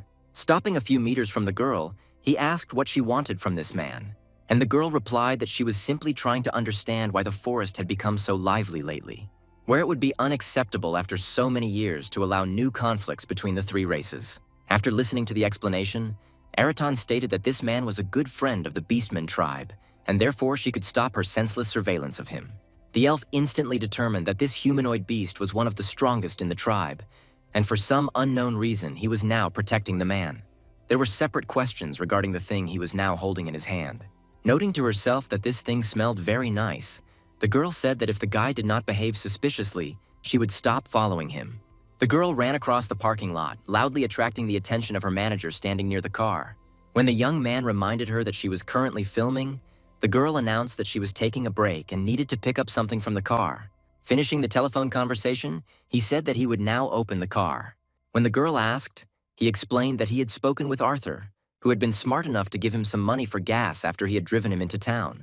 Then his interlocutor noted that in reality, this chef is not at all like how he is presented online. And so now she doesn't understand where such nasty rumors about him came from when he is actually a very good and pleasant person. Then the young man said that his friend had many enemies for the reason that he always told everyone everything and everyone directly, as it was. There was one rather influential person whom he also managed to cross. Arthur was very unlucky to run into one not very smart character who apparently has some kind of inferiority complex. And this same man just appeared in this same parking lot, leaving the interior of his car. Noticing him, Nigel asked if Bethany remembered the cooking show she was invited to as a guest on. And when she answered positively, the young man recommended that she avoid that very guy who was now nearby, and in whom his interlocutor immediately recognized the chef, Nathan Fulton. Bethany was shocked to learn that it was Nathan who had been instrumental in spreading most of the false rumors about Arthur. This was doubly surprising because this chef had always been considered practically Arthur's best friend. Reading the news about Chef Arthur Green visiting an amusement park, Nathan was very surprised, since according to the latest information, he should have been lying somewhere with a broken wrist. He was very irritated by the fact that so many nasty things were written about this guy, but he was having fun in the park as if nothing had happened. The young man who approached him asked his colleague why he was frowning so much, and Nathan showed him the reason for his mood, noting that Arthur did not look depressed at all in these photographs. But the young man did not understand why that guy should look depressed. At the same time, the young man understood that in order to advance in any field, it is always necessary to choose the right side.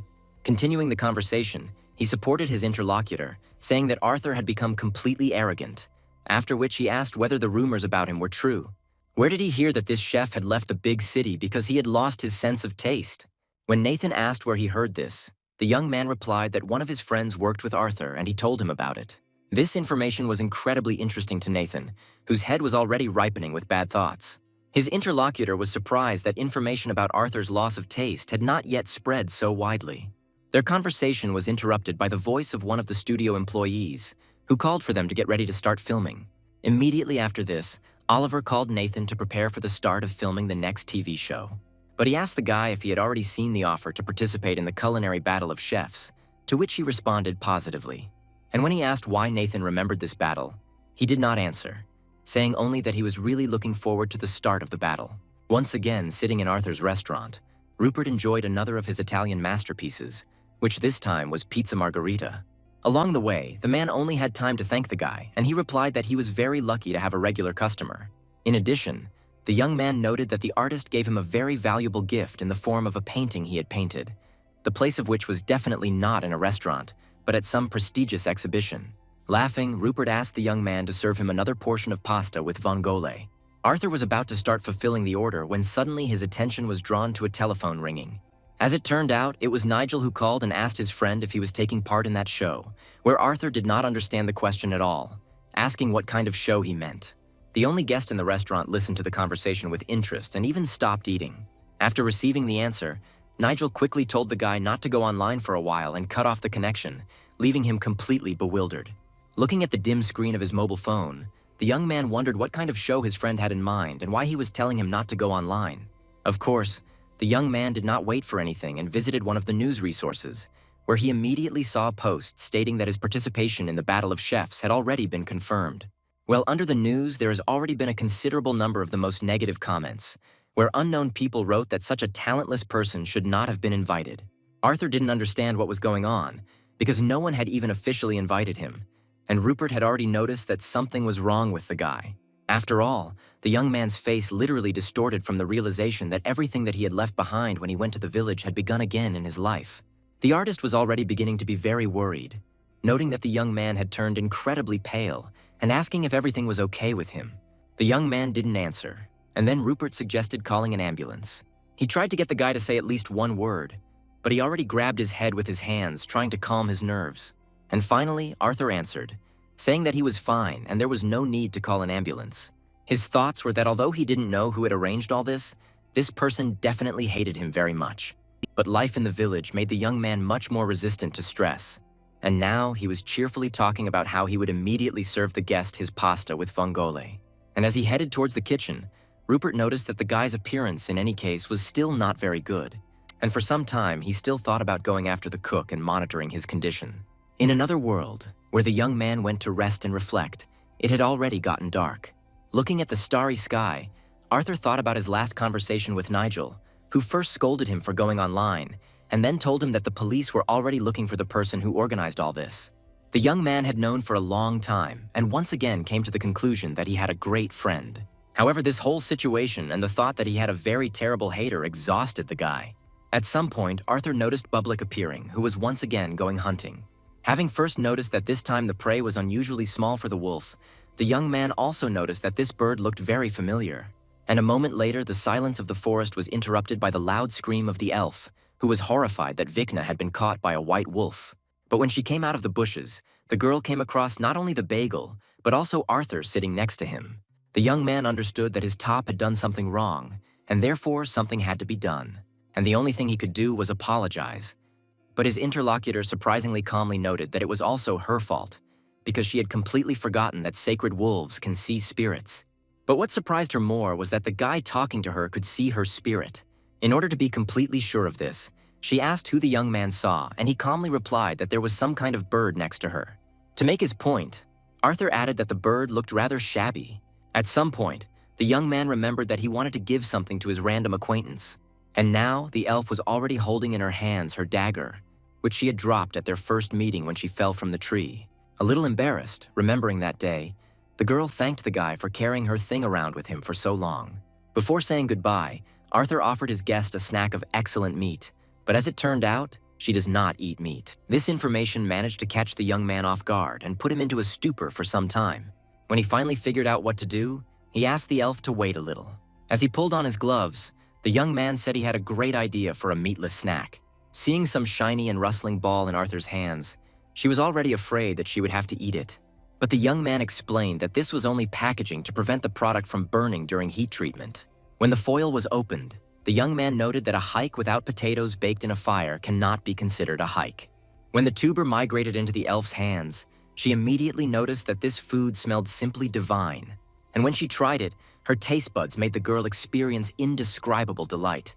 There was a slightly sweet taste, and the texture of the product was incredibly delicate, where she would never have been able to tell that it was prepared by someone who ate rough and tasteless food. The sacred white wolf also devoured the baked potato with great pleasure. At some point, the girl said that it was some new variety of a product that grows here, which was incredibly tasty. But Arthur didn't react to her words in any way, immersed in some of his own thoughts. When his brain finally realized that he was being addressed, he perked up, asking for forgiveness and asking the woman to repeat what she had said.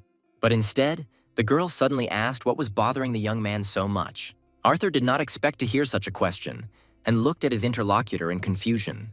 And then the elf explained that observation was one of her skills, and therefore she had already learned to distinguish when a guy was preoccupied with something. Looking down, the young man quietly said that he was simply incredibly tired. And so he told her that someone was constantly spreading some not very flattering rumors about him, which simply made him sick. With a slight smile on her face, his guest listened to the words about how he simply wanted to hide in the thickest thicket and never return. The young man did not understand at all what was being discussed when his interlocutor suddenly said that when elves become adults, they must undergo an initiation ceremony. This ceremony consists of a series of tests that are incredibly difficult for a young elf to pass. The girl then noted that the life of elves is very long, and during these long years they experience an incredible amount of pain. There comes a moment in everyone's life when the pain becomes almost unbearable. True strength lies in not running from pain, but facing it head-on. This is exactly what the initiation ceremony they go through teaches. Arthur listened very carefully to everything the girl said, catching every word. And so she summed up that if you run away from a problem, it will never go away. Rising to her feet and holding out her hand, the elf added that she, of course, was not fully familiar with the young man's situation. But she would like to hope that he will not decide to give up everything he loves so much because of some outside opinion. Having thanked the guy for the treat, the girl disappeared, saying goodbye until the next meeting. After thinking for a bit, Arthur turned to Bublik, saying that it was time for them to go back.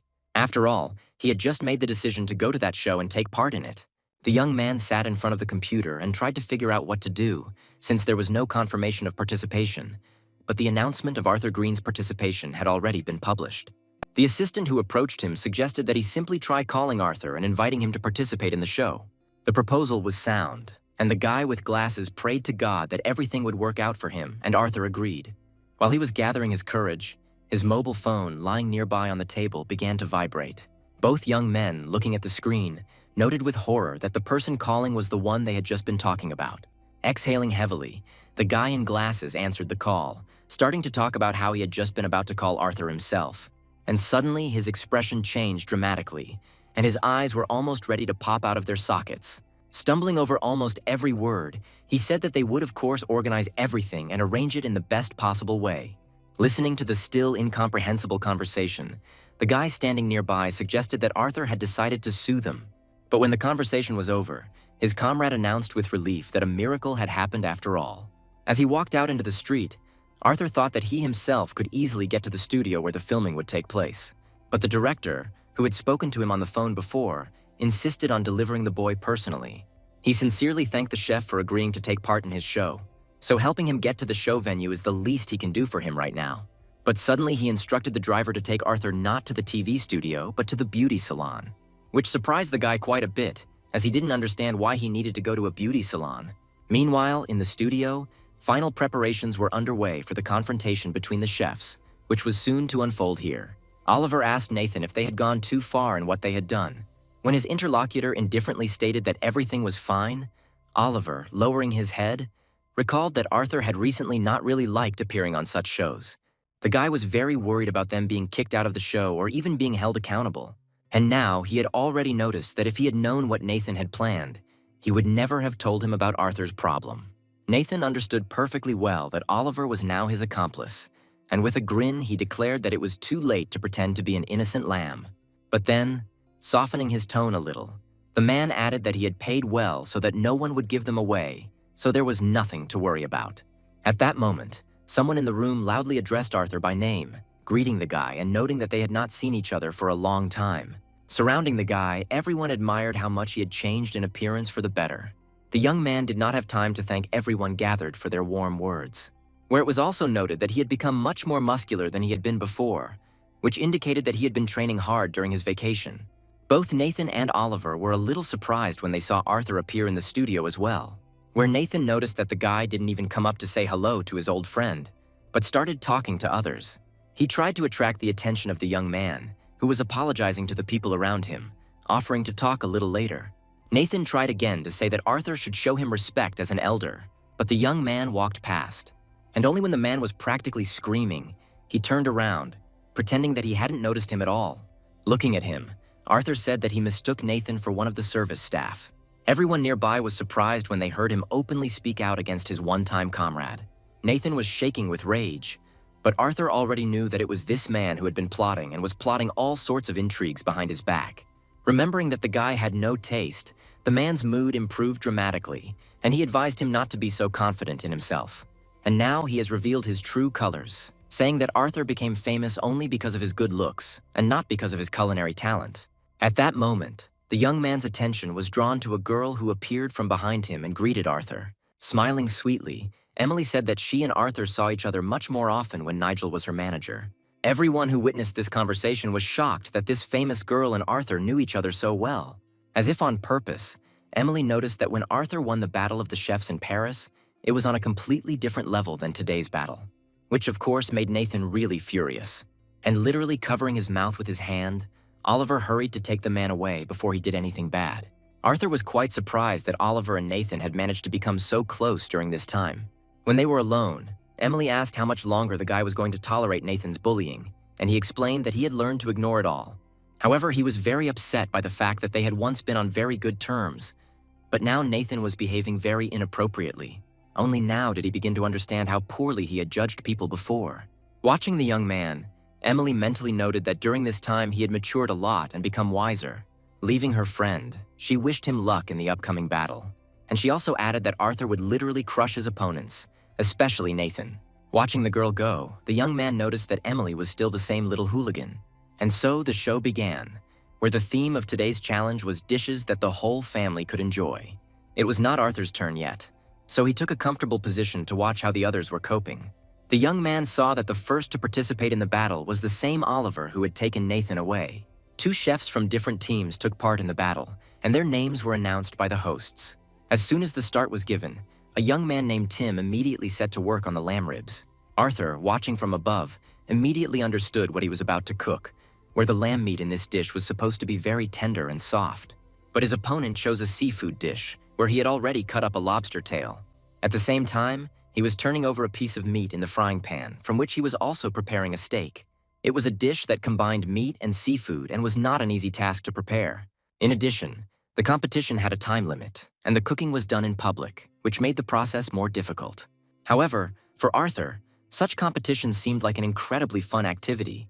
At some point, Oliver raised his head and met the eyes of Arthur, who was watching his actions. But not even a second had passed before he suddenly turned away, leaving the young man perplexed by such a gesture. The guy got so excited that at some point the food from his table scattered across the floor. Well, the hosts didn't forget to comment on what was happening, calling it an incredible mistake that significantly reduced the chef's score. Arthur, who had been watching Oliver constantly, came to the conclusion that the boy was not feeling very well.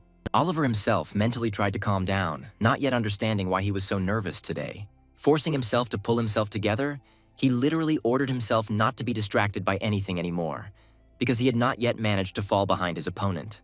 But his thoughts were at the moment when his eyes met Arthur's. Oliver, after hiding his eyes, began to wonder why he was watching him so closely. His paranoia was consuming him, and he came to the conclusion that the guy knew that he was one of those who had contributed to the news of his involvement without his consent. But then he remembered Nathan's words about how he had paid everyone to keep quiet about what had happened. And so he stood there, looking at the food scattered across the floor, listening to the voices of the presenters telling him that he had made a terrible mistake. He continued to stand idly by when one of the hosts asked how the chef would solve this problem. Oliver tried to calm himself down, mentally telling himself that he would definitely cope. He had no choice but to start collecting everything that was now lying on the floor. Suddenly, Oliver heard that his opponent was about to finish preparing his dish. Having quickly gathered the food, the young man forced himself to return to cooking in a great hurry. Well, Arthur, who was watching him, quietly noticed that the guy had completely forgotten that he had a steak in the frying pan. Within seconds, Oliver could already smell the burning meat and oil in the pan. Absolutely everything was going wrong and against him, and all he wanted was to get on this show. He thought that he himself had never wished anything bad on Arthur and had not wanted to plot against him. The first culinary duel was over, and the completely depressed young man sat in one of the studio rooms with his head down. He recalled the jury's review of his dishes, noting that the steak was burnt on the outside and raw on the inside, and the lobster was simply rubbery. And based on the tasting results, his level of culinary skills was described as no more than amateurish. When Tim's victory was announced, Oliver was approached by Nathan, who scolded him for losing so shamefully. Without hiding his anger, he said that he had not taken him on the team in order to end up at the very bottom. Remembering all this, the young man did not notice how another person appeared in the room.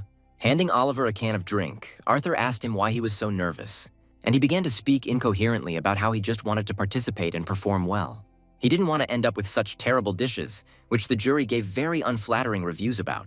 After listening to the guy, Arthur was able to surprise him by saying that despite everything, he did not give up everything and did not run away, but brought the matter to the end. And the ability to endure to the very end under any circumstances is in itself a victory over oneself. Having finished with the praise, Arthur left Oliver's company since he was the next one to participate in the battle. And the hosts have already discussed that they, like many others, are really looking forward to the next battle, where the former and current stars will meet. Where both of these chefs once worked together and were friends. Bethany, who was on the jury, was very happy to hear that Arthur was about to perform. In response to questions from other members of the jury, who included an actor and a famous model, the girl explained that they often cook according to this guy's recipes. She also said that she was incredibly interested in what Arthur would cook today. The only one who remained silent so far was the restaurant critic, who was also a member of the jury. And now both rivals were already in their places, where they were to create a masterpiece. The first audience was introduced to Chef Nathan Fulton, and the restaurant where he works was named. And then Arthur was introduced, where the presenters got tired of listing all of his regalia, won in numerous international competitions. The show's director beamed with joy at his decision to take the boy to a beauty salon, where his hairdo was truly pleasing to the eye.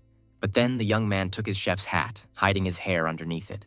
This action brought the director into real horror, because the time and money that was spent on the hairstyle was wasted.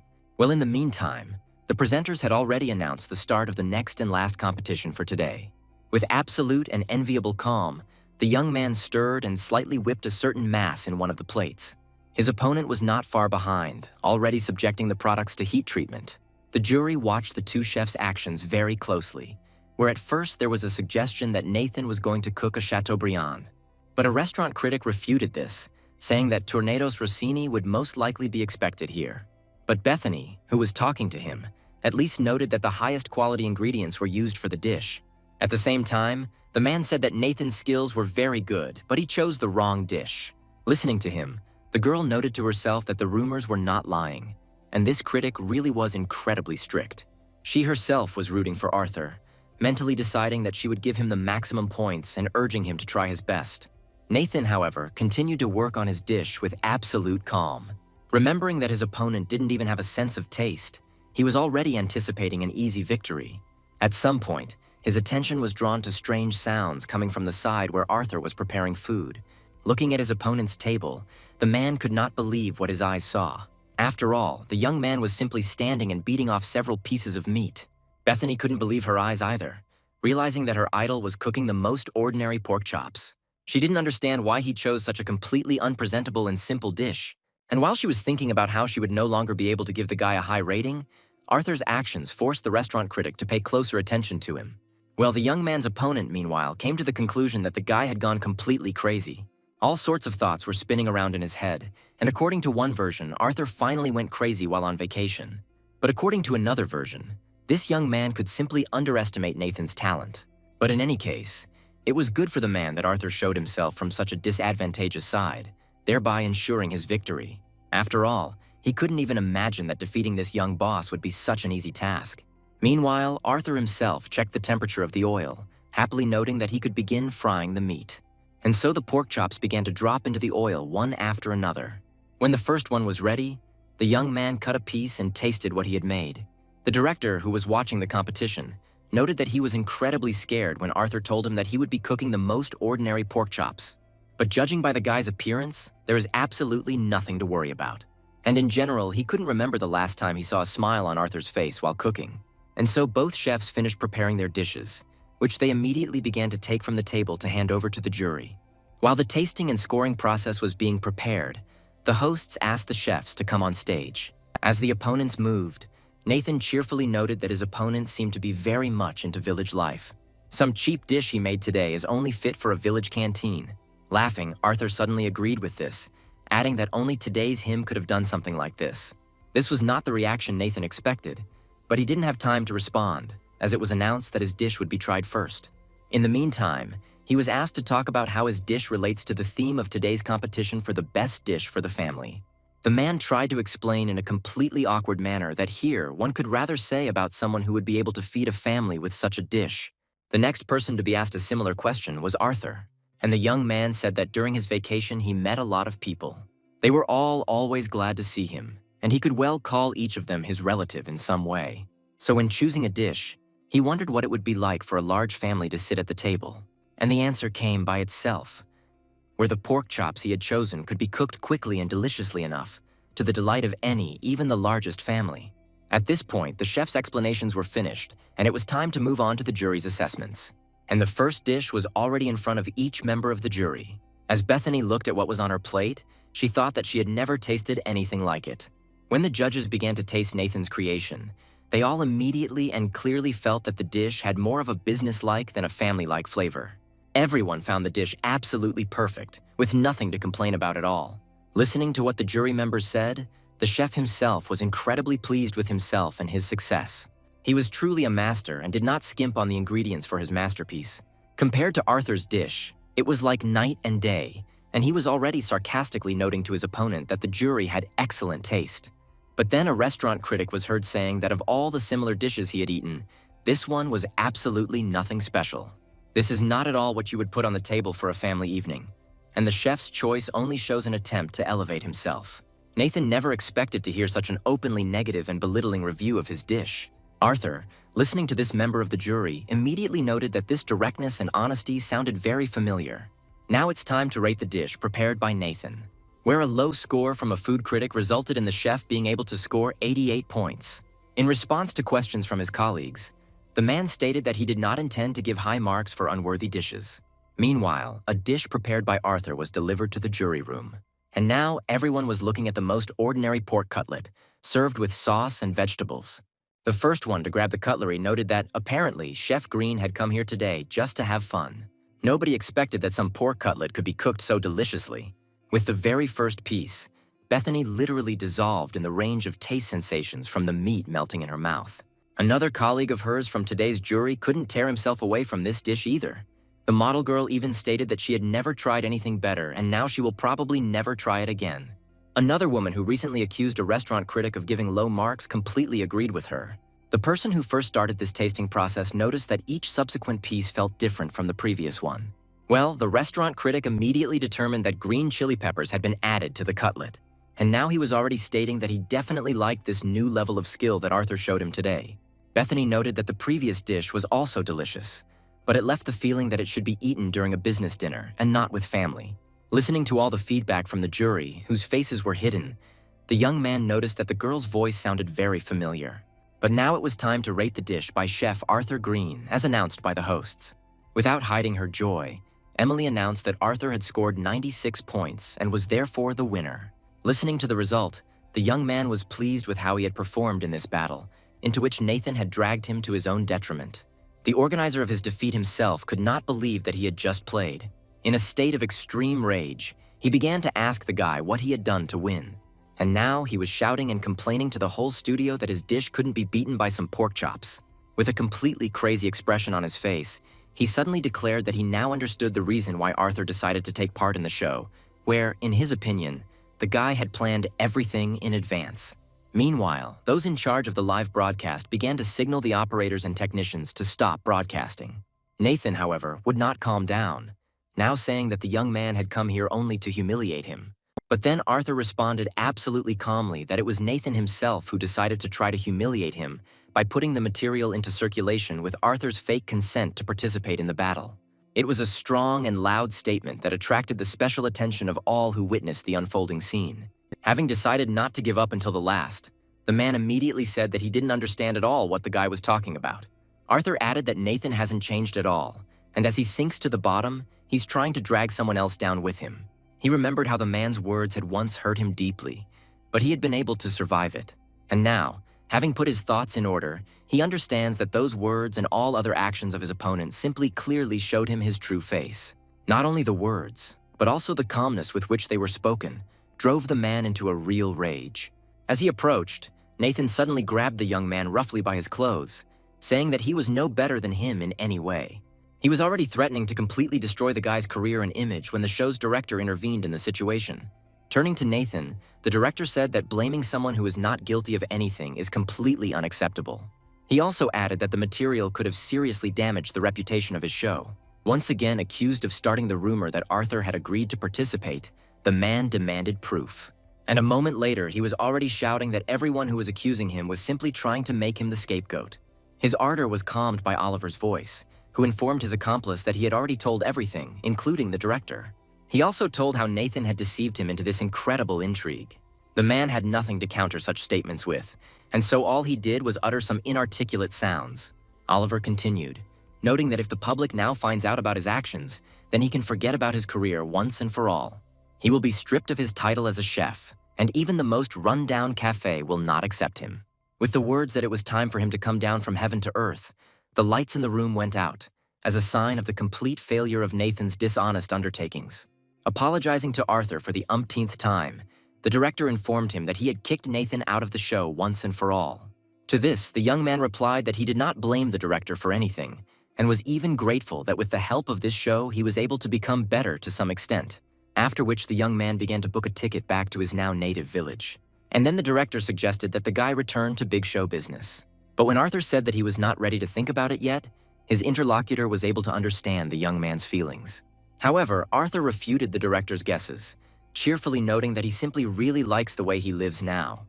The young man never expected to hear such a statement from this guy.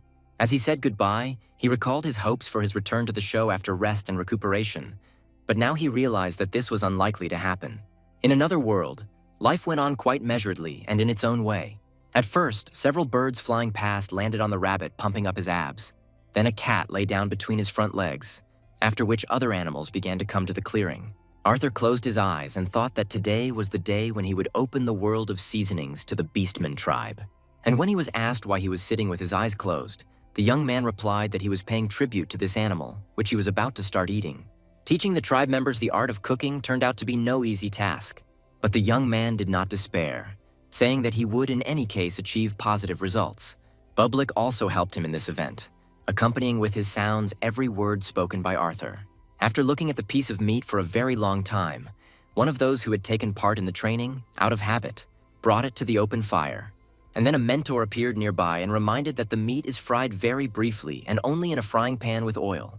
Bublik also expressed his emotions as he checked the cooking results of another trainee chef. And now Arthur was already asking one of the students how this frog ended up in the cauldron. Moving on, the young man noticed that as soon as he turned away, complete chaos began to reign everywhere. Suddenly his attention was drawn to what was in the cauldron of another of his students. She did exactly as he said, and this beast woman looked very familiar. Quite quickly, the young man remembered that it was she who became the winner of that hunt. After thinking for a bit, the young man remembered that the girl's name was Luena, and she now held the title of Best Hunter. The young man could not hide his joyful emotions regarding the fact that at least someone in this crowd was actually capable of something. When it came time to rate Luena's dish, many noted that although it looked delicious, it took too long to prepare. The skeptic's speech was interrupted by Arthur, who stopped the flow of words by shoving a piece of meat into the speaking creature's mouth. He then went on to say that overall it was good, but could have been cooked a little longer. Now he decided to make things a little more difficult by saying that they would be making their next dish from a local fruit. All his students, who lived here all their lives, of course knew that this fruit could be found in the forests. When they started to voice the name of the fruit, Arthur emphasized that the name does not matter at all. The only important thing was that the fruit was edible and would make another great dish. This fruit was comparable in consistency and taste to the earthly tomato, which made an excellent tomato soup. When they heard that the next dish would be soup, many of the students breathed a sigh of relief, as they had experience making soup. But this time, Arthur announced that the students' dishes would have to be approved by a jury consisting of Araton and the sacred wolf Bublik. As it turned out, both of them had already tried the perfect version of the soup that Arthur himself had prepared. That is why they, like no one else, are well prepared for an objective and independent assessment. And so the young man recommended that everyone try very hard to make sure that their soups were not inferior in quality to his soup. All this, as well as the call to start cooking, plunged all the students into real horror. Arthur said that first everyone needs to fry the onions and then gradually add meat and vegetables to it. After that, it was necessary to pour water into the cauldron and prepare the main ingredient, local tomato. While everyone was preparing, the young man thought that this was not a very complicated but rather tasty dish, which both Araton and Bublik liked. When the time allotted for preparing the soup was up, Arthur loudly announced that it was time to begin tasting. And so the students lined up, hoping that at least Araton would be satisfied with each version of the soup. And now the first plate with the prepared dish was already in the hands of the great warrior. The others stood in front of the second member of today's impromptu jury. At first, the wolf sniffed for a long time, and then finally decided to try what he was treated to today.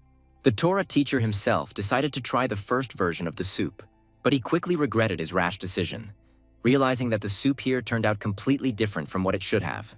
The first failed option was immediately replaced by a second one. The young man tried it and realized that the taste was generally good, but something was clearly extra.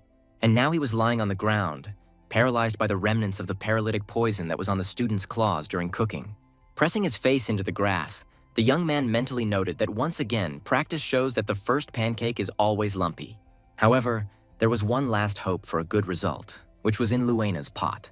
Having first assessed the aroma of the soup, Araton quickly decided to taste the soup. Both Luena herself and Arthur, who was lying on the grass, watched the taster's reaction very carefully. And finally, a member of the jury declared that this version of the soup was worthy of being eaten by warriors. The soup, of course, was not as good as Arthur's, but the tomato flavor was quite noticeable. This student was overjoyed to receive such high praise for her cooking efforts. When Bublik also expressed his approval, Arthur congratulated the winner, also saying that she had excellent cooking skills. While Luena was answering that she simply had a wonderful teacher, the silhouette of Kalasi appeared above the heads of those gathered. Landing noisily, the leader greeted the young man. She explained that she just wanted to check on them, but she saw that her presence was not required at all. Smelling a delicious aroma, she asked Luena to let her try what she had prepared. Kalasi couldn't quite believe that someone from her tribe was capable of preparing such flavorful food. Turning to the guy, she said that she would definitely repay him with kindness for kindness.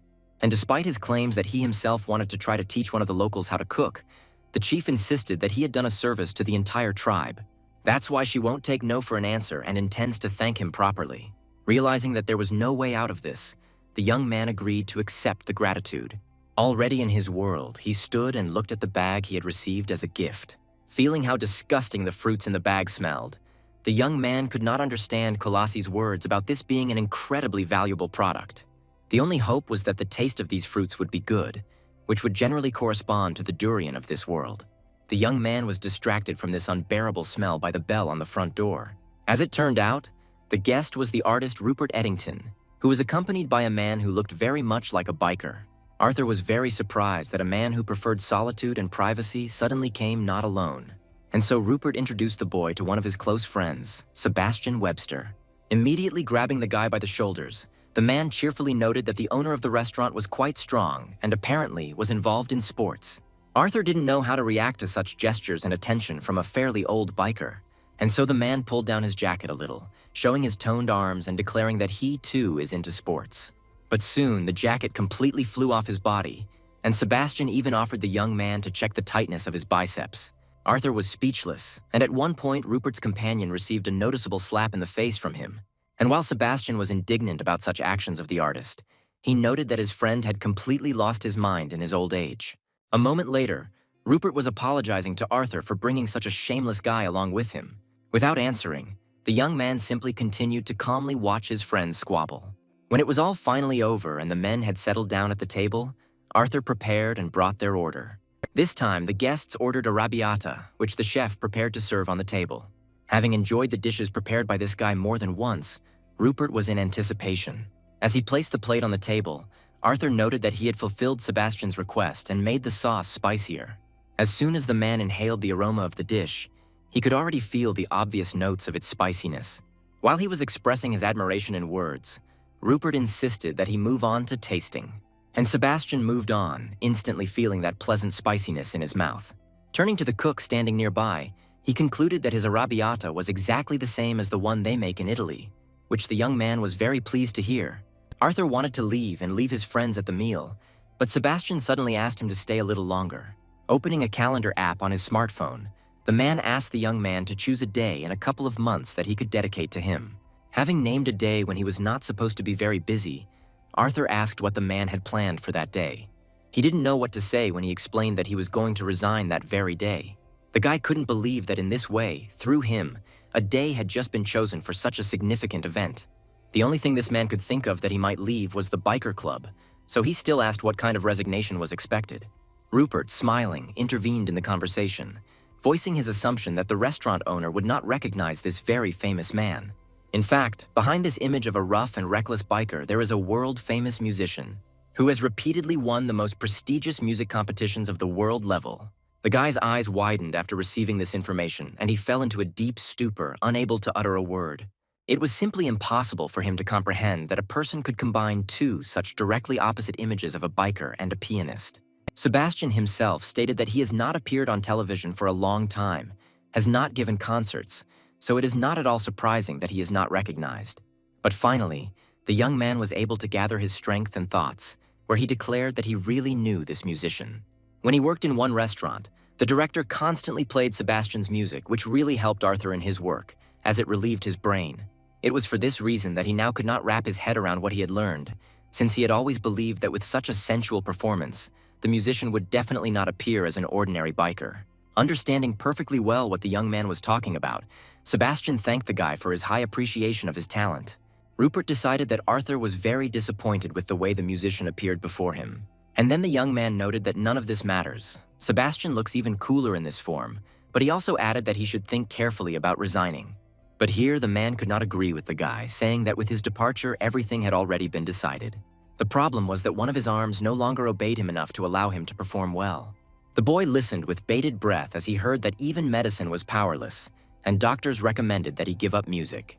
It was for this reason that he decided to cancel his last performance and simply end his career. Despite the fact that it was painfully offensive, the man also added that the past should be left in the past and life should be moved on. After a second's pause, Sebastian said that he himself did not expect such cool words from himself as he had just said. When the meal and conversation were over, the men thanked the young man on the way out for the incredibly delicious lunch. At one point, Rupert asked his friend to wait for him outside, saying that he needed to talk to Arthur alone. When Sebastian left, the man expressed the hope that their visit today had not tired the young man too much. But the young man said that everything was fine and he was glad to meet such a celebrity. Continuing the conversation, Rupert asked Arthur not to be too upset about his friend's situation, which he had already managed to accept. But the young man didn't even think of getting upset, noting that Rupert's friend was coping well with difficulties. In general, he could understand Sebastian, because when he himself lost his sense of taste, he also felt hopelessness and looked for an opportunity to somehow live on. And his interlocutor noted that not everyone and not always is given the opportunity to choose how everything ends and to realize all their dreams. After these words, Sebastian entered the room again, tired of waiting for his friend to finish talking. And so, finally, both men left the restaurant under the invitation of its owner to return again. While cleaning, the young man thought only about the conversation he had with Rupert and Sebastian today, as well as about the latter's situation. His head was literally bursting with an incredible number of different thoughts. After all, Sebastian was in the same situation that he himself had been in just recently. But Arthur understood that he could not help in any way. His sense of taste had almost returned to him, but the guy didn't know how to restore vigor to the musician's hand. The young man was distracted from these thoughts by Bublik's voice, which sounded behind him. Looking at the top, Arthur was amazed at how dirty it was walking on the floor he had just washed. His four-legged friend looked as if he had just dug deep into the ground. While he was wiping it off, Bublik started licking the guy's hand, which was quite a pleasant feeling. And then the young man began to remember how the top brought his muscles back into order after terrible training with the help of its saliva. Suddenly it dawned on the guy that the top's saliva could very well cure the musician's hand. But in that case, the authorities will immediately take Bublik away and begin to conduct various experiments on him. Continuing to wipe the top, the young man quickly abandoned the idea of treating Sebastian's hand with Bublik's saliva. His further thoughts were that he was very lucky with the return of his sense of taste. After all, he persisted and strove to improve his perception and his life in general.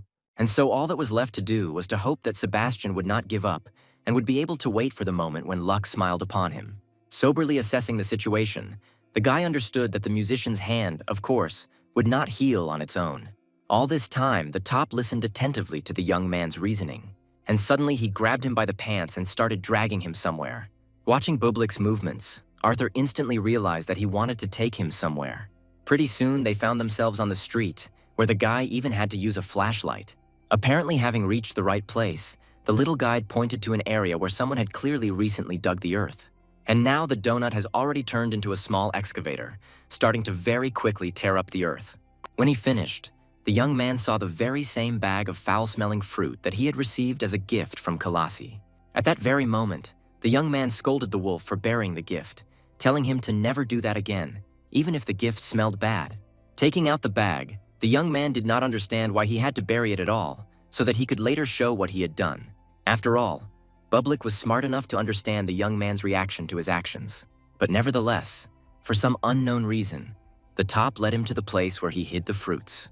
And then he remembered Kalasi's words that these were very valuable fruits, which were disgusting like any other medicine. Also remembering her words that people did not have such a potion, the young man was already taking one fruit out of the bag. As soon as he touched it with his hand, he immediately felt a wave of freshness pass through his body. And it wasn't just a refreshing effect. His body felt incredibly light, as if he'd just had a year's rest. Now Arthur began to guess that these fruits had the same healing properties as Bublik's saliva, which his little friend immediately confirmed by making a cheerful barking sound.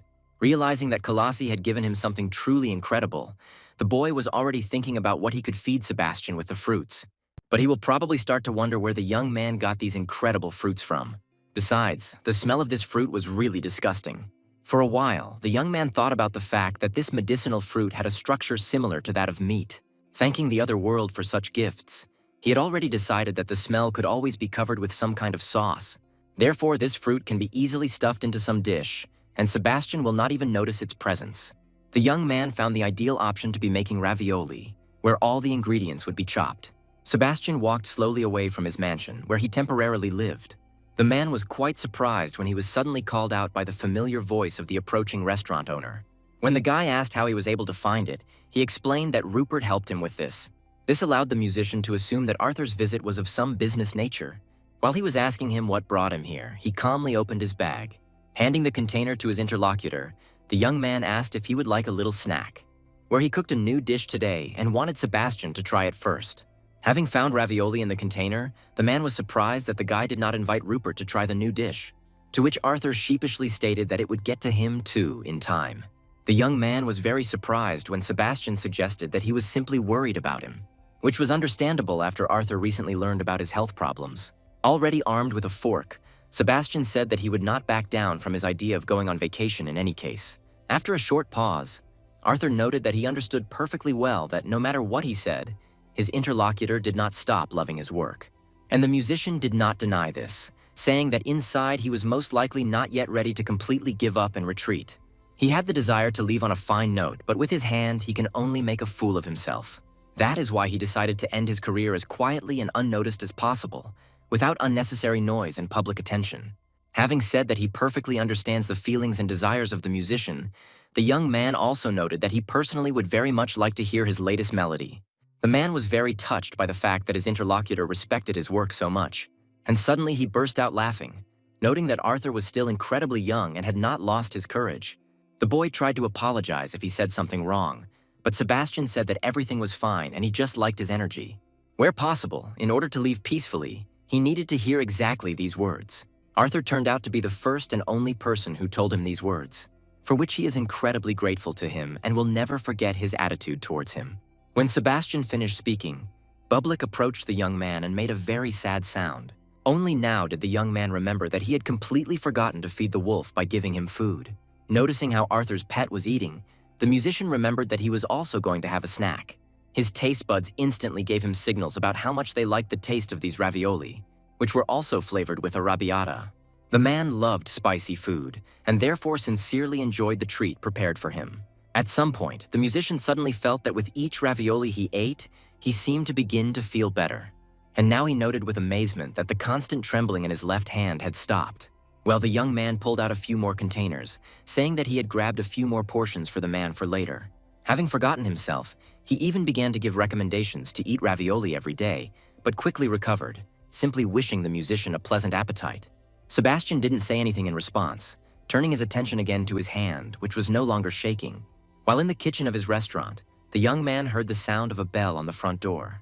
It was the postman who said that he had an envelope for a certain Arthur Green at the given address. While accepting the mail, the young man thanked the man. After reading the information about the sender, the young man was surprised to discover that it was Sebastian Webster. At that moment, a satisfied Bublik approached him from another room. When the envelope was opened, the young man found 2 tickets to a concert and some kind of letter inside. Unfolding the paper, Arthur read that the musician's hand was fine, and he invited him to his concert, which would take place next Saturday. On the other hand, there was a postscript where Sebastian thanked the young man for giving him this desired ending. This made the young man think for a while, where, looking at his little pet, the young man realized that the musician had guessed everything. Sitting in the car, Nigel read a message from Arthur about him having an extra ticket to the concert and an offer to go to it. The young man was surprised that his friend was going to some concert that he hadn't really gone to before, but he himself could not keep him company, since he already had plans for the coming Saturday. And so he decided that pianist Sebastian Webster would have enough fans without him. Having found the right number in his address book, Nigel asked the girl who answered what he did, and she explained that she was just relaxing in a cafe for now, asking about the reasons for such interest on the part of the guy. It was Emily who also noticed that Nigel had stopped calling her altogether when he stopped acting as her manager. The young man was already in the hall where the maestro's long-awaited performance was to take place. Emily, who sat down next to him, cheerfully declared that she was very lucky because she had not managed to buy a ticket. The girl also noted that she did not know about Arthur's passion for the work of Sebastian Weber. Having said that he had met him not so long ago, the young man asked his interlocutor how long she had been listening to his music, and Emily said that she started listening to him from the moment he made his debut on the big stage. And Nigel, who was accompanying her at the time, always asked to change the music because he began to fall asleep to it. The young man immediately remembered that when his friend worked with Emily, they met more and more often, where it seemed to him that he and this girl were much closer at that time. The young man was so immersed in his memories that his interlocutor had to raise her voice a little to attract his attention, where the girl cheerfully suggested that her beauty had only made the guy lose his head and connection with reality. At some point, the conversation of the young people was interrupted by someone's joyful exclamation, which indicated that Emily had just been recognized as a famous actress. The girl easily agreed to give an autograph to one of her devoted fans, who really liked the TV series with her. What surprised Arthur was that his friend started acting in TV series. Emily was amazed that the young man didn't even know how dramatically her career had turned. After all, Arthur really believed that she was still a singer and gave concerts. Noticing that the guy was completely behind the times in his village, the girl advised him to at least turn on the TV occasionally. Having apologized for this misunderstanding, the young man mentally noted that he really needed to watch the news from time to time. Well, Emily continued to tease the guy, saying that it was very sweet of him to forget about everyone around him. The young man was thinking that there was nothing cute about this, of course, and there couldn't be, when the whole hall suddenly became silent. And now everyone has focused their gaze on the musician who appeared on stage. The way Sebastian looked today was simply heaven and earth compared to the way he appeared to Arthur twice. Silently approaching his instrument, the man bowed to his listeners. At that moment, Emily whispered that she was literally filled with a feeling of fear. In response to Arthur's question, she explained that everyone had known for a long time that Sebastian had big problems with his hand.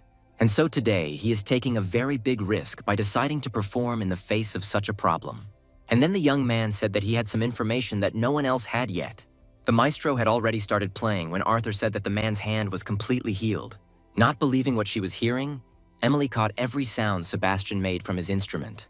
Well, the young man simply enjoyed the man's game, which was truly amazing and exceeded all his best expectations. Now Emily, listening to these magical sounds, believed that her idol's hand was completely healed.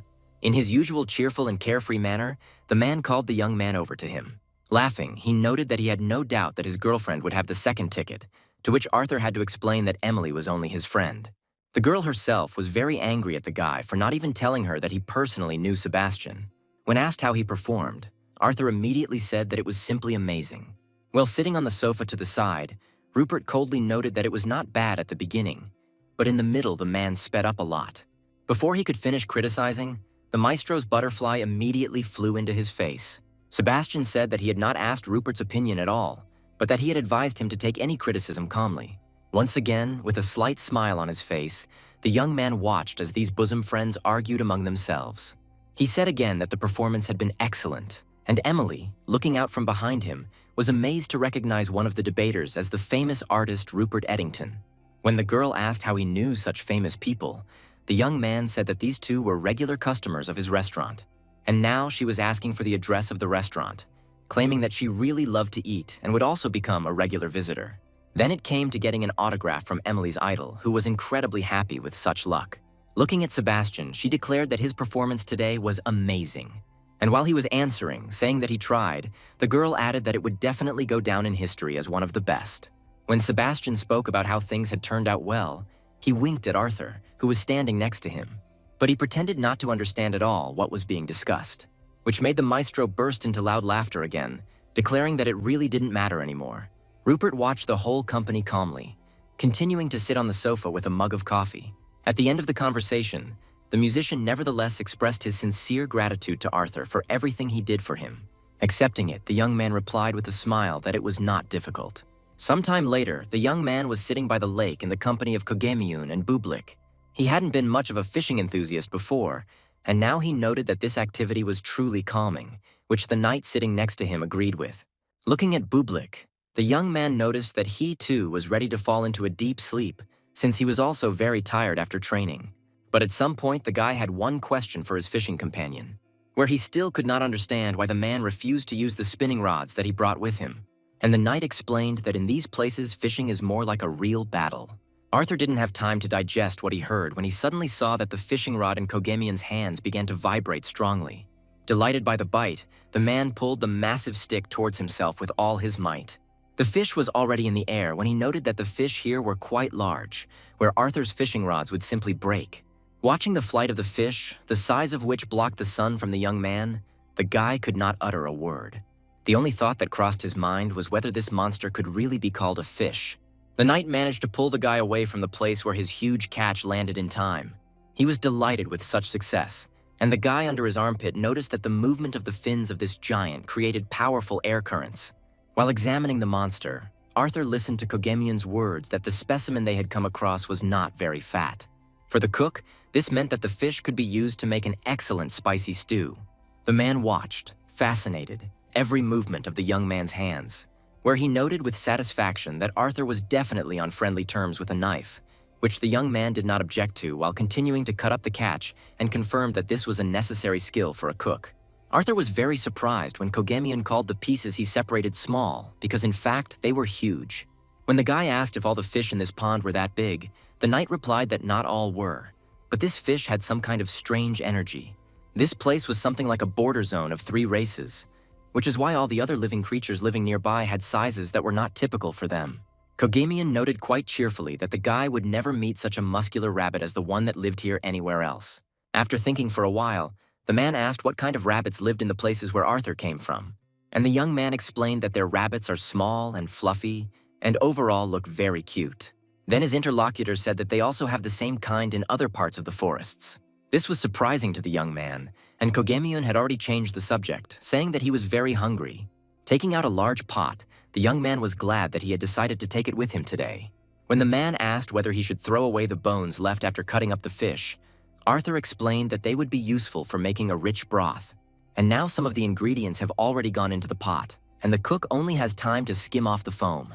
In order to minimize the fishy smell, it was necessary to add seasonings with herbs, and also to cook without covering with a lid. After some time, Kogemyun and Bublik were already standing there, drooling and waiting for the moment when they could try the new dish. The man was about to start taking the sample, but Arthur stopped his impulse. To the surprised looks of Kogemyun and Bublik, he explained that they only had bones in the pot, but they also needed meat. Where today he decided to please his friends with the freshest sashimi he had just prepared. The man was surprised that raw fish could be cooked and eaten this way, and the young man added that one shouldn't forget about sauces. As soon as he tried the first piece, he immediately returned to the moment when he was just pulling this fish out of the water. Kogemyun never ceased to be amazed that simple raw fish with sauces could be so delicious. He really liked a certain incredibly spicy green sauce, which literally brought tears to his eyes. While pouring the soup, Arthur explained that it was wasabi, which is usually served with sashimi in their area. Soon the man moved on to tasting the soup, but at some point he literally fell onto the grass. When the young man asked what had happened, the knight explained that something was missing to complete the experience. After a few minutes, 2 glasses with a clear liquid inside connected with a loud sound. After a short toast, the knight began to try the new type of alcohol. The flavor was simply incredible and complemented both the sashimi and the hot, spicy soup perfectly. With a completely satisfied face, Kogemyun declared that whoever came up with such a combination of food and drink was definitely a genius. Then he asked the guy if he, too, felt that pleasant heat inside his body. Having answered that he also felt the heat, the young man also noted that he had assumed the taste of the fish would be similar to the flounder from his area. But as it turned out, this fish reminded him more of sea bass. After listening to the guy, the knight noted that he was a cook. Therefore, he knew better. Glad that his sense of taste had almost completely returned, Arthur agreed with this argument. He remembered his recent torments while preparing certain dishes. Then he tried to figure out what kind of sauce to make to cover up the strong smell of the fruit. Even then, he caught himself thinking that he had always been able to sense taste perfectly well. But something strange was starting to happen to his sense of taste. Now the young man felt absolutely happy, because he could enjoy the taste of the food. Having petted his dear Bublik, the young man noted that now he would be able to let him try many more different dishes. Hearing this, Kogemyun cheerfully declared that he was ready to try all of his dishes right now. While drinking alcohol, the day and evening flew by rather quickly. And now, in another world, another beautiful starry night has arrived. With great difficulty, with shaking arms and legs, the young man somehow crawled out of his tent in search of some kind of liquid. He was already cursing himself for having decided to join the night in such a copious consumption of alcohol, which he himself had brought. At some point, his drinking buddy also came to his senses and was frightenedly asking what time it was, since his wife had asked him to come back early today. Continuing to stay outside, where it was much cooler and better for the hangover, the young man enjoyed the night breeze. Suddenly, he noticed someone's silhouette not far from him, where the late guest was apparently also enjoying the evening coolness. At first, the young man could not understand who had decided to visit him here at night. But turning around, the elf he already knew, whose name he learned was Arella, greeted Arthur. The young man was glad to see the girl because he would really like to meet her again. In response to his gratitude for the previous advice, the girl replied that she was always happy to help in any way she could.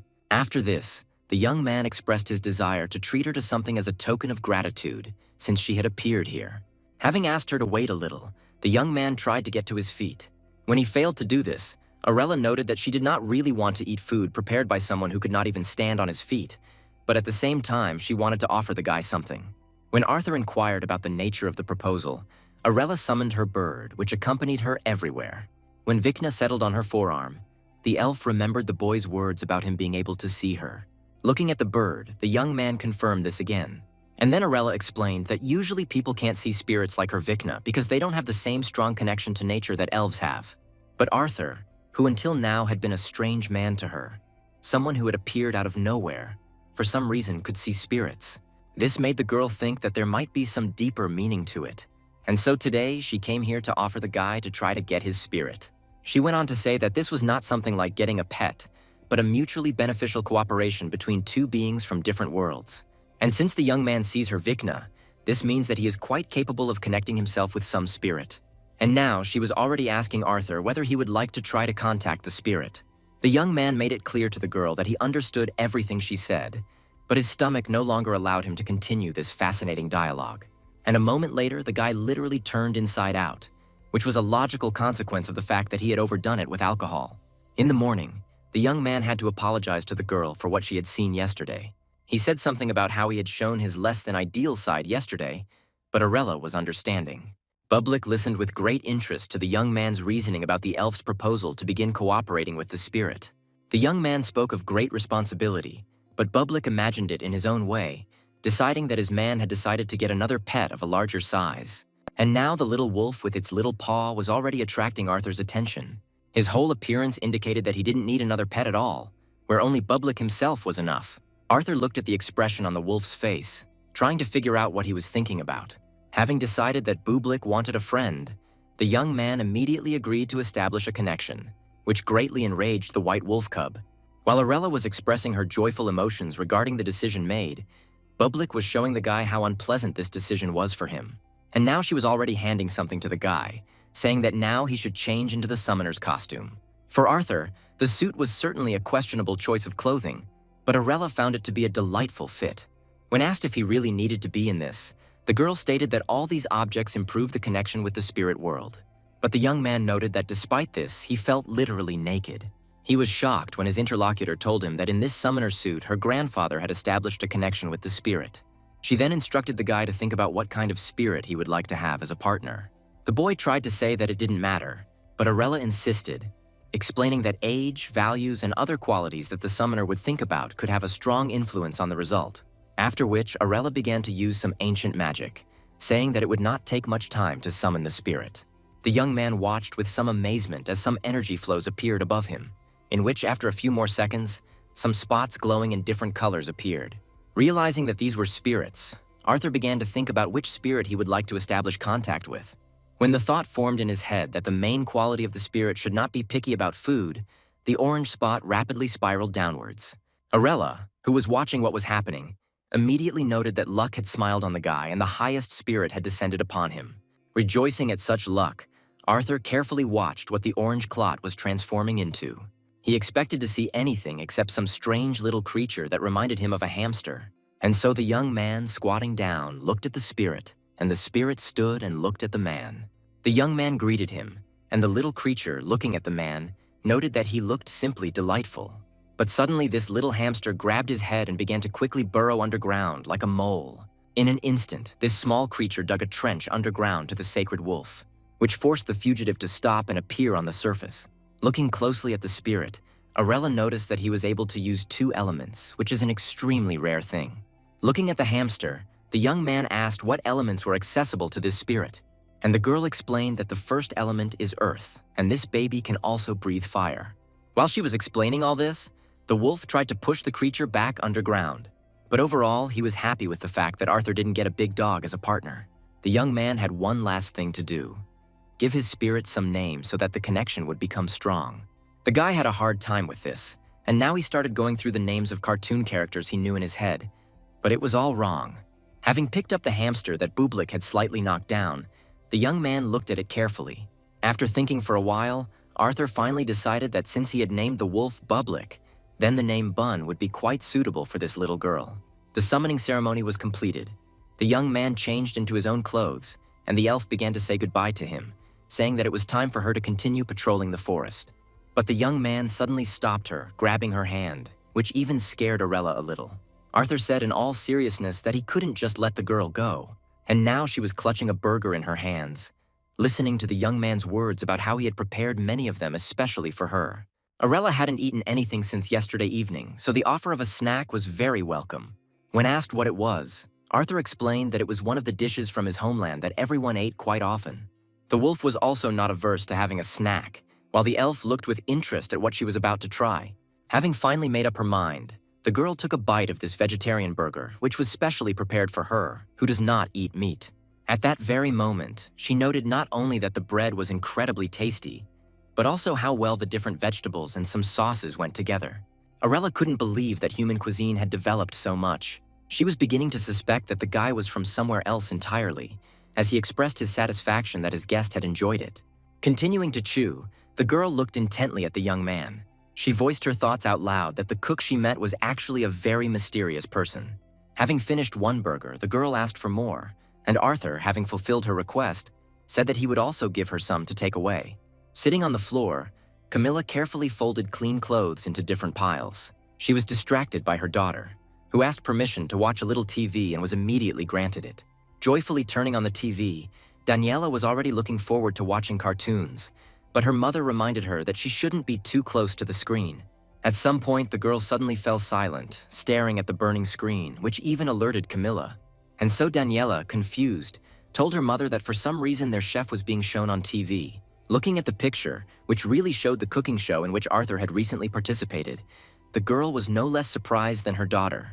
The wolf did not take his voice off the new creature that had appeared in the house, which was behaving very strangely. Arthur, who appeared next to them, noticed that Bun still wasn't feeling very well. To Bublik's delight, the young man placed 2 plates on the floor with the meat he had prepared, which he hoped would please his spirit. And the little girl didn't refuse the treat, even though she continued to be very sad. Smiling, the young man noted that she and his Bublik were very similar in their commitment to his cuisine. He suddenly remembered Aurella's words about spirits taking the form of animals when they establish a connection with a person. She also said that spirits feed on special energy, and therefore, in general, you don't have to feed them at all, but if you give them something, they will eat it. This made the guy think about Bun's condition and think that she probably needed some kind of uncooked food. And now his spirit was already sitting and with great pleasure gobbling up the carrot the guy had brought. The fact that Bun's condition changed for the better after that made Arthur happy. But Bublik looked at the plate of carrots without enthusiasm. The sound of the doorbell made the young man shift his attention. But none of his little guests dared to come in and start a conversation, where all they did was cautiously look out and try to send each other to be the first to speak to the screen star. When Peter finally decided to come in, the young man asked what had happened to him and his friends today. But instead of answering the question, the boy shouted that he could not even imagine that a real star lived next to them. All the other children began to reproach the boy for not telling them anything about himself. Arthur tried to get some explanation from Peter, but he suddenly rushed away, shouting that the star was talking to him. On the street, he and his friends were heatedly discussing the fact that for the first time in their lives, they were seeing in person someone they had seen on TV, and they decided that they should somehow get an autograph. Well, the restaurant owner remained in a state of complete bewilderment regarding the scene that had taken place. At some point, his attention was drawn to a vehicle that creaked to a stop nearby. The man who delivered a certain poster asked the young man where he could put it. An astonished Arthur said that he had not ordered anything, assuming that the courier had simply given the wrong address. But then the man unwrapped what he had delivered, and the young man was shocked by what he read on the banner. Only now did the young man realize that a cooking show with his participation was supposed to go on air in a few days. Before he could fully comprehend this, the village elder suddenly contacted the entire village via the early warning system. After expressing his hope that everyone was doing well, the old man said that he had one small announcement to make, where he said that today there would be a public showing of the show with the participation of their dear chef Arthur Green, which brought the latter into even greater shock. Not knowing who was standing in front of him and assuming that it was some artist, the courier asked for an autograph. For the first time in his life, the young man arrived at this place for a general meeting of all residents and immediately to watch himself on a TV show. Looking at his little friends, the young man said that they had no choice anyway, suggesting that they go inside. Carefully opening the door, the young man asked if there was anyone inside yet, where his appearance clearly distracted Patrick from some very important action in which the image of Arthur was involved. When the young man asked why his poster was there, the headman confusedly stated that he simply wanted to make it a surprise, where he printed a sufficient number of such posters, which he intended to distribute to everyone after the viewing. The young man certainly couldn't allow his face to hang in every home, and soon destroyed all the posters. Returning inside and sitting down at the table, he noted that he would not have to appear on the street at all if every house had such a poster hanging. Old Lady Ricarda, who was standing next to him, noted that there was nothing to be ashamed of or embarrassed about. But the young man said that he has not been looking for such large-scale popularity for a long time, remembering how much haters pestered him with their messages and comments online. Therefore, now he would be very grateful if there was less public attention directed at him. Then the old woman asked why the young man decided that he would be hated here in the same way. But the guy still had a picture in his memory where his popularity had played out for the worse, and even his closest colleagues had turned against him. As if reading his thoughts, Ricardo declared that the young man did not need to think about the past and remember those unworthy people. Smiling, he thanked his interlocutor for this wise advice. Then another woman appeared in the room, bringing with her refreshments for everyone gathered. And now, in front of the young man stood a portion of mild Korean samgyetang soup, which was good and in demand in hot weather. Noticing that it had been a while since he had tried food prepared by someone else, Arthur immediately began sampling it. He immediately realized that the woman had cooked the soup for a long time so that the rice would be soaked in flavor, and had also added a lot of seasonings. However, the soup was incredibly tasty. You could immediately tell that she cooked it with her heart and soul. At some point, the guy noticed how Bublik and Balochka, who had arrived with him, were literally drooling. With whom, of course, he shared the excellent chicken meat from his soup. When everyone had eaten and drunk a little, the headman decided that it was time to begin the viewing, for which everyone had gathered today. Even Arthur was surprised when the hosts said that the video of his first appearance on the show was quite difficult to find, but they were able to do so. At that time, the boy was only 14 years old, but he already possessed incredible talent. For the young man, the showing of this ancient video was a real surprise, and he could not recover from the emotions he received for a long time. But everyone else clearly liked what a professional he is and the fact that he was publicly called the pride of the country. The boy hid his flushed face as Patrick loudly declared that the boy was magnificent. But Arthur didn't listen to what he was saying, cursing the producer who decided to give more airtime to the winner at the expense of showing footage from previous years. For quite a long time, calls to drink to the pride of the country that lives right in this village could be heard from this building. About a week passed after this show, and the elder who visited the young man asked how things were going with the national treasure. Every now and then, children who crossed Arthur's path also constantly asked him how he was feeling. And when he received a message from Nigel, who was not stingy with sarcasm, the young man turned to Bun. Reminding her of her talent for digging, he asked her to dig a hole about his own size so that he could bury one mocker there. Having stated that training was over for today, Araton also added that the guy was making noticeable progress. The young man understood that he did everything better when his head was free of any thoughts. In this world, he felt quite comfortable, watching his spirit and pet dig the earth. It also didn't escape Arthur's attention that Bun was also feeling much better here. When his trainer asked him who Bun was, the young man replied that it was a spirit with whom he now had a connection. He also told Araton that she was now right next to his Bublik, digging the ground. And when he noticed that his elf friend had helped him get the spirit, the beastman suddenly picked up a stone from the grass. And suddenly, with all his might, Araton threw the stone he had lifted. Looking at how the stone broke through the bark of the tree, entering its trunk, Arella noted out loud that this creature was truly wild.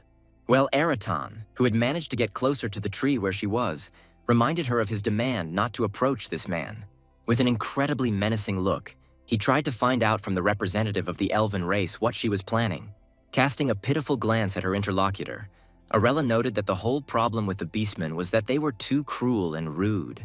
The enraged Araton was already ready to enter into open confrontation, but Arthur arrived in time and began to calm his ardor. Not understanding why his coach was suddenly so angry, the young man suggested that they discuss everything calmly.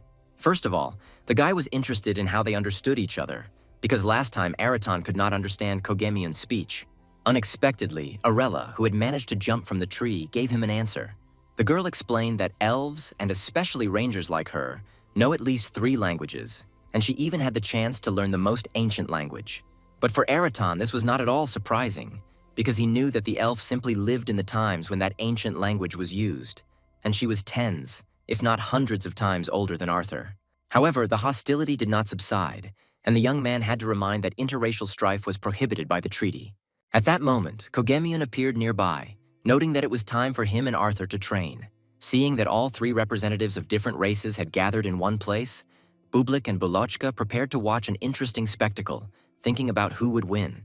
At one point, the young man declared that all those gathered were his friends, and therefore he did not want them to fight at all.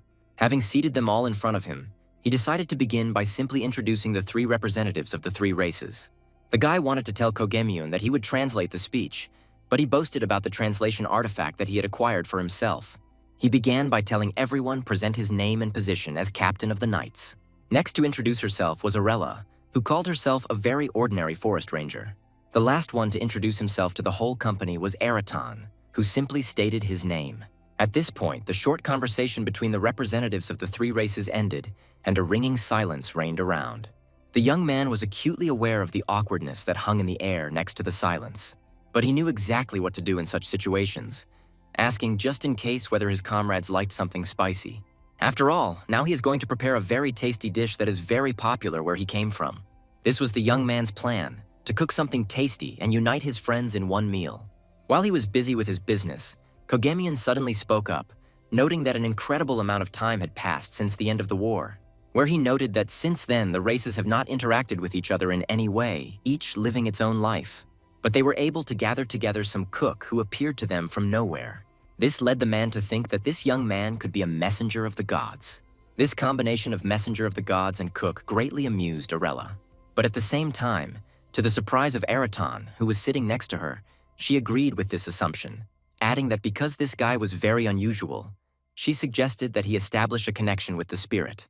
Noticing the beastman's sidelong glance, the girl added that she had no intention of harming Arthur, and so he finally gave in, saying that he was ready to believe the words of his interlocutor. While preparing food, the young man noticed how his friends suddenly began to engage in constructive dialogues. He picked up the pace, and soon the rice with scrambled eggs and meat in a fragrant spicy sauce was ready. As he set out the filled plates, inviting them to continue the conversation over the meal, everyone gathered could not help but notice the incredible aroma of the dish. But the young man experienced real horror when he heard Araton's remark that, according to his information, elves cannot eat meat, something Arthur had completely forgotten. Araton was about to take Arella's portion for himself, but she suddenly said that she didn't eat meat only because she didn't want to kill living beings, and not because she couldn't. And in order to eat this meat, she just needs to thank the animal that fed her. Meanwhile, Kogemian had already managed to try the dish, experiencing incredible taste sensations from the spiciness of the dish. Even though there was a real fire burning in the beastman's mouth, he couldn't stop eating this delicacy. Arella also noted that the dish was incredibly spicy, but the rice and egg helped to put out the flames. Naturally, Kogemian was the first to say that a couple of shots wouldn't hurt right now. Arthur immediately fulfilled his wish by pouring him a drink. Now the knight could say with absolute certainty that he was practically in heaven. Bagel and Bun were also devouring this dish, and at some point the knight said that he had already drunk it, which meant he would not be able to conduct the training. Meanwhile, Araton decided to try the drink, mentally noting that the last time he brought something different to their settlement. During the meal, Kogemian suddenly remembered the young man's desire to give the beastmen access to spices, and now he was informing the guy that someone had agreed to discuss this issue with him. The young man was quite surprised when the man said that they would soon meet his master. In response to Arthur's question, he explained that spices were considered a very valuable commodity, and therefore it was necessary to obtain permission to trade from the local lord. But the young man was most frightened when his interlocutor said that the lord himself really wanted to meet him. He immediately began to say that this was just a thought, because the beastman tribe itself could speak out against trade. When asked by Araton, who heard everything, the guy explained that he simply wanted to diversify their cuisine, which required buying spices from people. With a surprised face, Araton asked if Arthur really wanted them to trade with humans.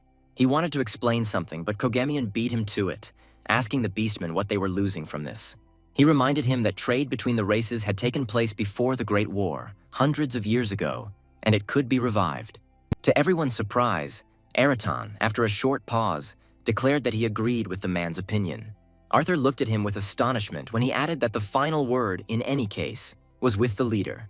But he is sure that Kalasi will not mind, since the mood in the tribe is very good after the young man taught them how to cook properly.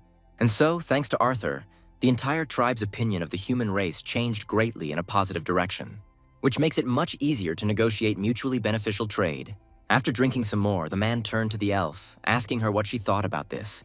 And the girl stated that most of her relatives personally participated in that war, and therefore it would be much more difficult for their race to establish interaction. Listening to her, the young man looked at Arella with an understanding look. And then the elf added that she personally was convinced that everything could soon change for the better. While she was saying this, Arthur was literally attacked by his top and little spirit, demanding more. Already well drunk, Kogemian stated that he found it quite surprising that 3 races were able to conduct a dialogue. But at the same time, he called for an end to business talk, turning the company's attention to the drinks at their disposal. After some time, the man literally demanded that his interlocutor repeat what he had just said. And Araton repeated, once again declaring that he had taken up the training of Arthur in the martial arts of his tribe. Looking at his student, Kogemian noted that he had long since begun to notice changes in the boy's body, which was becoming stronger much faster than expected. And when he reproached him for not telling him anything, the young man laughingly added that so far he had only learned to move quickly on all 4s.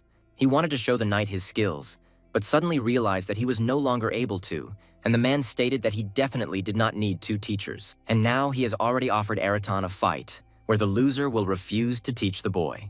There was no need to offer him twice because he immediately agreed to enter into confrontation, squeezing the bottle with force. And while Arthur continued to try to imitate the beastmen, his two friends had already come together in a confrontation through arm wrestling. While everyone was busy, Arella approached the young man and began to whisper something in his ear. After listening to her, Arthur noted that it would definitely be unnecessary for him to learn archery from her as well. But the girl did not back down, and now the guy was already saying that he did not intend to learn how to use a dagger just yet. Returning to his world, the young man tried to light the stove to start cooking. But the flame flared up only for a moment, indicating that either there was some kind of problem with the gas or something with the stove itself. He understood that even if he called someone, the problem would not be resolved before tomorrow. At the same time, he remembered that he had not had any visitors in the last 3 days, and therefore the stove might not be useful today. He was already glad that there would be no problem that would need to be solved somehow. But then the doorbell rang, and there in the restaurant stood the Oliver couple with their newborn daughter in a stroller. The first thing the young man did was ask about Linda's health, and she said that she was now feeling much better. Then he asked whether it was even possible to take a child of that age anywhere, and received a positive answer from the girl. Linda also added that she came here specifically to introduce her daughter to Arthur, but she fell asleep on the way. The guest also said that she and Ron decided to name the girl Rebecca. The young man was surprised at how small people can be, but Arthur could not touch such a little girl because he was simply afraid that he could accidentally injure her because she seemed very fragile. When the girl's parents convinced him that everything would be fine, he began disinfecting his hands. With a very careful movement, the young man literally touched the sleeping child's cheek with the tip of his finger. He was amazed at how soft and delicate her skin was. And while he was talking about how Rebecca was very gentle and soft, Bagel and Bun's ears perked up. And now both of his little friends were already demonstrating to him that they too were very soft, which he had to admit out loud. Meanwhile, Linda added that they wanted not only to introduce the young man to their daughter, but also to have a tasty snack. Hearing this, the young man invited the guests to take their places at the table while he cooked. But when he returned to the kitchen, he remembered with annoyance that he could not cook anything due to the lack of gas. Watching the short flashes of fire, the young man thought about what he should do now because he had promised to feed the guests. He was about to use his camping gear when he suddenly noticed his spirit. Arthur instantly remembered Arella's words about Bun having the ability to control fire. While he was busy with seafood, which he mixed with wine, he asked his spirit to melt butter in a frying pan. The bun was trying its best, and the young man only had time to stir the sautéed onions and garlic. While waiting for the treat, the couple continued to sit at the table, talking about their personal topics. When a plate appeared in front of the girl, from which a divine aroma emanated, she did not even immediately dare to touch this masterpiece. When the couple asked why they had gone to such trouble, Arthur explained that since they had stopped by the restaurant, they should try the appropriate food. Without any resistance, both Linda and Ron immediately sampled this delicious seafood dish, literally feeling the freshness of the waves. The girl also noted that there was practically no fishy smell or taste, where she thought there were nutty notes. Ron also appreciated the fact that the seafood was almost invisible, but still gave a sense of the sea. Finishing her portion, Linda cheerfully asked the guy to give her some more of the dish to take away, but the young man offered to give her the recipe, saying that he would hardly be able to prepare it today, because he remembered that his bun had gone completely flat while helping him prepare those 2 portions. She had really tried her best and was now lying on the stove, exhausted, trying to make it clear that she was actually okay. Meanwhile, events were developing in the settlement of humanoid creatures, where Araton came to talk to the leader. Quilasi thought very hard about his words about establishing trade with the human race. And her interlocutor also noted that the mood in their tribe had undergone significant changes after Arthur's appearance, which meant it was high time to make changes. Moreover, he sees this as an opportunity to become more powerful than other tribes.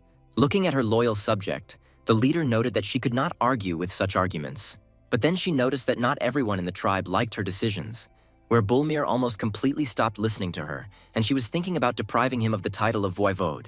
After some further thought, Quilasi instructed Araton to spread the word among the tribe that she was willing to trade with humans, because she believes that it is better to get rid of any problems that may arise in the future right away. Araton accepted the order, saying that he would first spread the rumor among Bulmir's loved ones. Having finished this conversation, Quilasi changed the subject, asking if he had seen her daughter, who had been absent again since the morning. When Araton said that in his opinion she was with her mother, all she could do was to note that this fidget had once again escaped. Exhaling heavily, Quilasi noted that she still had a lot to teach, because due to her forays, she still couldn't even talk properly. To which Araton noted that yesterday she had nevertheless already been able to say her first word, but no one had expected to hear such a word. As usual, the young man enjoyed the peace and quiet of the forest, comfortably seated in his camping chair. The young man was very scared when something quickly burst out of the bushes behind him, but when he saw the uninvited guest, it turned out to be Diane, who was screaming the word food at the top of her lungs. The young man was glad to see this girl, whom he had not seen for a long time. He also noticed, not without surprise, that she began to speak in which she used one word: food. But suddenly his little guest froze in place, as if concentrating and preparing for something. Very slowly, Diana began to remove her forelimbs from the grass, transferring her weight only to her hind legs. And so, meowing loudly with joy, she demonstrated to the guy how she had learned to rely only on her hind legs. Looking at all this, Arthur experienced the warmest feelings that can only be experienced by a person who sincerely rejoices in the success of his loved one. And now he was holding a pleased with himself catgirl in his arms, praising her for her achievements and development. He didn't understand what Diana wanted to tell him when she waved her arms and made incoherent sounds, where she thus tried to tell the young man about how Kalasi had trained her, forcing her to learn to stand up by her hind legs. And as motivation, her mother used the argument that as soon as she succeeded, her daughter would be able to see Arthur, who always had delicious food. The girl really hoped that she would be able to eat something tasty now, but suddenly someone's voice said that the guy was busy now. It was Kang Hyun, asking the little beast girl for forgiveness for ruining her hopes. And the young man confirmed that he would not be able to spend time with her now as he was busy with other things. But she had no intention of simply putting up with this state of affairs, and began to scream wildly and cling to the young man's leg. Arthur tried to calm Diana down as best he could, while holding his pants back as she was about to pull them off him. Watching this, the knight noted that no matter how much she wanted to go with them, it was better not to take a beastman cub with you to an ordinary human settlement. Exhaling heavily, the young man decided to resort to a surefire way to solve the impending problem. Taking out the whistle that Kalasi had once given him, he took a deep breath and blew into it. Araton appeared a moment later, asking what had happened to Arthur. The young man interrupted his questions by simply pointing at Diane, who was clinging to his leg. When the chieftain's daughter was already in Araton's strong arms, Arthur apologized to her, saying that it was all for her own good. And even though the guy promised to cook something tasty for her next time, this didn't change Diana's mood at all. After a short journey, the young man and the knight accompanying him entered the settlement. As it turned out, it was not just a city, but a settlement of a local lord of the human race.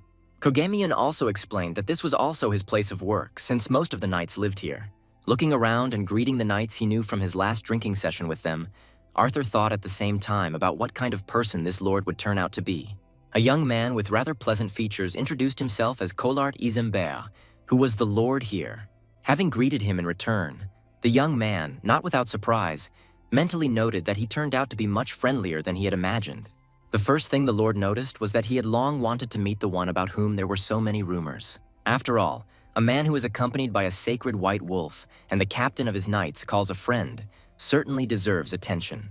Collard also named among the guy's merits the fact that he would defeat a squad of knights single-handedly, but Arthur explained that this was fiction. Kang Hyun, who had joined the conversation, noted that apparently the rumor about the guy's culinary skills had not yet spread. But the lord denied this, saying that because of these rumors, his chief cook had already listed Arthur as one of his main enemies, which alarmed the knight. It was just a turn of phrase where, changing the subject, the lord first said that he would be happy to try the guy's cuisine, and then suggested trying what his chefs were preparing. And the young man, of course, agreed to try the local cuisine. While the company was waiting for food to be served, the conversation turned to the trade between the human race and the beast race, where Arthur explained in great detail why they needed spices. When Collard said that his interlocutor really understood a lot about cooking, the young man said that he had been taught a lot at the educational institution. But this only made the lord laugh and surprise him, as he had never heard of culinary schools existing. Quickly realizing that there might be nothing like that in this world, the young man quickly corrected himself, saying that he meant that he had a personal teacher abroad. Then Collard noted that he too had been abroad and studied there for some time. And then he began to inquire about what city Arthur was from, noting that he had been to many places but had never seen such clothes before. He literally stumped the young man with his questions about where the guy was from, because it was impossible to say that he came from another world. Noticing the young man's awkward position, Kang Hyun politely drew the lord's attention. And now Kolart was already apologizing for the fact that he had gotten a little carried away during the course of a fascinating conversation. Delighted that he would not have to answer the question, the young man immediately said that he held no grudge. And the Lord added that it was quite enough for him that Kogamian called the young man his friend. After all, the main thing now is not where the young man came from, but what he is going to organize. At that moment, there was a knock at the door, and Kolart allowed entry since they had come to set the table. Arthur looked in amazement at the way the servants observed court etiquette here. But at some point, the young man felt as if someone's intense gaze was burning right through him. It was the head chef in the Lord's kitchen, who was studying his potential competitor very carefully. Without taking his truly fiery gaze off the guy, the man was internally happy that he was finally able to see the one about whom so many rumors were circulating. Arthur seemed to him like a kind of demon who tempted everyone with his unknown dishes. Thinking that this upstart would now feel the gap between them, the Lord's cook wished the young man an appetite in such a tone that all desire to eat completely disappeared. Nevertheless, curiosity got the better of him because in his opinion, the Lord's table should have the best dishes. After trying the first dish, the young man immediately realized that goat's milk had been added to it. While he was thinking that the dish was too bland, his constant companions were also tasting what was served. Being absolutely convinced that this young man would definitely not be able to give him an assessment, the chef asked him how he found his dishes. Turning to the man, the young man said that everything was prepared quite tasty. The steak was well done, the sausages were juicy, and the soup complemented it all perfectly. Completely satisfied with this review, the man thanked the guest in a very haughty tone. But at that moment, Kogamian remembered that Arthur also had some food with him that he had prepared, which he had taken specially.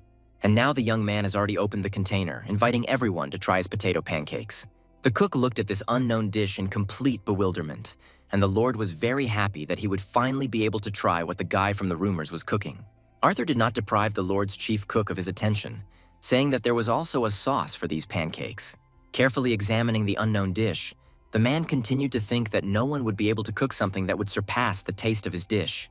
While he was trying and not understanding how the guy managed to make one of the local vegetables, similar to the earthly potato, so pleasant to taste, behind his back, Bublik and Balochka were gobbling up the pancake.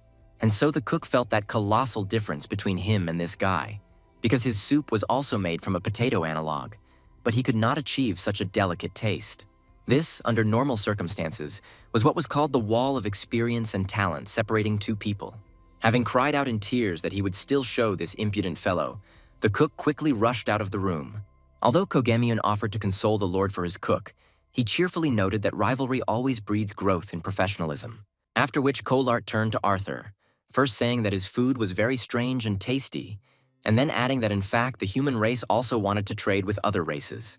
He began by telling the boy that his family, the Izambers, had lived and guarded the border forests for centuries. Thanks to this, they practically monopolized interracial trade and were able to become one of the greatest families in the kingdom. But then the war came and everything his family had achieved went down the drain.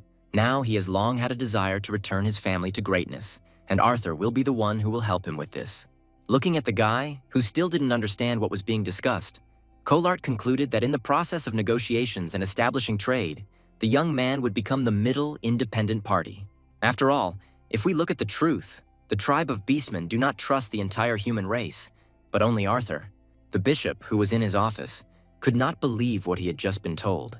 He asked for details about this news about interaction with the beastmen, and the reporter said that they had received fragments of information. The only thing she was sure of was that all of this was provoked by a man named Arthur, who had already appeared in the human settlement with a white wolf. Movers understood that trading with the beastmen could have an extremely negative impact on the teaching he was promoting, where these creatures were about to start walking among people. The number of followers and believers could decrease, which was absolutely unacceptable, but he also could not go against the Lord. And so he said that he would not stop the organization of business negotiations, and the girl's task was to find out where and when these negotiations would take place. Saying that God himself had sent them this opportunity, the man had already come up with a plan to disrupt the meeting, which would undermine the trust of both parties in this alien Arthur. Pleased with himself, the bishop rose from the table and headed towards the exit to conduct the afternoon service. With his arms joyfully spread out to the sides, he greeted all the followers of his faith. All those who came to the service were incredibly happy to see the priest who filled their hearts with faith. As they walked further into the spacious room, movers reminded them that they had to behave quietly in the church. He continued to talk about how such sacred places should be treated with respect, when his attention was suddenly drawn to a little girl. When he asked her what she had in her hands, she explained that it was her favorite toy.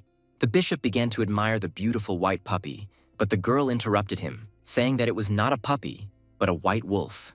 The man was already taking the toy from her while she was talking about how it was now the most popular toy in their city, which brings good luck. But the evil priest coldly declared that all these tales about the luck and sacredness of the wolf were just bad rumors, where in fact the white wolf is evil. The child became hysterical as she watched this evil bishop take away her toy, thinking that he was the only one worthy of being called a saint here. Meanwhile, the young man sat in the room assigned to him, lost in thought. Of course, his thoughts were that he would have to act as a mediator in very important negotiations. These words of the Lord, which he voiced during the meal, did not leave the guy's head. Of course, Colart noted that Arthur would not have to do anything special, where his personal presence was the most important thing. But at the same time, the guy understood that he now had some kind of responsibility, where he would have preferred to simply be a cook at this event. While he was thinking, his faithful Bublik suddenly rushed to the bag, literally starting to climb inside. Noticing the strange behavior of the top, the young man asked him what he was doing. He shocked Bun when he said that if he was looking for pancakes, then unfortunately there were none left. After these words, a completely disappointed Bublik climbed out of the bag. Well, the guy's head began to be visited by useful thoughts, where the upcoming negotiations were, in essence, the most ordinary business meeting. And now he was fired up with the idea of softening the situation by preparing light snacks for everyone. The sun was slowly rising, heralding a new beautiful day in this world where Arthur was in the kitchen preparing for negotiations. Once again, he had the persistent feeling that he was being literally burned by a gaze.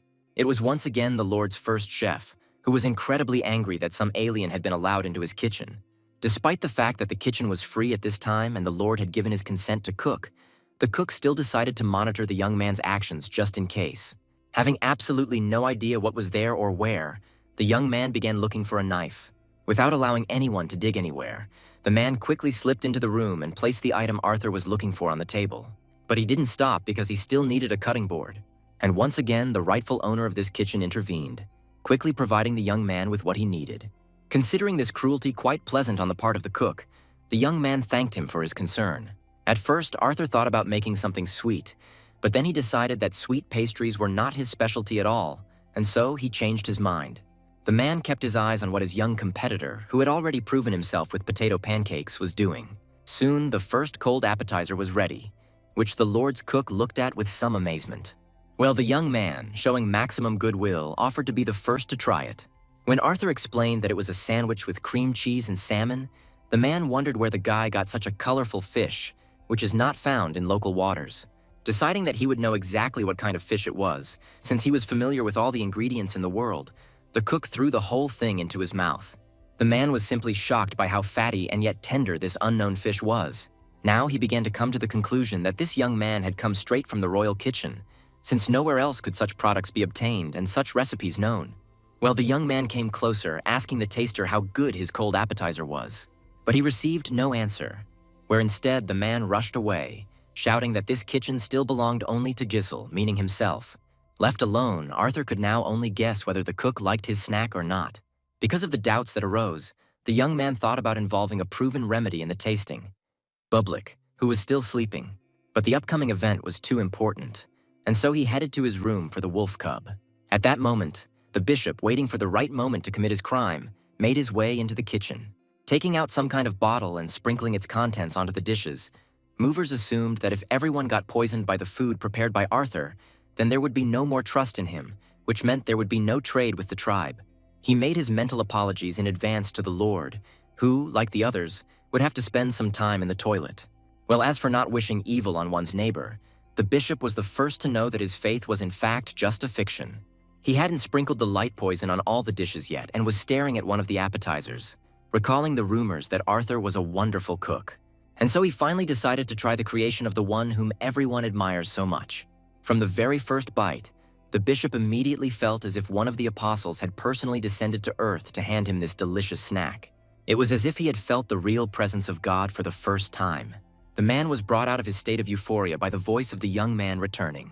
Returning to the kitchen with a sleepy Bublik in his arms, the young man was very surprised to notice how some shadow quickly disappeared down the corridor. But the guy had no time for that now because, Apologizing for disturbing his pet's sleep, the young man asked him to try some of the snacks. Taking one of the sandwiches in his hands, the young man said that it would probably be better to start with this appetizer. But Bublik didn't need an invitation, where he was already calmly gobbling up all the snacks from this tray. This really horrified Arthur, because the top literally devoured everything he had prepared for the event. But when Bublik finished with one tray, for some reason he was in no hurry to eat the snacks from the other. Having decided that he simply didn't like fish, the young man was about to put him down on the floor and send him into the room. But suddenly his top began to work its paws very quickly, turning into mush those snacks on which the bishop had managed to sprinkle poison. When there was absolutely nothing left on the table, the young man sank to his knees in despair, as it was a complete failure. Threatening Bublik that he would go without dinner for his pranks, Arthur tried to figure out how to get out of the current situation. There were still some ingredients left, but there was no bread to put them on. Consequently, one could forget about putting cold appetizers on the table during the negotiations. At some point, the guy's attention was drawn to a jar standing nearby, which contained something that looked like cookies. The young man quickly approached and tried what was in the jar. It reminded him of a cracker from his world, only not very sweet, but not quite salty either. Well, what was in the jar was more than enough for a new version of a light snack. Were these crackers the genius chef decided to use instead of a bread base? While clutching another snack in her fingers, Kalashi couldn't stop and constantly admired Arthur's talent. The Lord did not hide his sincere admiration, and also managed to try different types of snacks. And when asked what it was called, the young man explained that it was one of the varieties of canapés. He then explained that these snacks are often used as an aperitif and can be prepared from a variety of ingredients, where variety can be found not only in the filling, but also in the base of these snacks, which in this case are cookies. Kagamian and Araton, who were outside the negotiation room, were also not left without refreshments. While finishing her next snack, Kulasi noted that she was now only more convinced that all of Arthur's undertakings were correct. The Lord also fully agreed with the leader of the tribe, with whom the human race was about to establish trade for the first time in a long time. And so both negotiators simultaneously looked at the mediator sitting at the head of the table. Noticing these glances, Arthur felt a slight discomfort, looking first at Kulasi, then at Kolart. But the chieftain declared that she accepted the terms of trade that had been announced by the Lord, which pleased all parties involved. After the signing of the trade treaty, this fateful and historic meeting was over, and the beastmen representatives left on a good note. Saying goodbye to his new partners, the Lord noted that everything worked out successfully solely due to Arthur's efforts. The young man tried to say that he hadn't really done anything, but Kolart insisted that today's success was entirely his doing. And after that, the Lord cheerfully added that although the coordinator of the trading process is not an easy position, he is sure that the guy will cope. The young man did not immediately understand what his interlocutor had just told him about a certain coordinator. And when he asked who he meant by calling him a coordinator, Kolart silently pointed his hand at his interlocutor, which finally left him completely perplexed, where he, not having managed to finish being a mediator in the negotiations, had already become responsible for something else. At the same time, Kilasi, accompanied by Araton, who was laden with gifts, was heading back to his tribe. Turning to the leader, her companion asked whether it was worth appointing Arthur as the coordinator of the trade process, since many could have handled this task. And the girl explained that she once heard the opinion that a high position is very important for every person. Oaths and promises mean nothing to people, and so, in her opinion, it would be safer for their side. After this, Araton asked Kilasi's opinion on whether the laws of this world applied to Arthur. She laughed and replied that most likely not, since Diora was constantly biting into him and he was still alive and well. Once again, a famous artist and musician came to the guy's restaurant to have a bite to eat. At some point, Rupert announced that he planned to move to the village entirely, which was news not only to the restaurant owner, but also to Sebastian, who thought he knew everything about his friend. When asked why he decided to take such a step, the man explained that he himself had wanted this for a long time, but the other day he had a drink with the headman. And when he woke up the next day, it turned out that the process of his move had already begun. This made Sebastian wonder if he should consider moving here full-time as well. While the company was talking, the doorbell rang and the Oliver couple appeared in the room in the company of their little daughter. Missing the baby very much, Arthur immediately rushed to the stroller to say hello to her. This time, Rebecca was awake and responded to the greeting with her childish, incoherent sounds. The young man was incredibly pleased to see the little girl looking at him and waving her little hands. Here, the guy's attention was drawn to Peter, who was also in the restaurant.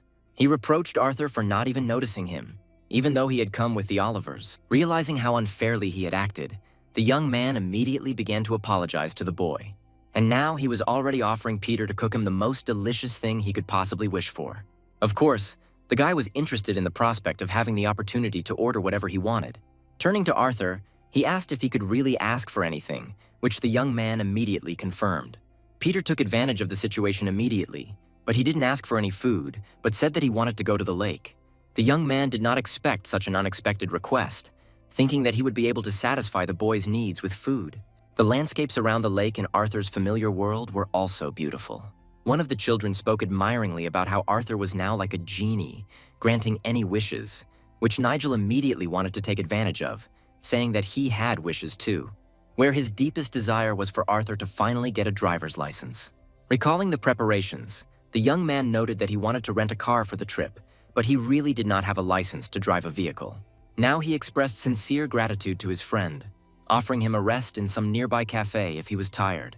But Nigel said he could relax here too, floating on the lake and sipping cool lemonade. Daniela, noticing a round and very attractively colored object in her mother's hands, suggested playing volleyball with this ball. Well, the old guard, who were also present at this picnic by the lake, were already preparing to have a good drink. The young man, in the company of Bublik and Bulochka, took turns looking at everyone who had joined this vacation that he had organized at Peter's request. The children had already climbed into the water, and after some quiet negotiations among themselves, they quietly swam up to Nigel and turned over his floating device. Before they could start laughing, a thick stream of water suddenly flew into the face of each of them, where Nigel, who appeared from the water and armed with a water cannon, imitated the Terminator and said that he was now eliminating the pranksters. In a show of violence, he began to shoot water into the air in a chaotic manner, and the children ran away. Arthur and Daniela also exchanged fire with water pistols, which were slightly simpler than Nigel's weapon, and suddenly a large and powerful stream of water hit each of them. Thus, Nigel challenged his friend to an open water confrontation, demanding that the cook show what he was worth. Meanwhile, Bublik and his friend Bulochka successfully requisitioned and mastered the freed-up watercraft. All the old guard and Camila watched from the shore as everyone else was having fun in the water. At some point, both friends, soaking wet, noticed that they were very tired, as it turned out to be quite difficult to play for a long time. But the children continued to have fun, not at all tired, but as if they had just begun to gain momentum in the game. Daniela's mother suggested that they all go together to a cafe located nearby, but Arthur said that he had prepared everything and taken it with him. As soon as he said this, Patrick became active and started shouting at the top of his lungs about how it would be nice to have a snack of chicken stew at the lake today. It is for this reason that he also suggests going to a cafe, since only such a dish can complement such a wonderful vacation. Laughing, Arthur suddenly declared that the headman was greatly underestimating him. Hearing this, the old man became completely attentive, already beginning to understand why the guy had expressed himself that way. And he turned out to be right, because the young man really did cook chicken stew with vegetables. Nigel, comfortably settled in a hammock, generally noted that no one eats hot stew while on the lake. But Arthur, who had already managed to light a fire, disagreed with him, telling him to show respect for his work. After all, he spent a lot of time collecting all the necessary ingredients, where they even tried to sell him a live chicken. And then there was the procedure of properly cutting up the chicken carcass in order to prevent an unpleasant smell. And what efforts it cost him to keep his little wolf from trying to eat the prepared dish. So now the young man literally demanded that his work be appreciated. Two friends from the world of high creativity had already managed to get quite drunk and were practically asleep at the table. The first to come to his senses was Sebastian, who smelled this incredibly delicious aroma. Noticing that his drinking companions were coming to their senses, the headman noted that they had arrived just in time. The musician and artist immediately understood from the smell that today their chef friend would be treating everyone to chicken stew. The entire old guard could not contain their emotions as the young man served the dish heated over the fire. As in his restaurant, he thanked all his friends for waiting and invited them to the table. Watching the boy's actions, Sebastian noted that in his opinion, Arthur was an expert only in Italian cuisine. But now he sees that he was wrong. Rupert, meanwhile, had already begun his first tasting, instantly judging the dish to be one of the best he had ever tried. While his friend admired the broth, Sebastian praised the tender meat that melted in the mouth along with the vegetables. Patrick, having eaten a few spoonfuls of stew, did not forget to have a shot along the way. With an incredibly satisfied face, he noticed that after the fatty broth, the alcohol flowed very well down the esophagus. Sitting at a separate table, the children asked what was going on at the old people's table. to which Nigel immediately explained that it was reflecting the miraculous reaction of fresh air and alcohol. Arthur was standing a little to the side, very worried that his hungry wolf was swallowing the chicken with the bones. When the meal was over, the young people decided to add some variety to their holiday. At some point, the headman, who was closely watching the water, shouted at the top of his lungs that it was time. And Arthur, with all his might, pulled the net out of the water, which he had held there for some time. But he wasn't very lucky with his catch, which consisted only of seaweed and stones. Everyone immediately began to discuss this unfortunate failure, saying that the guy was incapable of anything and asking whether he had ever fished as a child.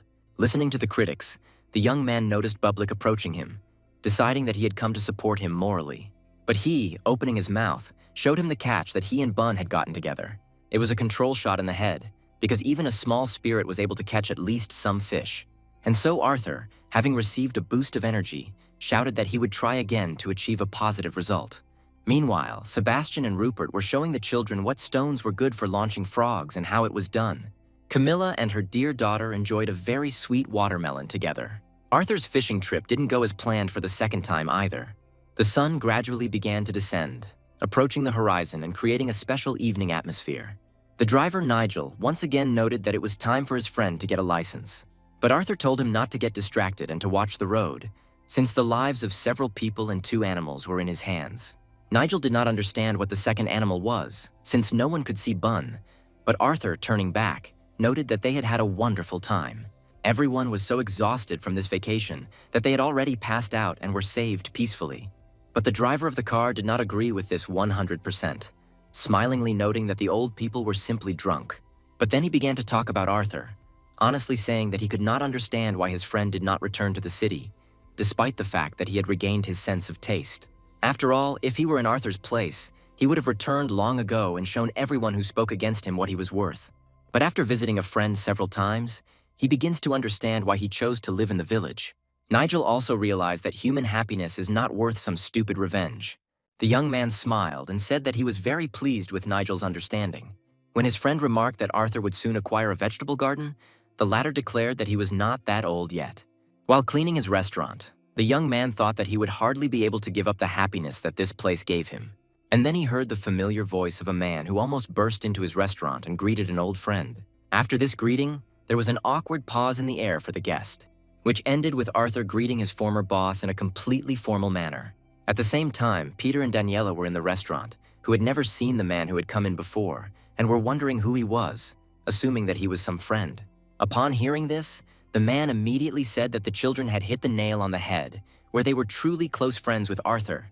But Arthur himself immediately denied this, saying that he was just working for this man. Such a cold attitude on the part of the guy could not leave his former boss indifferent.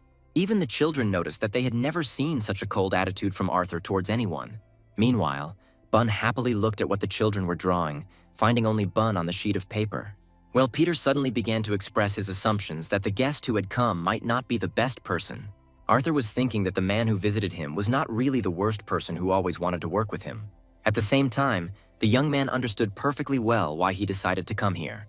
And so the man began to talk about what he felt when he saw on TV the next episode of the cooking show, in which Arthur had managed to participate. He sincerely regretted that back then, long ago, he had allowed the young man to leave his restaurant. In the final part of his speech, Jason very emotionally asked the guy to come back to work for him. With the same coldness in his speech, the young man refused the offer, after which he literally fell to his knees, saying that there was no point in the young man wasting his talent in this wilderness, and that together they could create a world-class restaurant. The children heard Jason's very loud request, through which he insisted on the boys' return to the big city. Arthur was silent, and his interlocutor said that their common talents would allow them to reach unprecedented heights. Without letting go of the young man's legs, Jason continued to talk about how together they could conquer the world. Well, Peter and Daniela, who became accidental witnesses of this scene, interpreted everything that happened in their own way. Noticing that his little guests had suddenly become more animated, Arthur decided that they were hungry and suggested that they cook something quickly. But they suddenly jumped up from their seats, declaring that they had a very important matter. Watching Peter and Daniela leave the restaurant in such a hurry, the young man came to the conclusion that the matter was indeed very urgent. Continuing the conversation with his former boss, Arthur recalled that he had already hired a new boss, to which Jason explained that the boss had quit. And even though Arthur seems like a big weirdo to him, He knows for sure that he would never abandon him like that. Then the man brought up the topic of the guy losing his taste, saying that it didn't matter at all because professional skills would be quite enough. After listening to Jason, the young man told him the news that his sense of taste had returned. This only pleased the man, who immediately began promising Arthur an incredibly large salary increase if he returned. When the man finished with his next proposal, the young man calmly announced to him that he would not return to the big city, no matter what the proposals, because Jason certainly won't be able to provide him with the living conditions he currently has. At the same time, two children finding themselves on the street were heatedly discussing the developing situation. Drawing something on the ground with a stick, Peter said that the big city was a very attractive place, and therefore Arthur would most likely accept the offer to return. Listening to him, Daniela suggested that adults who knew exactly what to do should be involved in solving the problem. When she finished, the boy imagined how the village elder would act if he learned that they were trying to take Arthur away from the village, after which he noted that an adult's reaction could be extremely unpredictable. And then he had a brilliant idea to show their dear chef that staying here would be much better than going to the big city. Thinking about what Arthur might like, Daniela soon came to the conclusion that he mostly cooked something tasty. They quickly came to the conclusion that in order to keep the young man, they needed to prepare something tasty for him. After all, his food always brought them a lot of joyful emotions, as did his attitude towards them in general. Looking at the plate, the girl asked her companion what it was, and Peter explained that on the plate was what he intended to be a hamburger. The boy didn't understand at all why things didn't work out so well with the hamburger. He then went on to give a slightly more detailed explanation of how he prepared this burnt masterpiece. When he finished, he turned his attention to what his partner had prepared. He assumed they were well-roasted coals, which, according to Daniela, were supposed to become an omelet. At that moment, the girl's mother returned home and announced her arrival. Entering the kitchen, the woman stood for a while and looked at what was on the plates on the table, after which Camila asked the children not to put garbage on the table where they eat anymore. A few seconds later, both Peter and Camila were already crying loudly, which left the girl completely confused. When she found out that they wanted to cook something for Arthur, the girl offered to cook some dish herself, but her daughter flatly refused, saying that she and Peter had to do it themselves, because Arthur did a lot of good things for them, and now they also want to do something for him with their own hands. The woman was very surprised by such adult speeches from such small children, and then Camila suggested that they do it differently, where they would cook themselves, and she would just give them a little hint where they would make mistakes. After all, Arthur cooks well only because he has colossal experience, which the children do not have, and therefore they will need help. The girl also emphasized that there is no shame in asking for help if necessary. When she finished speaking, Peter and Daniela looked at each other, thinking about Camila's proposal. Daniela was the first to accept her mother's help, and Peter quickly joined her. But then the girl had a question about why they suddenly decided to cook something for Arthur, and they, without hiding the reasons, told her about what they had witnessed. As Jason walked down the street, he thought about the conditions Arthur had in mind that he would never be able to create for him. After all, he had literally everything he needed. And so the only thing that came to his mind was that his former employee simply wanted silence. Thinking back to their past together, Jason remembered how Arthur always refused to go and sit with them in company. There were also situations when the young man allowed himself to argue with visitors regarding the dishes he had prepared. But in such a remote place, Arthur could certainly enjoy a sufficient level of solitude. These thoughts were interrupted by a voice from the side, where the headman sitting nearby was offering Jason a few drinks in his company. When he approached and explained that he had come to visit a friend, Patrick instantly realized that this friend was Arthur. Such ingenuity could not help but amaze the man, who asked how the old man could figure this out. Having said that there was no one else to go to, Patrick continued to insist that the guy have a drink with him. Looking into his filled glass, Jason refused the offer, explaining that he was driving. But a moment later, he decided that, in principle, it was possible to stay here for the night, drinking alcohol to the delight of the headman. The drink was strong enough that Jason immediately felt its effect on his body. Patrick wanted to offer him a piece of fried pork as an appetizer, but when he turned around, he saw a bagel next to the plate, who, having eaten everything that was there, quickly rushed away. After this, all that was left for everyone to do was to make do with the vegetables left over for snacking. As Jason watched the old men cheerfully discuss the behavior of this strange dog named Bagel, he mentally noted that the entire population here was incredibly positive. But soon he received an invitation to sit down with them at the table, which he did not refuse. After a few glasses, he tearfully talked about the good qualities of Arthur, who, at a young age, won a prestigious international culinary competition. Observing the man's behavior, the women at the table cheerfully concluded that their esteemed guest had gotten quite drunk. Meanwhile, Patrick stated that there are no completely ideal people and that everyone has their own cockroaches in their heads. He then asked what his guest was striving for today, and Jason spoke about his desire to make his restaurant one of the best in the world. To this, his interlocutor cheerfully replied that his desire was to have a normal drink, and he was happy when he had a drink. After which, the tipsy old man asked the guest whether his modest wish was ambitious enough. To this, Jason had to respond by saying that everyone has their own dreams and goals in this life. For some, it is a favorite hobby, and for others, it is simply an opportunity to start life from scratch. There are also people for whom the main value is family and family ties. The old man completely agreed with this statement of his interlocutor, noting also that Jason's friend Arthur is no exception and has his own dreams. Having finished keeping the old men company, the man thanked them for their hospitality. Patrick offered him to stay and continue, but he referred to the fact that he needed to tell his friend something while he could still speak. And after this, the headman did not detain his guest, wishing him good luck. Both he and his company, watching Jason leave, noted that all young people are very ambitious. At some point, a man ran out from around the corner, attracting the attention of the headman, asking whether the rumors were true. Noticing a very worried local resident, Patrick recommended that he first catch his breath. And when he had regained his breath a little, he told the old man about Camila's story about their cook returning to the big city. And as soon as he finished speaking, Patrick instantly sobered up, his eyes wide with surprise. Sitting at one of the tables in his restaurant, the young man was scribbling something in a notebook. His thoughts were about whether his former boss, whom he knew as a great stubborn man, would return here. When he had finished drawing, he turned the paper towards his little spirit, showing him what was depicted there, which brought Bun into indescribable delight, because only he could draw her, because no one else had seen her. He himself continued to wonder whether Jason thought about the reasons that made him continue to live in this quiet village and run an unprofitable business.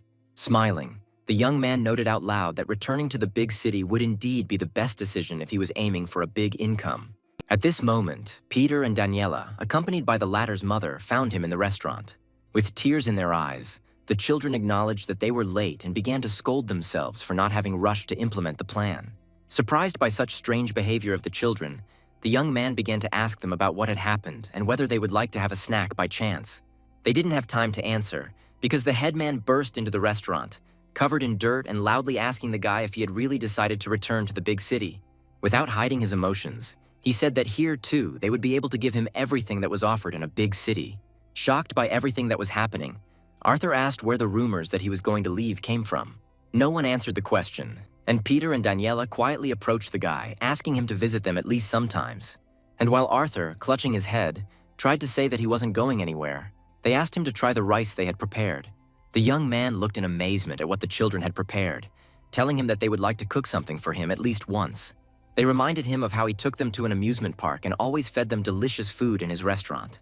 With great difficulty holding back tears, each of them thanked the guy for his attitude. They also noted that they tried their best to cook something very tasty so that he would change his mind about leaving. But at some point, emotions took over, and both children were already crying and asking Arthur not to leave their village. Without saying anything, the young man stood and looked at this manifestation of sincere feelings. At some point, Arthur suddenly squatted down to the height of his little petitioners. Taking the spoon they had prepared, the young man tasted what Peter and Daniela had so painstakingly prepared. He could hardly restrain himself, because the rice was oversalted, too greasy, and the vegetables added to it had obviously been burnt during sautéing. But he understood perfectly well that these two children had put in a huge amount of effort to try to please him. And so, in full view of the children, the young man continued to eat what they had brought him. And when the plate was empty, he thanked them, saying that it was incredibly delicious. After which, the young man added that they shouldn't have bothered themselves since he had no intention of leaving them. All the adults who heard this statement were in a state of slight bewilderment. Arthur continued, saying that this was now his home, and in general he had come to love life in the village very much. The first to be moved, of course, was the headman, who was in a slightly drunken state. He instantly declared the young man to be a genuine local resident who could consider their settlement his home. Arthur blushed a little and noted that he seemed to have said too frankly what he felt. At some point, he noticed Jason among the people who had returned to his restaurant, with tears also running down his cheeks. The man noted that now it became clear to him why Arthur rejected his offer and did not intend to return. But at the same time, he cannot give up on the idea of making his restaurant the best. Therefore, I would like to offer the young man cooperation on a slightly different level, where Arthur can simply write recipes for excellent dishes for him, for which he will not need to go anywhere at all. After thinking about it, the young man found the offer to be quite good, since he really did have a lot of free time. He made his former boss smile widely when he agreed to his proposal. Where after this, Jason stated that now he will really look forward to the start of their cooperation. After which the man's legs gave way, and a moment later he found himself on the floor. The headman did not understand how such a strong guy could not stay on his feet when he had drunk only a little, which Arthur explained, saying that Jason could never drink much and quickly got drunk. The situation was generally resolved, and Patrick suggested celebrating by calling on everyone to start a new drinking session. Arthur, looking at Jason lying on the floor, allowed everyone present to order any dishes that his generous former boss would pay for. Secluded in another world, the young man studied the recipes of the dishes that Jason's restaurant basement had. Now he understood why he had brought him into the collaboration, because with such a menu, it was difficult to claim the title of the best restaurant. At that moment, his attention was drawn to the lid of the pot, which began to move, pushed by the pressure of the steam. The food was prepared, and the young man loudly called his public, who had gone hunting at the beginning of the meal. And then the sacred white wolf appeared from the nearby thickets, surprising the guy by returning so quickly. As he placed the plate in front of him, the young man noticed that the top had a large scar on his left eye. Having approached, the top began to eat, while Arthur looked through his things for something to lubricate his wounded eye. But at some point, the young man suddenly noticed that Bun was missing from Bublik's company. Before he could figure out where his pet could have lost his nerve, his attention was drawn to a movement in another part of the bushes, where Bublik, who appeared in the clearing with his lute and a bun on his head, looked in horror at what was happening here. Now Arthur himself watched in amazement at the one he had taken for his little wolf, giving him the food he had prepared for him. The young man could not bring himself to grasp what was happening right before his eyes. After all, in front of him now were two puppies of the sacred white wolf, one of which was very unhappy that the other had eaten his lunch.